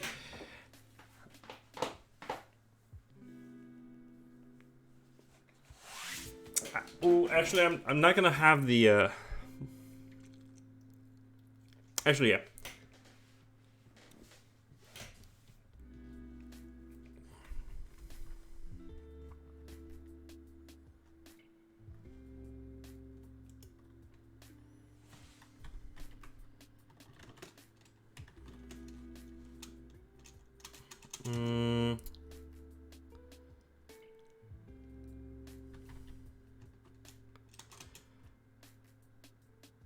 I want to kind of add have it a little bit cool. Renowned keeper of tales. I'm just gonna take the renowned off. It doesn't need to be that like that.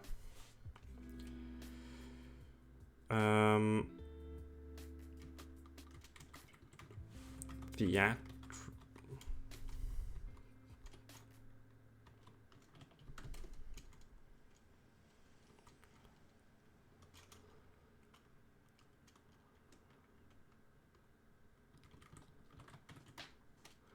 theatrical spin.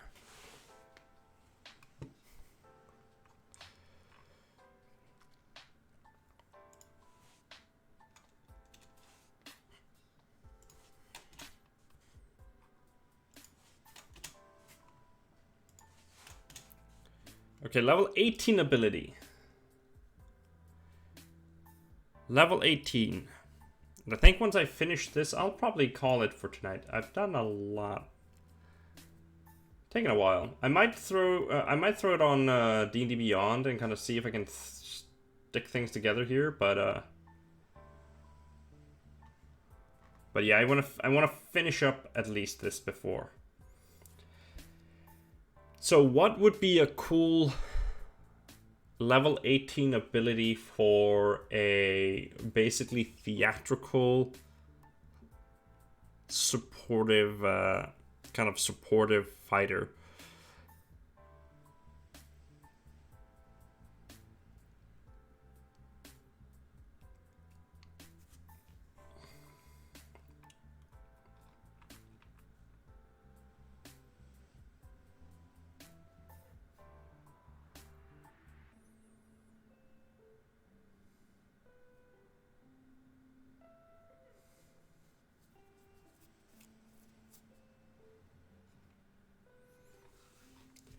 Okay.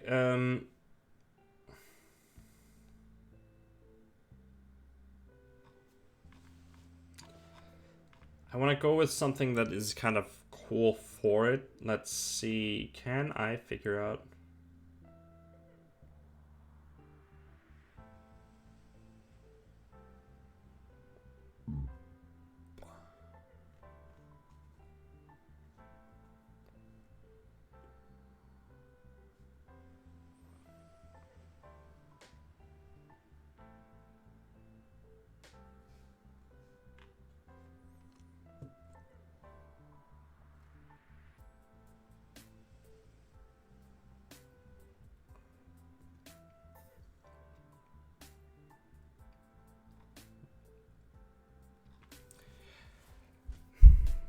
I want to go with something that's like cool for a situation like that. Like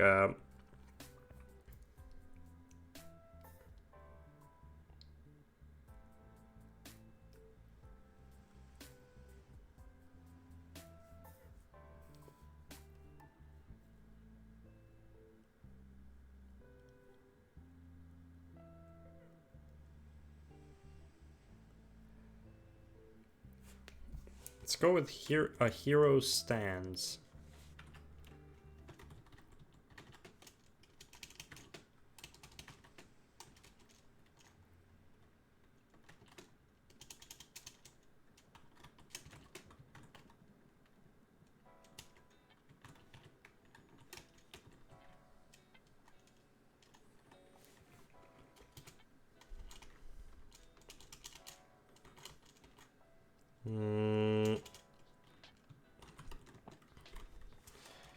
I was thinking of a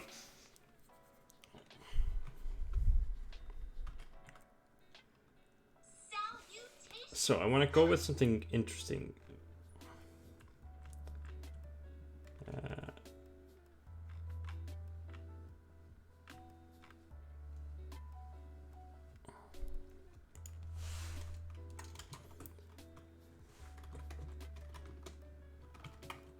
18th level. The stories.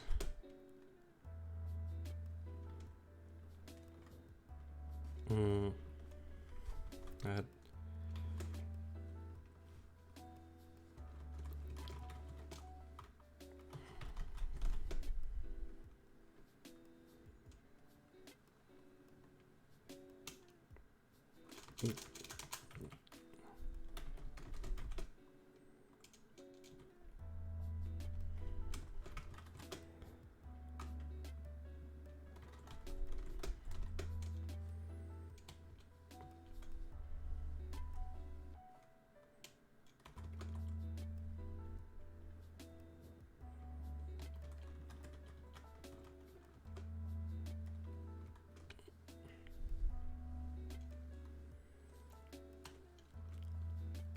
Upon reaching 18th level, you've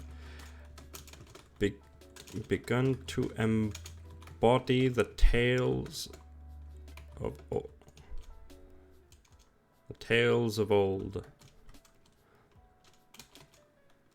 The heroes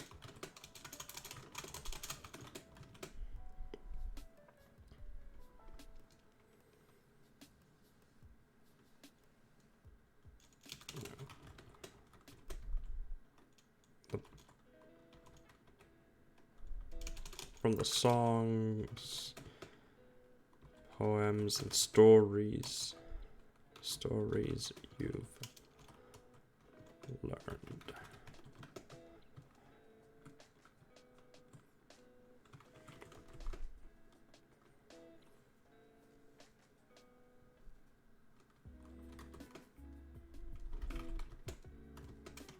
When you reach 0 hit points,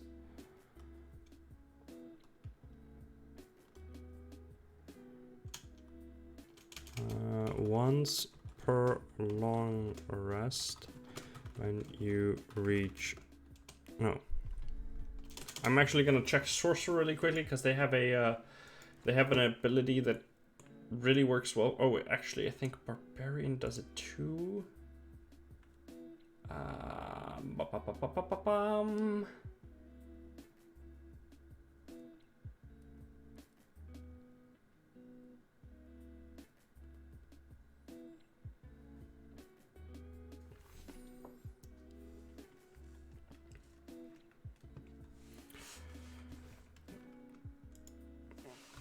When you reach 0 hit points,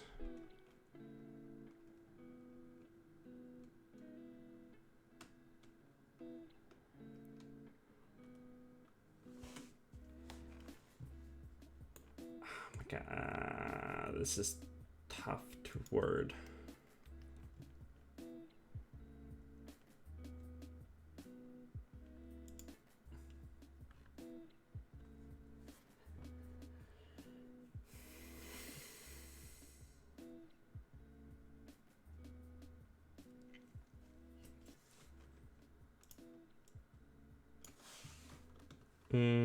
When damage reduces you to 0 hit points, you can make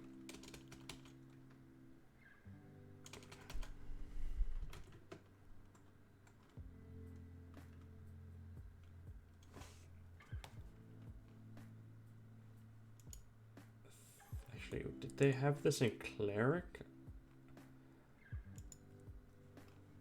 I think it was War Domain that has this cool ability. Wasn't there some...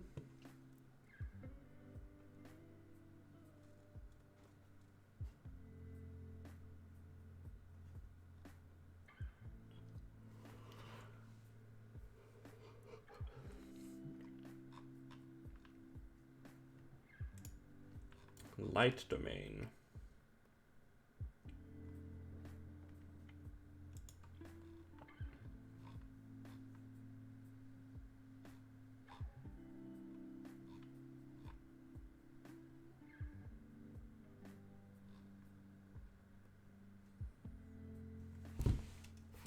Let's do 0 hit.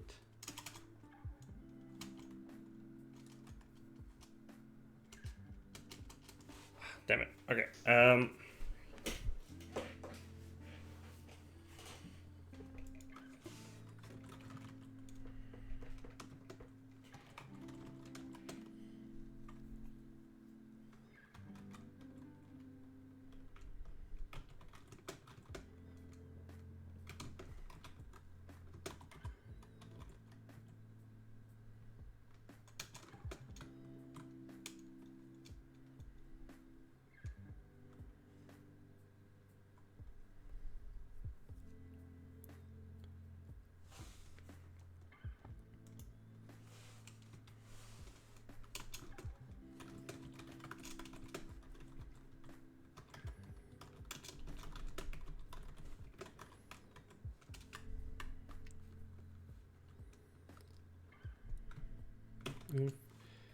If you decide to remain 1 hit point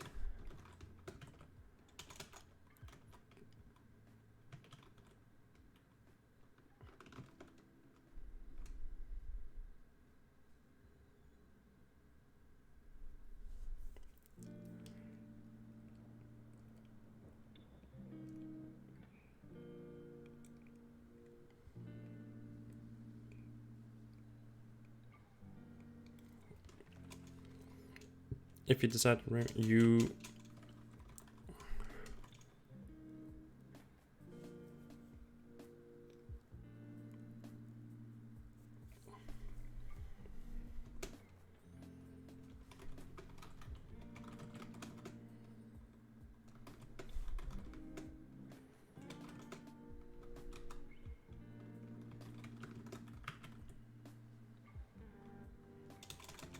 giving them disadvantage against until the end of your next turn.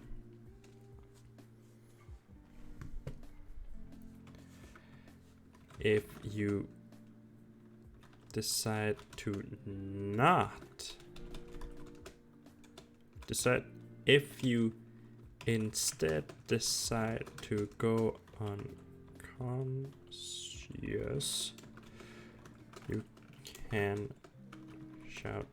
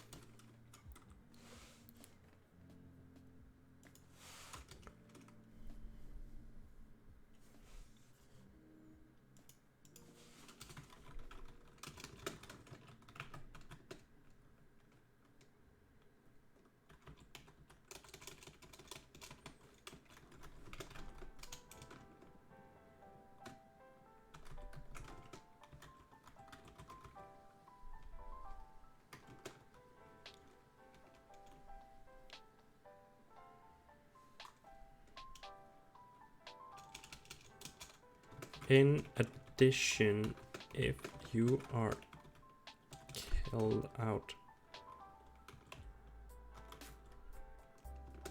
if you are killed outright,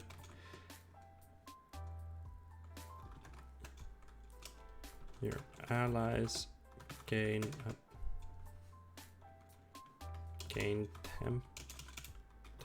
temporary hit points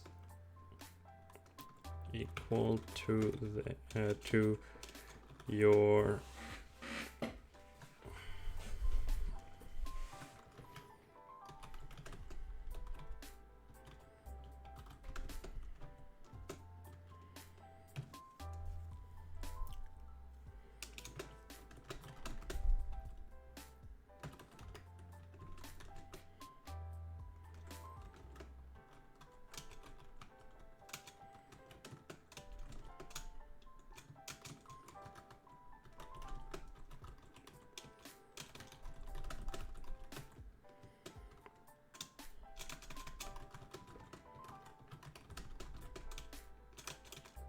for the remainder of the combat.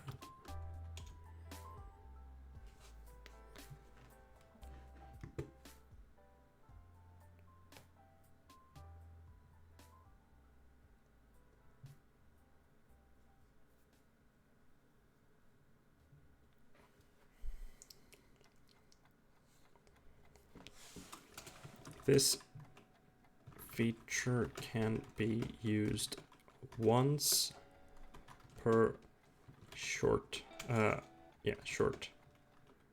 rest.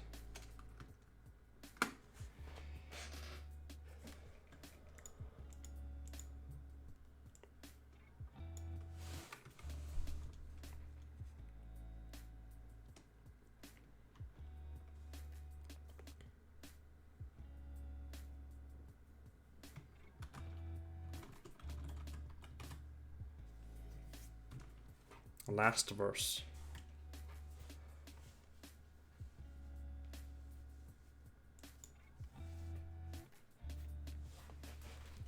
I kind of want to give it a better name, but I think that's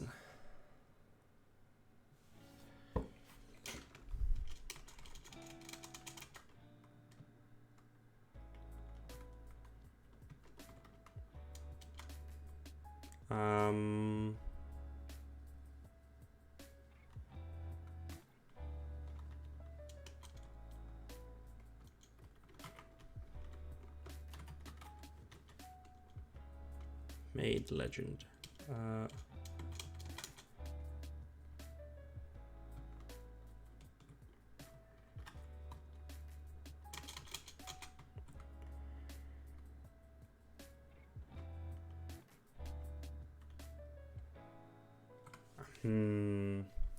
What would be a cool thing for this? Upon reaching 18th level, you begin to embody the heroes from the songs, poems, and stories you've learned. When damage reduces you to 0 hit points, but doesn't outright kill you, you can instead decide to remain at 1 hit point. If you decide to remain at 1 hit point, you shout in resistance to your enemies, giving them disadvantage against you until the end of your next turn. If you instead decide to go unconscious, you can shout words of encouragement to your allies, giving them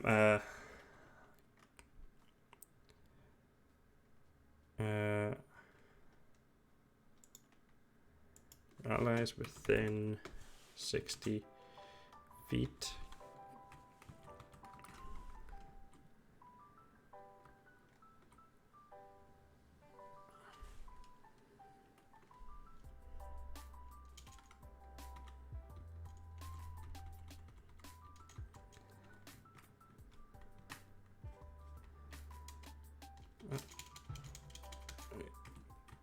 Giving them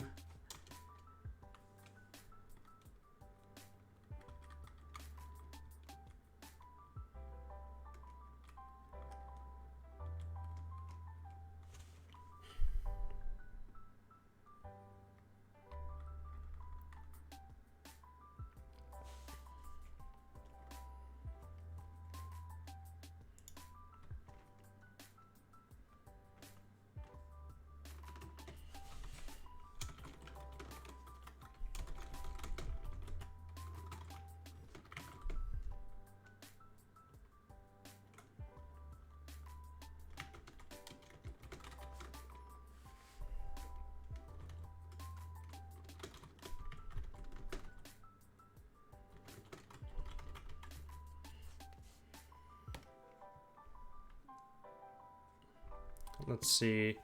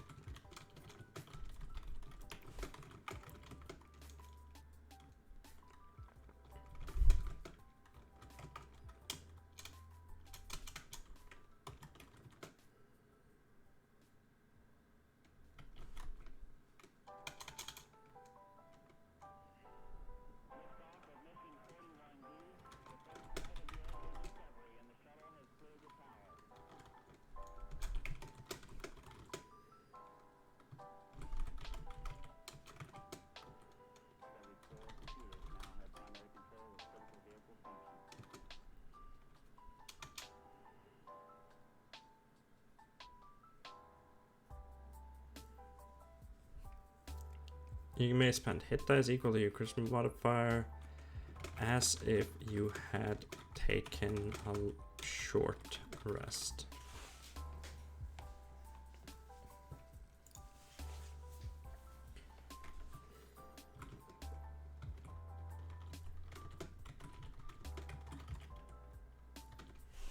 A hero's lap. No.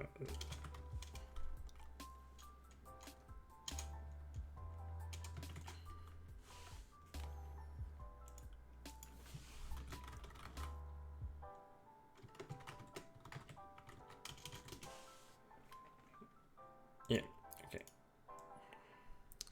Not fucking sold on the name, but because I don't really want to. I don't want to imply that they are like specifically a hero, but they're embodying the heroes from the story. So I guess I'll go with the name. All right.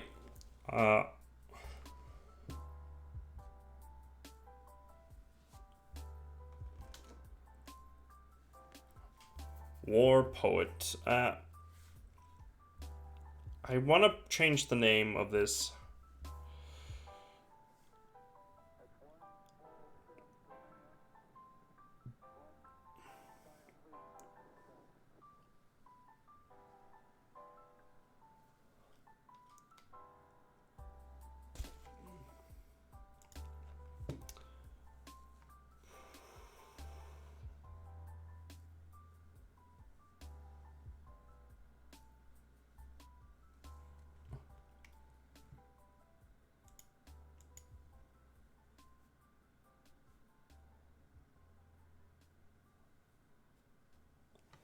Wandering Minstrel.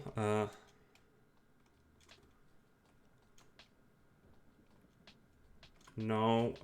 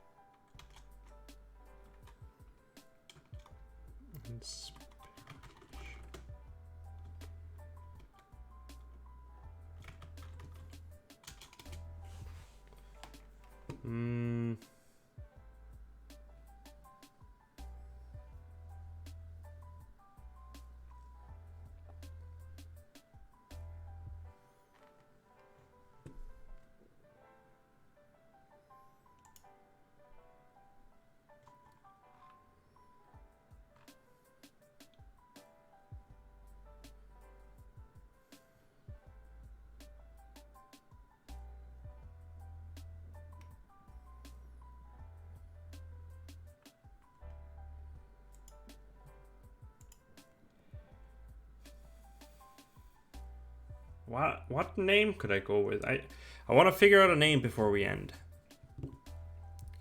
Don't want to go with war poet. I want to go with something. I want to go with something not necessarily cool, but something that kind of grabs this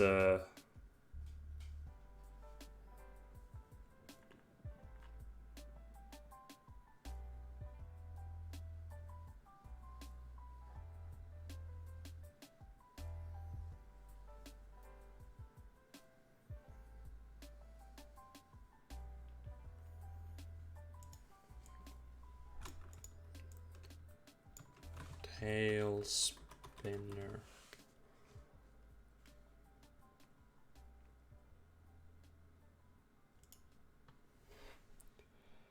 All right, yeah, I think this is where we're gonna go end with this. I'm gonna call for now tail spinner. You gain.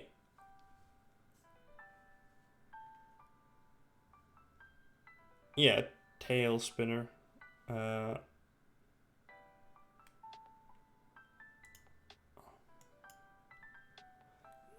I'm not sold on the name. I'm not sold on the name. I want to say the name. I want to find a proper name.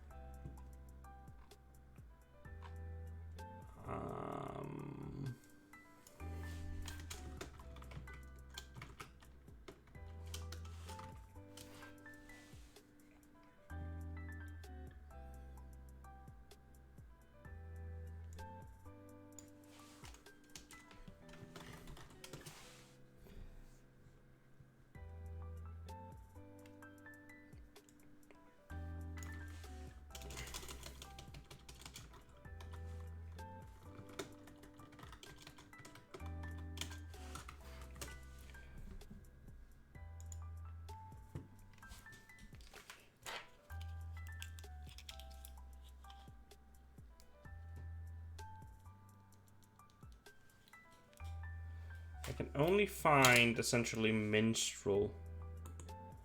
I want to go with something similar.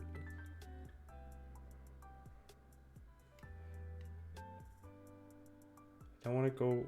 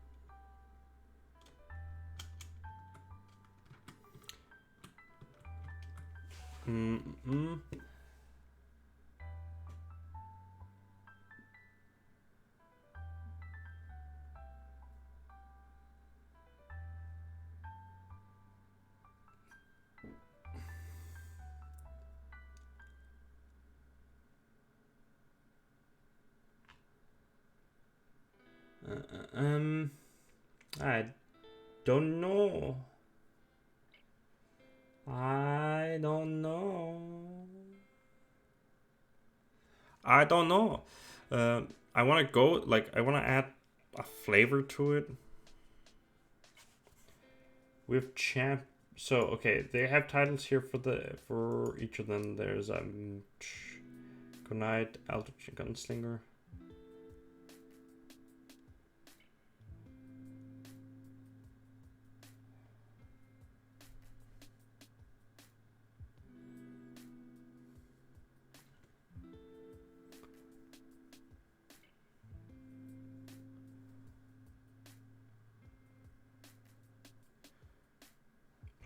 I feel like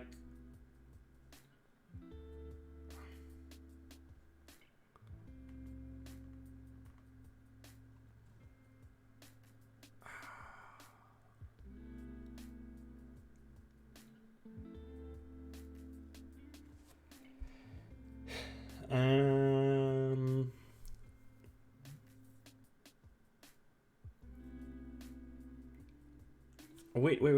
I have an idea.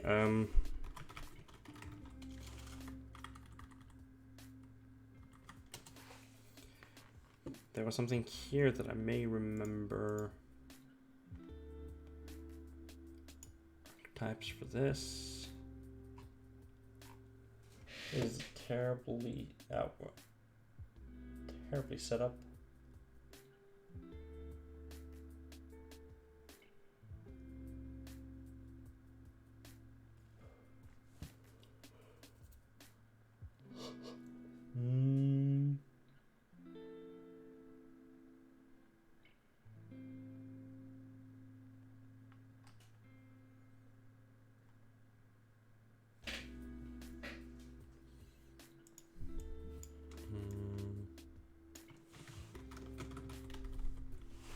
Tail Warden.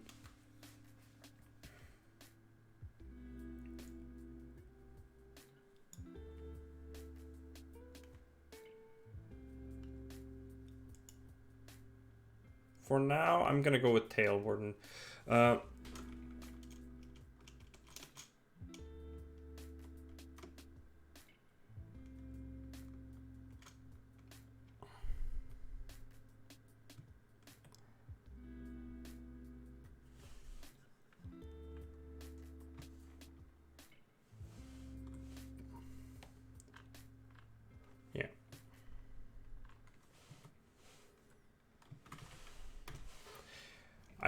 kind of wanted, like, the one thing I'm slightly sad about is that I didn't set up any like actual use of like the ability as I was thinking about, but I'm fine with this. So let's just do a quick overview before we call it here.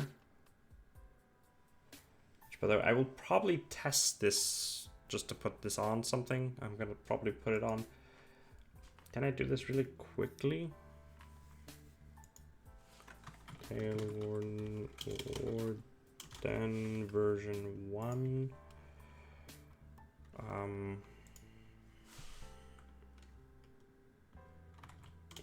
Combat. I just need general.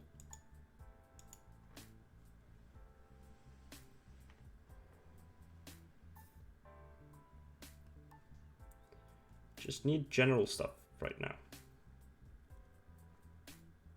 Cannot cast spells, that's all I need to know there. Add class feature. Bonus proficiency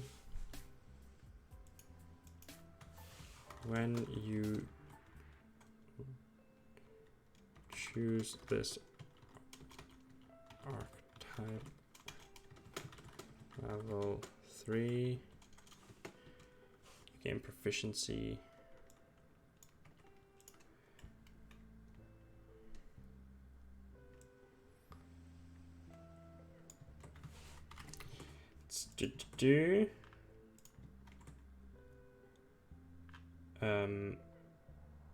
Why do I need multi? No, I don't need anything extra. Nope, this is just a bonus. I don't know if this requires anything specific, but feature type granted, I think. Acquire class level 3. 1.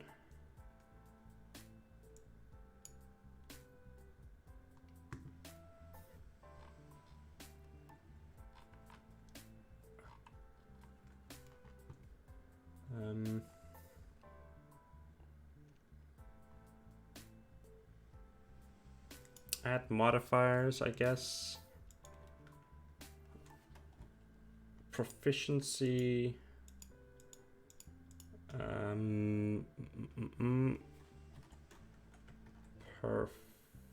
Performance.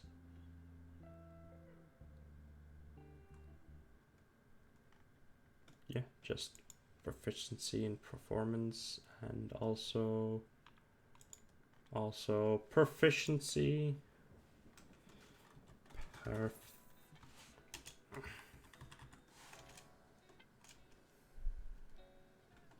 Proficiency and persuasion.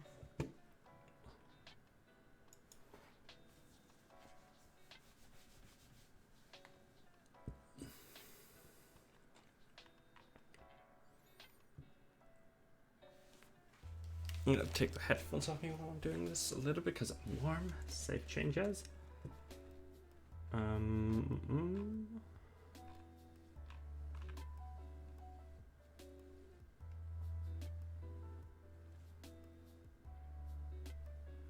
Add a class feature that adds.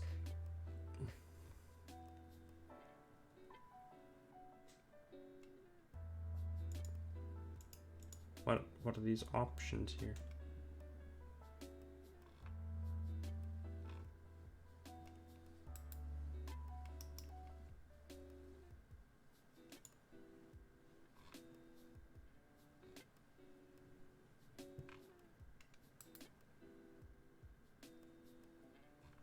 Okay, cancel.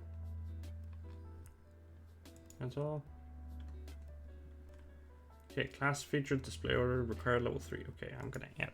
Okay.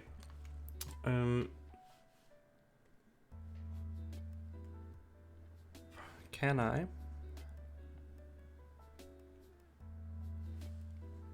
gonna switch windows here really quickly.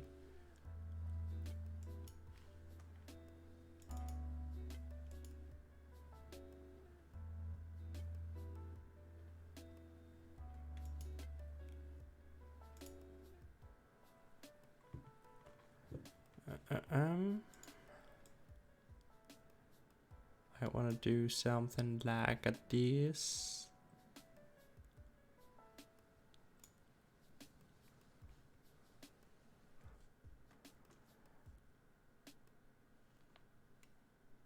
There we go. All right, that works. I just want to have you guys with me while I'm doing this.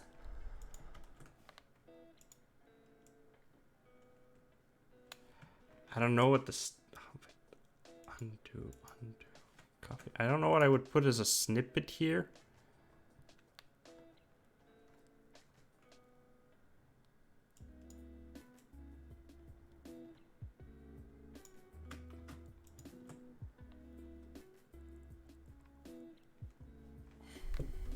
Two, three, granted.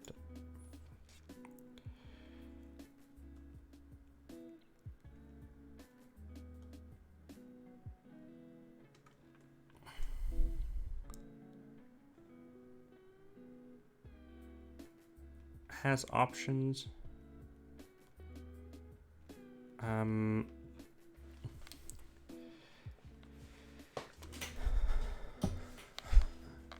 Add options. I want to add uses to it.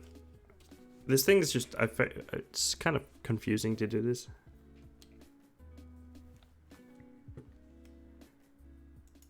Action. General.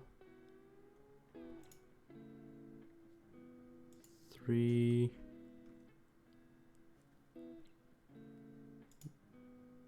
No.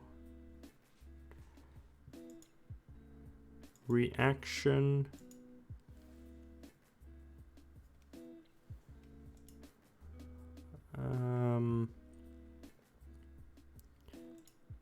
Ability score type. Let's see.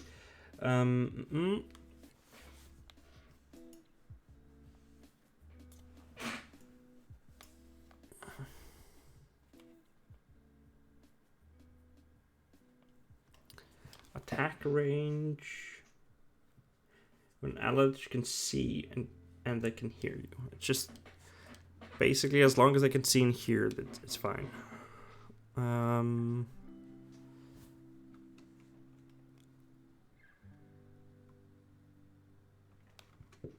It's not affected by a proficiency bonus.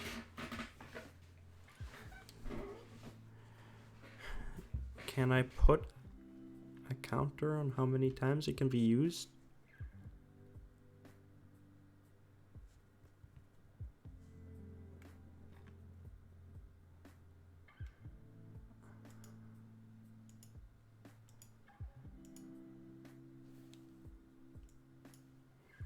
Long rest.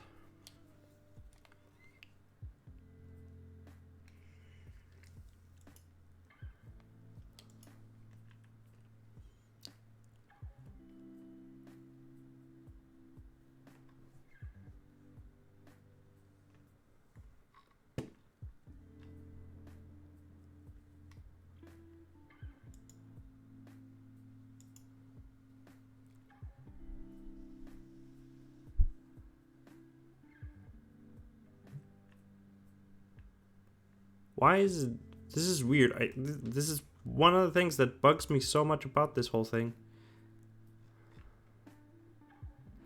Limited use, because it's so weird.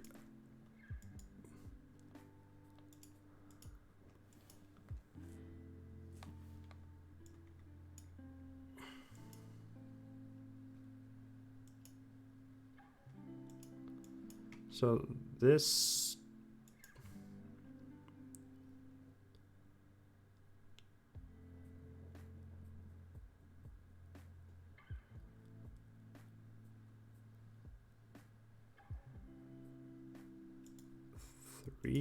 What does this mean?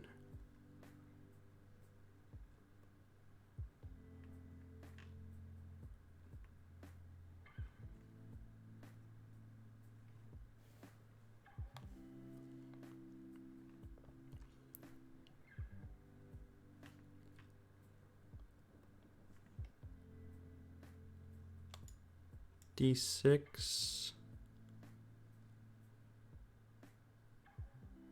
It doesn't require, it just...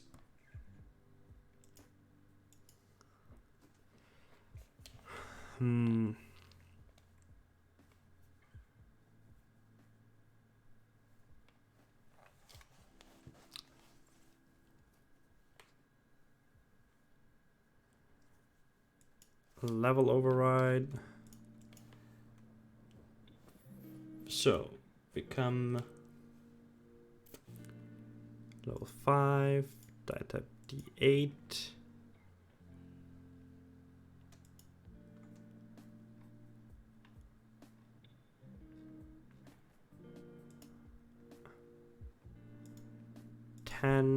Die type D10, save.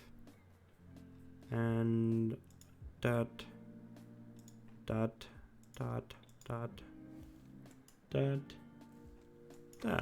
There we go for that.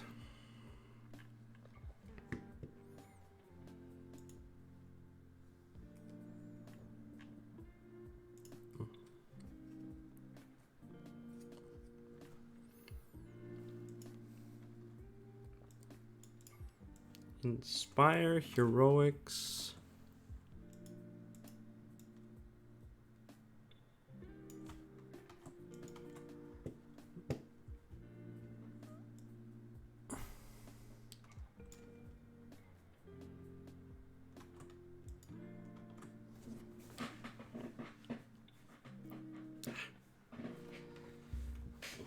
I'm actually getting really thirsty.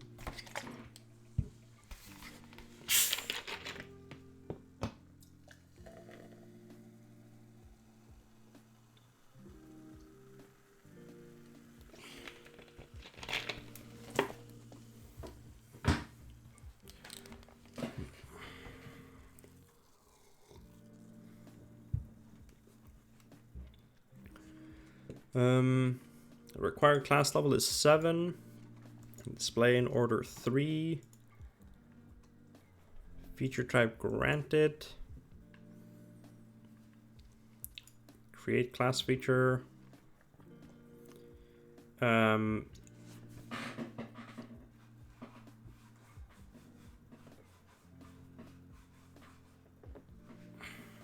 So let's add a add an option. No, wait, back. It's not an option. We're adding a action. General charisma modifier.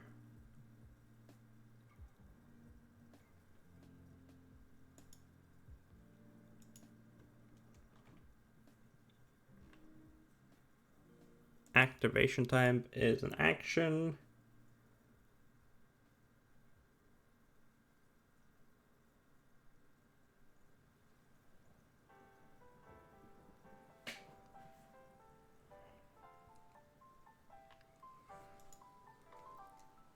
Die type associated will be a D4.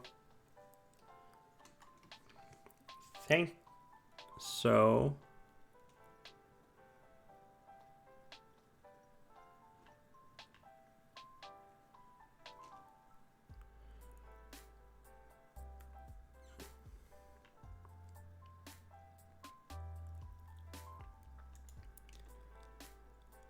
Save. Okay. I'm gonna add a level override, which will be at level, what was it, 16? No die changes. Oh, wait. I forgot to hit that it has limited uses, I think.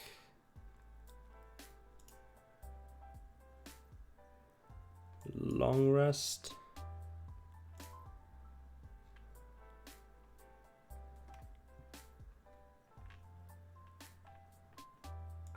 Edit.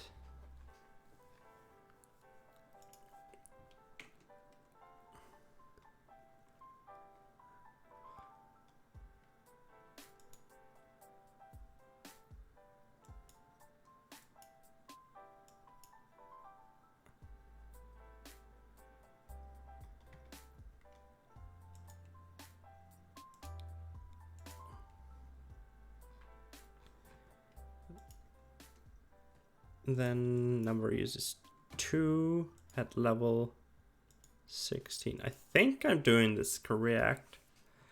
Think this is so. The thing that I think is really dumb with this is that it's just so weird and confusing. There's range 30 FT.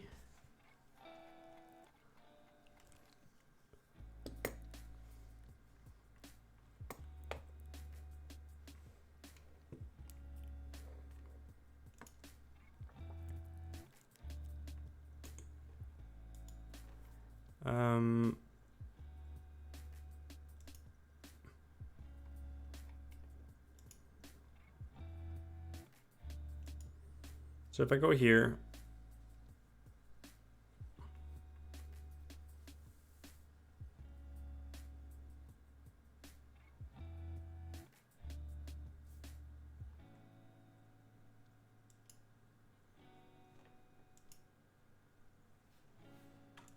add a level scaled effect.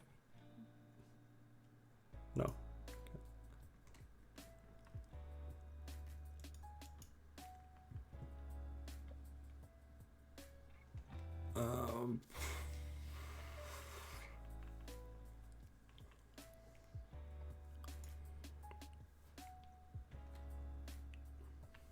Add a class feature. I'm just gonna start by adding these things on, and then if I have to change it, have to fix it, I fix it. But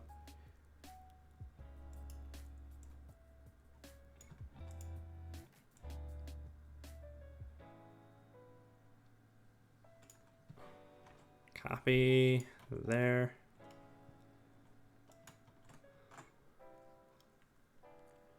Required at class level is 10, display order is 4, feature type granted. I don't know why I would have it anything else. Just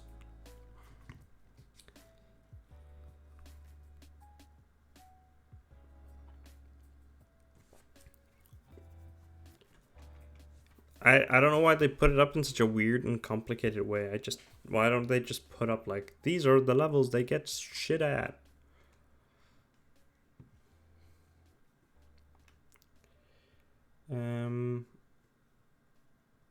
Modifiers, proficiency, half.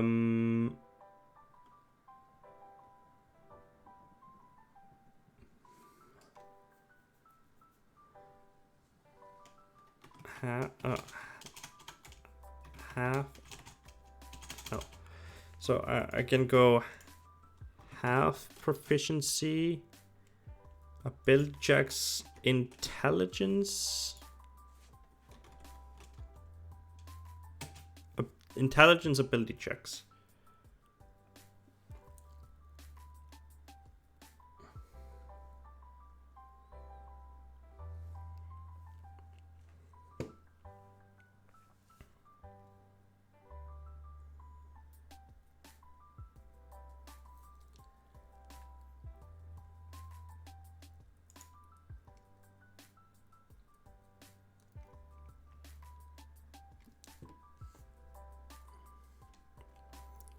I need to also add a modifier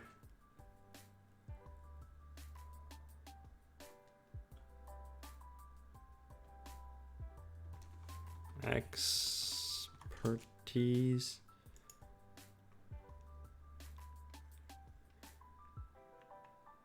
Choose a skill.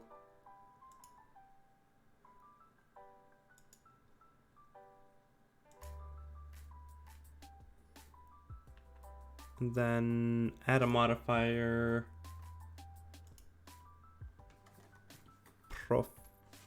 proficiency,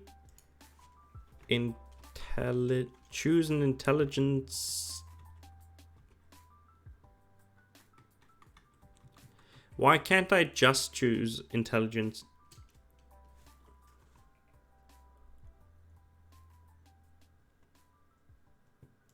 Why can't I choose just intelligence stuff? That makes no sense. Why do you have just all of them? That makes Why?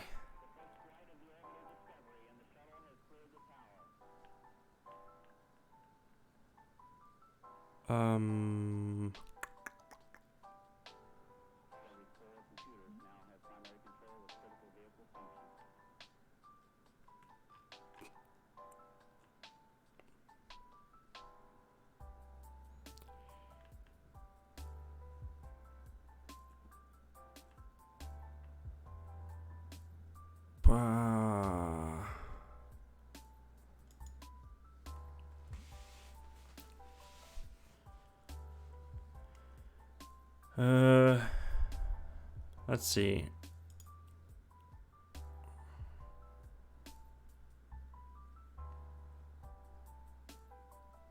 I'll just go intelligence.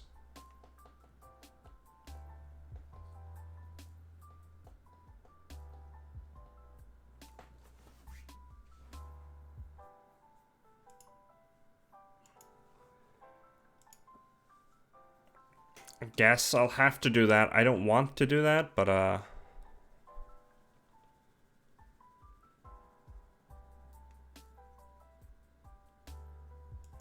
don't.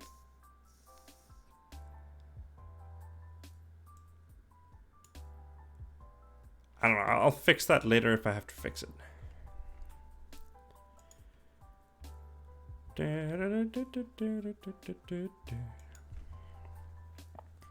It's a weird thing to force on you. Why? I don't understand why they make this in such a weird way. Theatrical spin.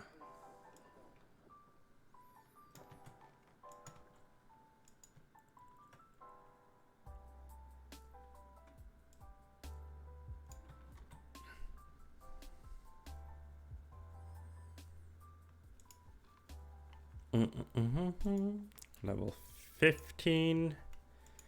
Granted. Oh, whoops. Display order would be 5. Save changes. And modifiers. Action type. General, its activation is a...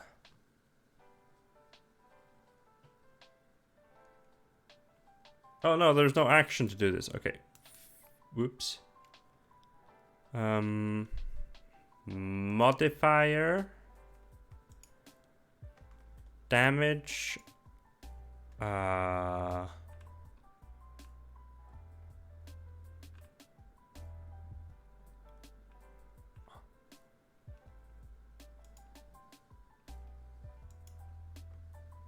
Bonus. No, oh my god. This is why I don't really like to set this up this way.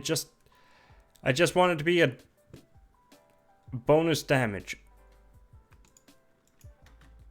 I just want it to be bonus damage. This is why I hate this here setup. Damage.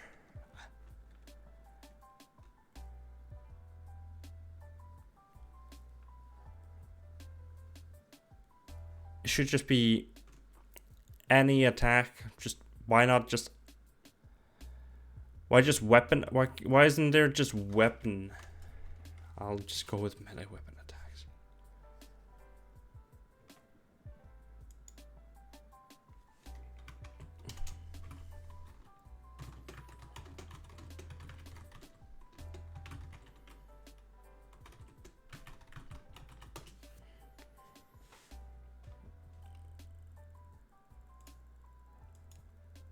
There's no restriction, just fucking dumb.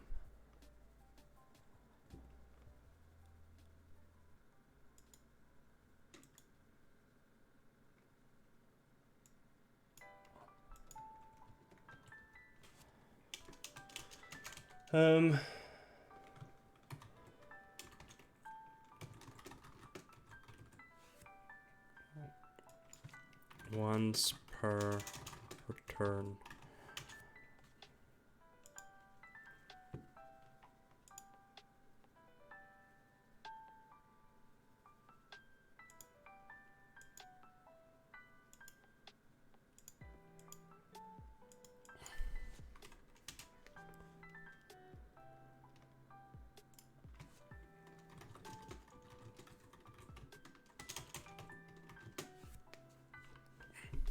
See, this is kind of what I think is so dumb. I get like that they want to have stuff for like rolling and stuff, but they should still make this simpler to deal with. This is I feel this is so weird. If you're gonna have the option of like choosing skills, why not? Like, if you can get half proficiency on all intelligence-based skills, why can't you just choose just an intelligence skill? There.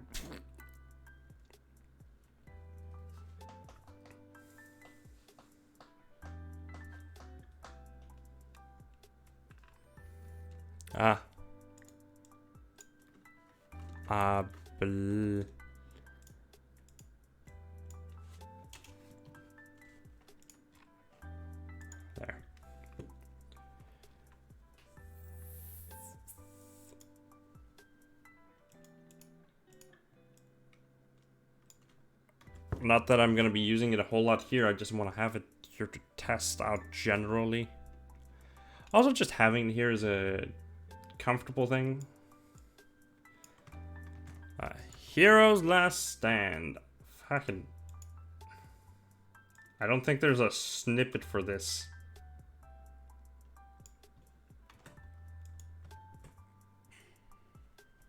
Oh yeah, not short rest. This was... long rest. Long rest. That should definitely be long rest, because this is...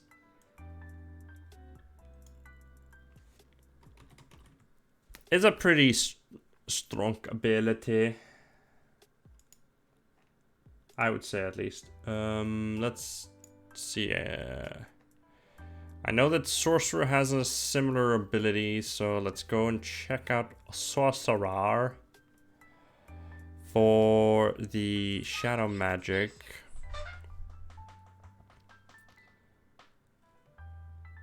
Yeah, just...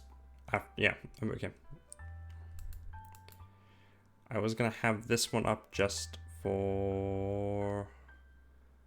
This was for testing purposes, so I'll live with it.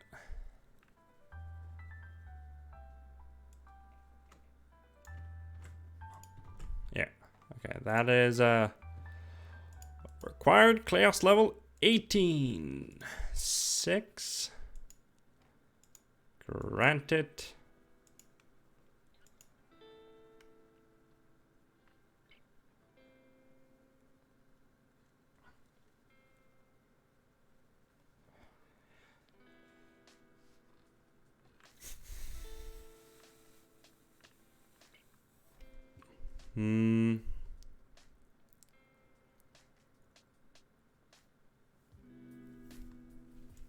I guess I'll go with just an action. Special. Duration time special. Long rest.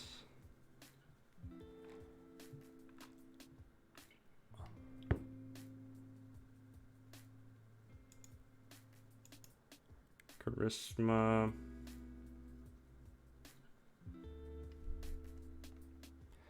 Don't think there's anything else except... to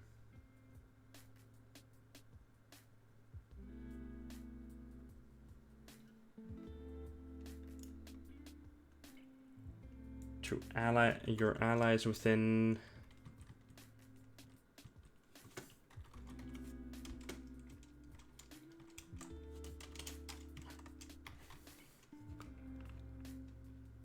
I'm gonna say 60 feet. Yeah, I'm gonna put some range on it, just...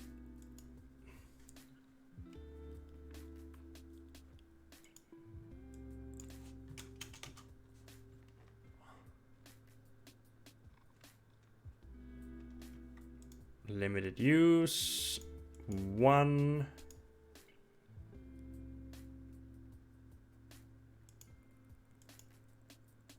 Save.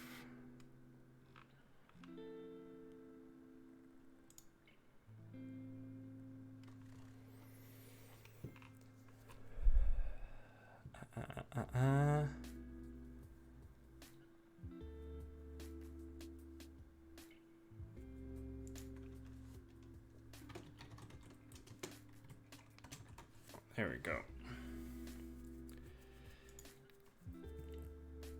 Alright, now what I'm going to do is I'm going to test it out. What I'm going to do is... Oh yeah, I was not going to change him. I'm just going to... You know what, let's just go to my characters and we're going to make a... we're just going to make a test dummy. Create a character.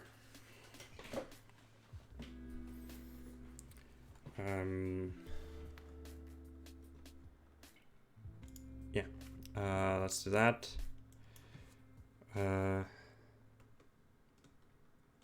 Tail Warden test.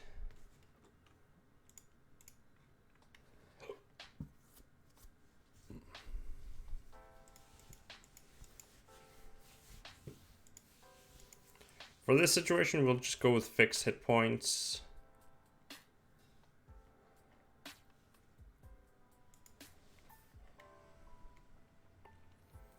I'm gonna use human. Yes.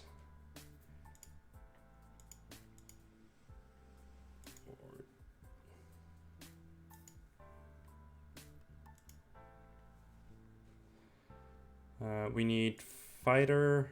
Yes, I need to give it. I'm gonna give it 20 levels. And the martial type is Tail Warden. I just need to make sure that it works. Let's just go with dueling. That intimidate and acrobatics. Let's go with athletics.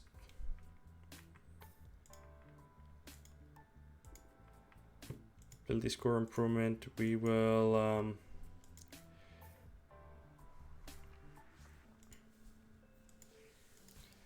do manual rolled. Did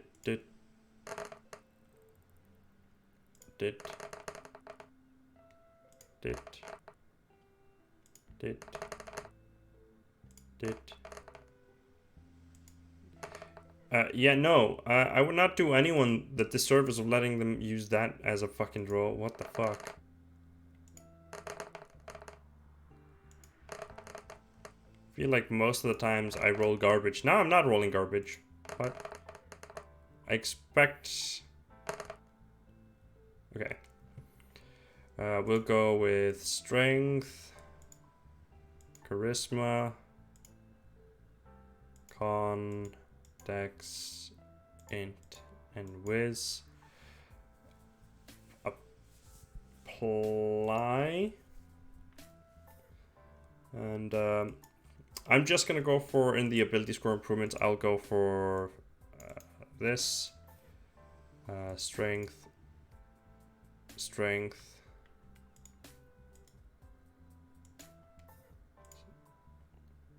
charisma, charisma,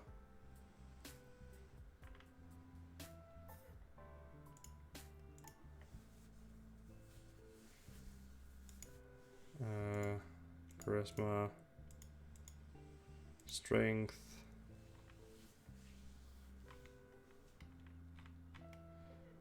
ability scores, what are they now? 19 for charisma, 20 for strength.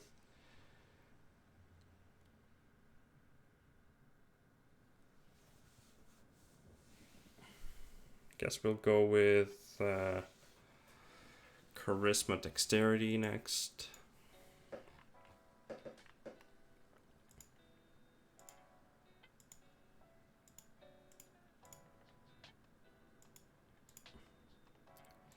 And then just intelligence,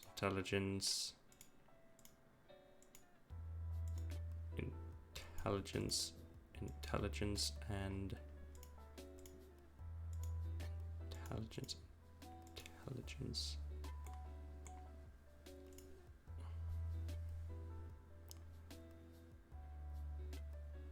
You know what? We'll do the last, just for the sake of rounding it out, wisdom.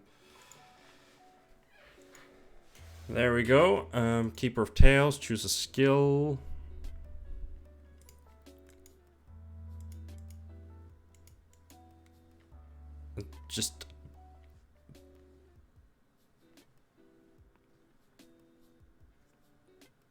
I hate that I can't make this proper, but for the sake of this, we will go with history, and I'm gonna go with double proficiency on history.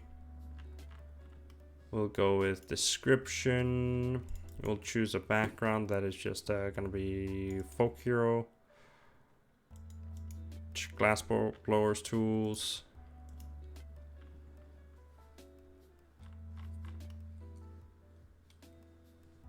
And I'm gonna go and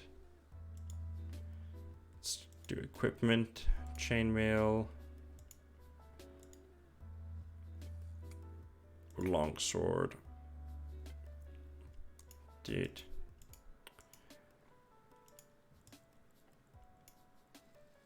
Add the starting equipment, and here we go.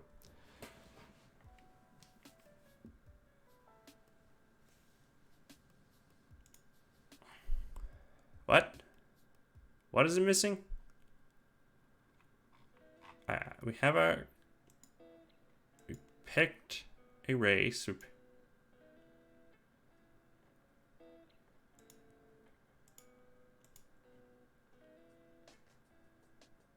What? What is missing? Yeah, apply. What the fuck?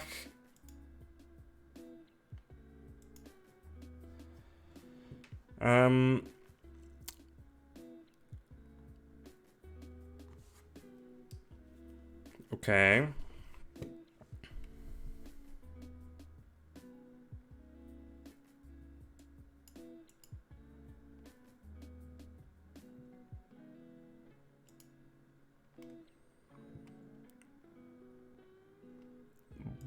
Wait, what the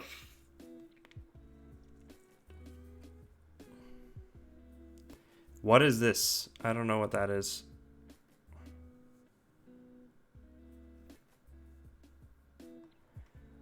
Ah. So,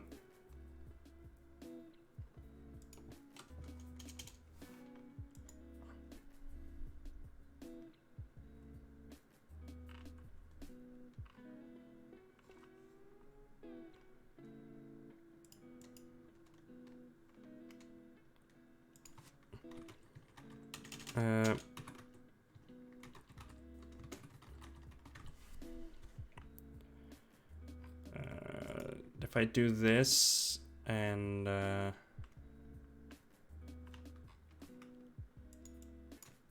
copy, if I add names to the actions, does that change this?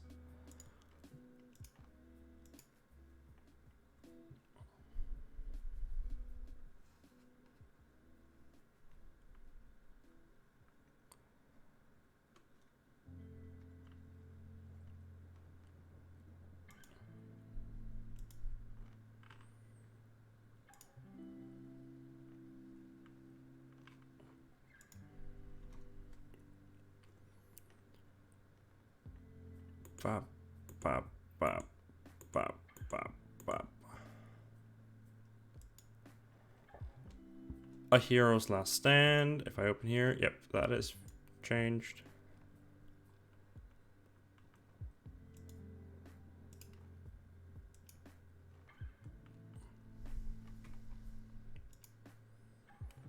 That worked. Inspire heroics. This worked.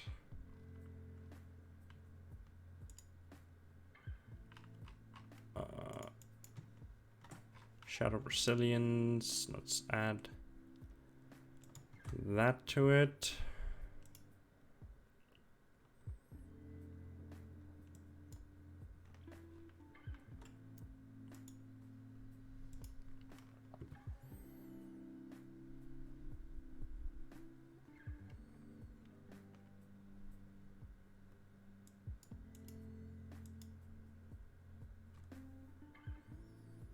Okay,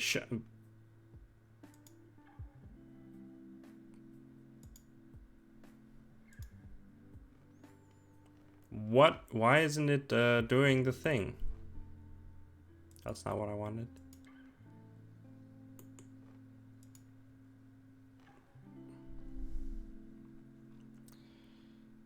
Tail Warden. Too similar to Circle of Spores? I have no clue how it's similar, but alright, I guess.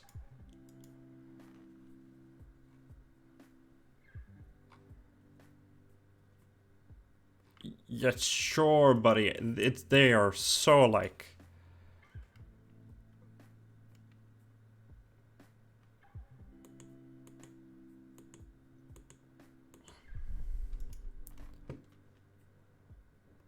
Name of the class feature. Granted. Action. A hero's stand.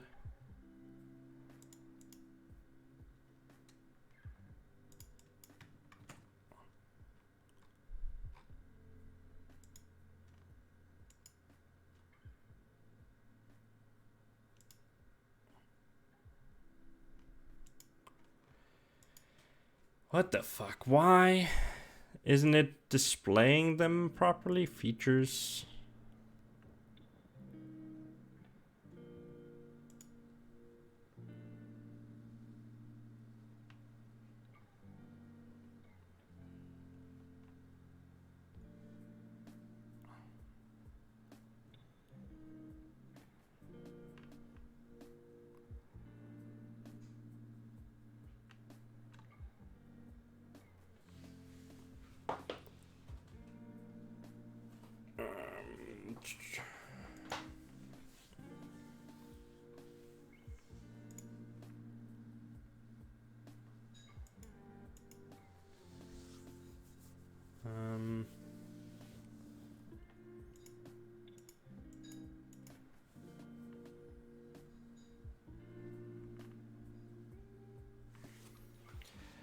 I need to literally just look up how the frick this thing works, I guess.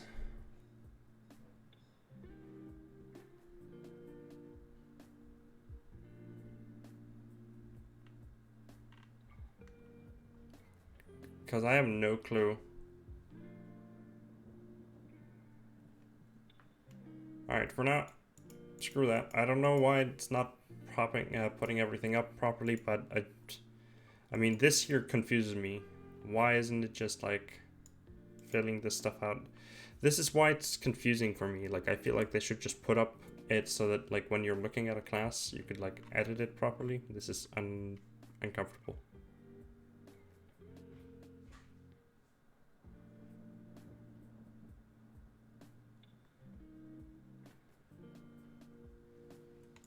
Yeah. Like, why is this, why does it look so terrible? Like when I press it here.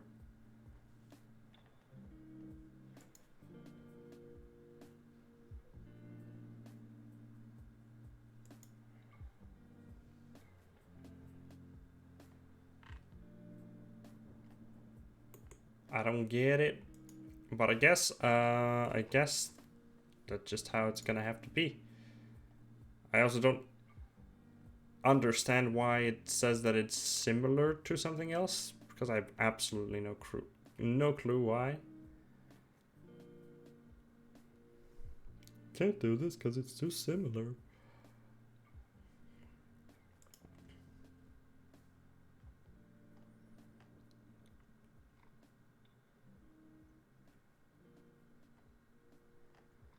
Does not have level scale actions.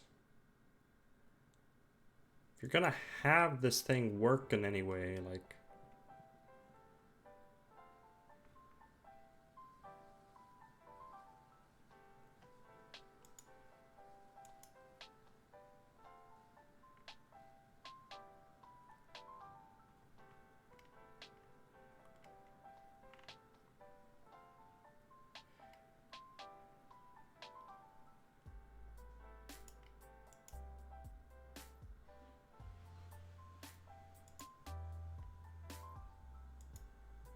yeah, I don't know why. I don't know what it is.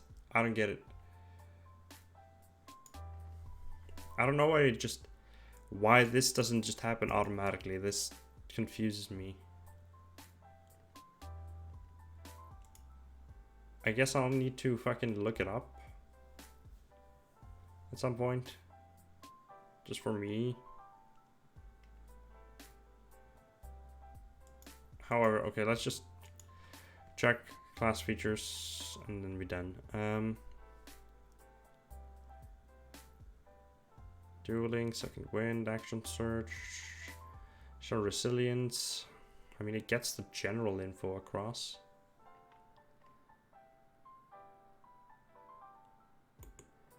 Do I have a character that I can test another sub thing on?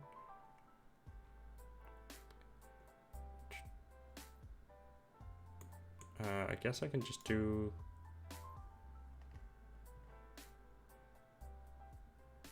Okay, no, let's go and do that, and let's go and make it just a copy of this test. I can do something else. I can copy, yes. I'm gonna edit it. That way I can keep all the same stats and that stuff.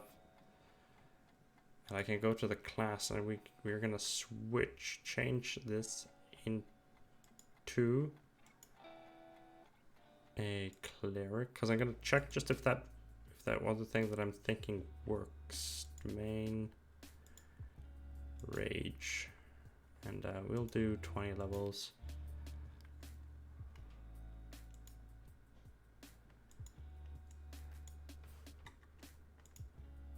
Let's just do wisdom.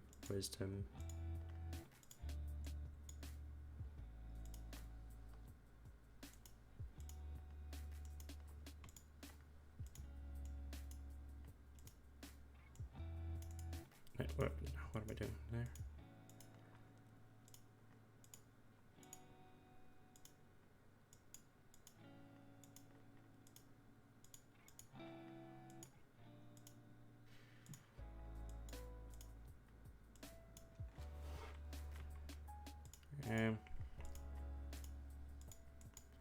I just need to check this for one thing.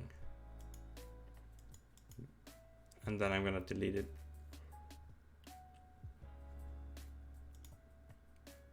If I go into features,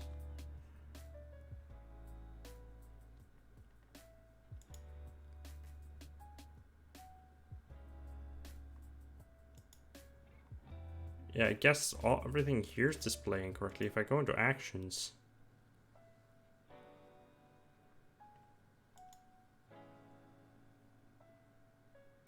yeah, it displays everything here correctly, and I have no idea what I did differently. Anyway, guess that's a problem for another day. Let's go and do this. All right. I mean, overall, I will say that this was pretty successful. I mean, it was just chill, 100% chill. And I got the general crap I was trying to do out, but I'm kind of frustrated that it doesn't like display everything properly. Like, why wouldn't it? I don't get it.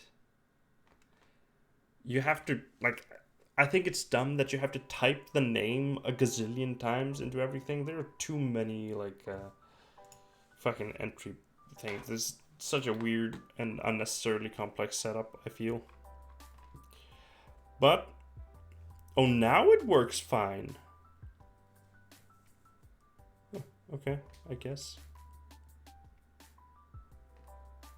Yeah, now it's working fine. If I go into features and stuff, does it still... Yeah, now it's working fine. I have no clue what I did to fix it, but I fixed it. I need to get someone to check out, like, how this, see if, how this is, working out. I want to get someone to check it out for me, see if it's good. I have no clue whether or not it's good or not, but I want to actually check out actions and tags. Let's go into inventory, equip. Let's equip the stuff.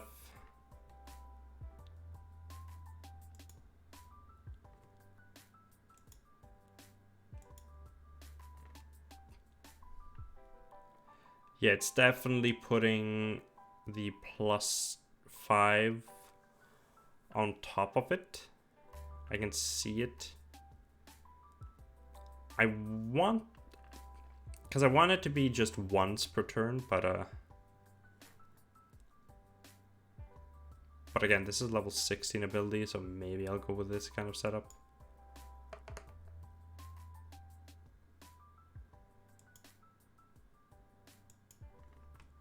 We'll figure it out. It's supposed to also affect this here, so...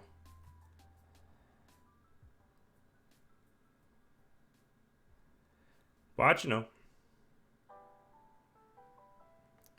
If you go into inventory, I think I just might need to also adjust how it appears. But yeah. I want to thank everybody for watching. It was a chill one, different than usual, but but yeah, it was fun. I want to thank everybody for watching. My name's G20, we're calling on Godpool, and I'll be seeing you guys later. But until then, remember to hydrate, posture check, and stretch. Bye-bye.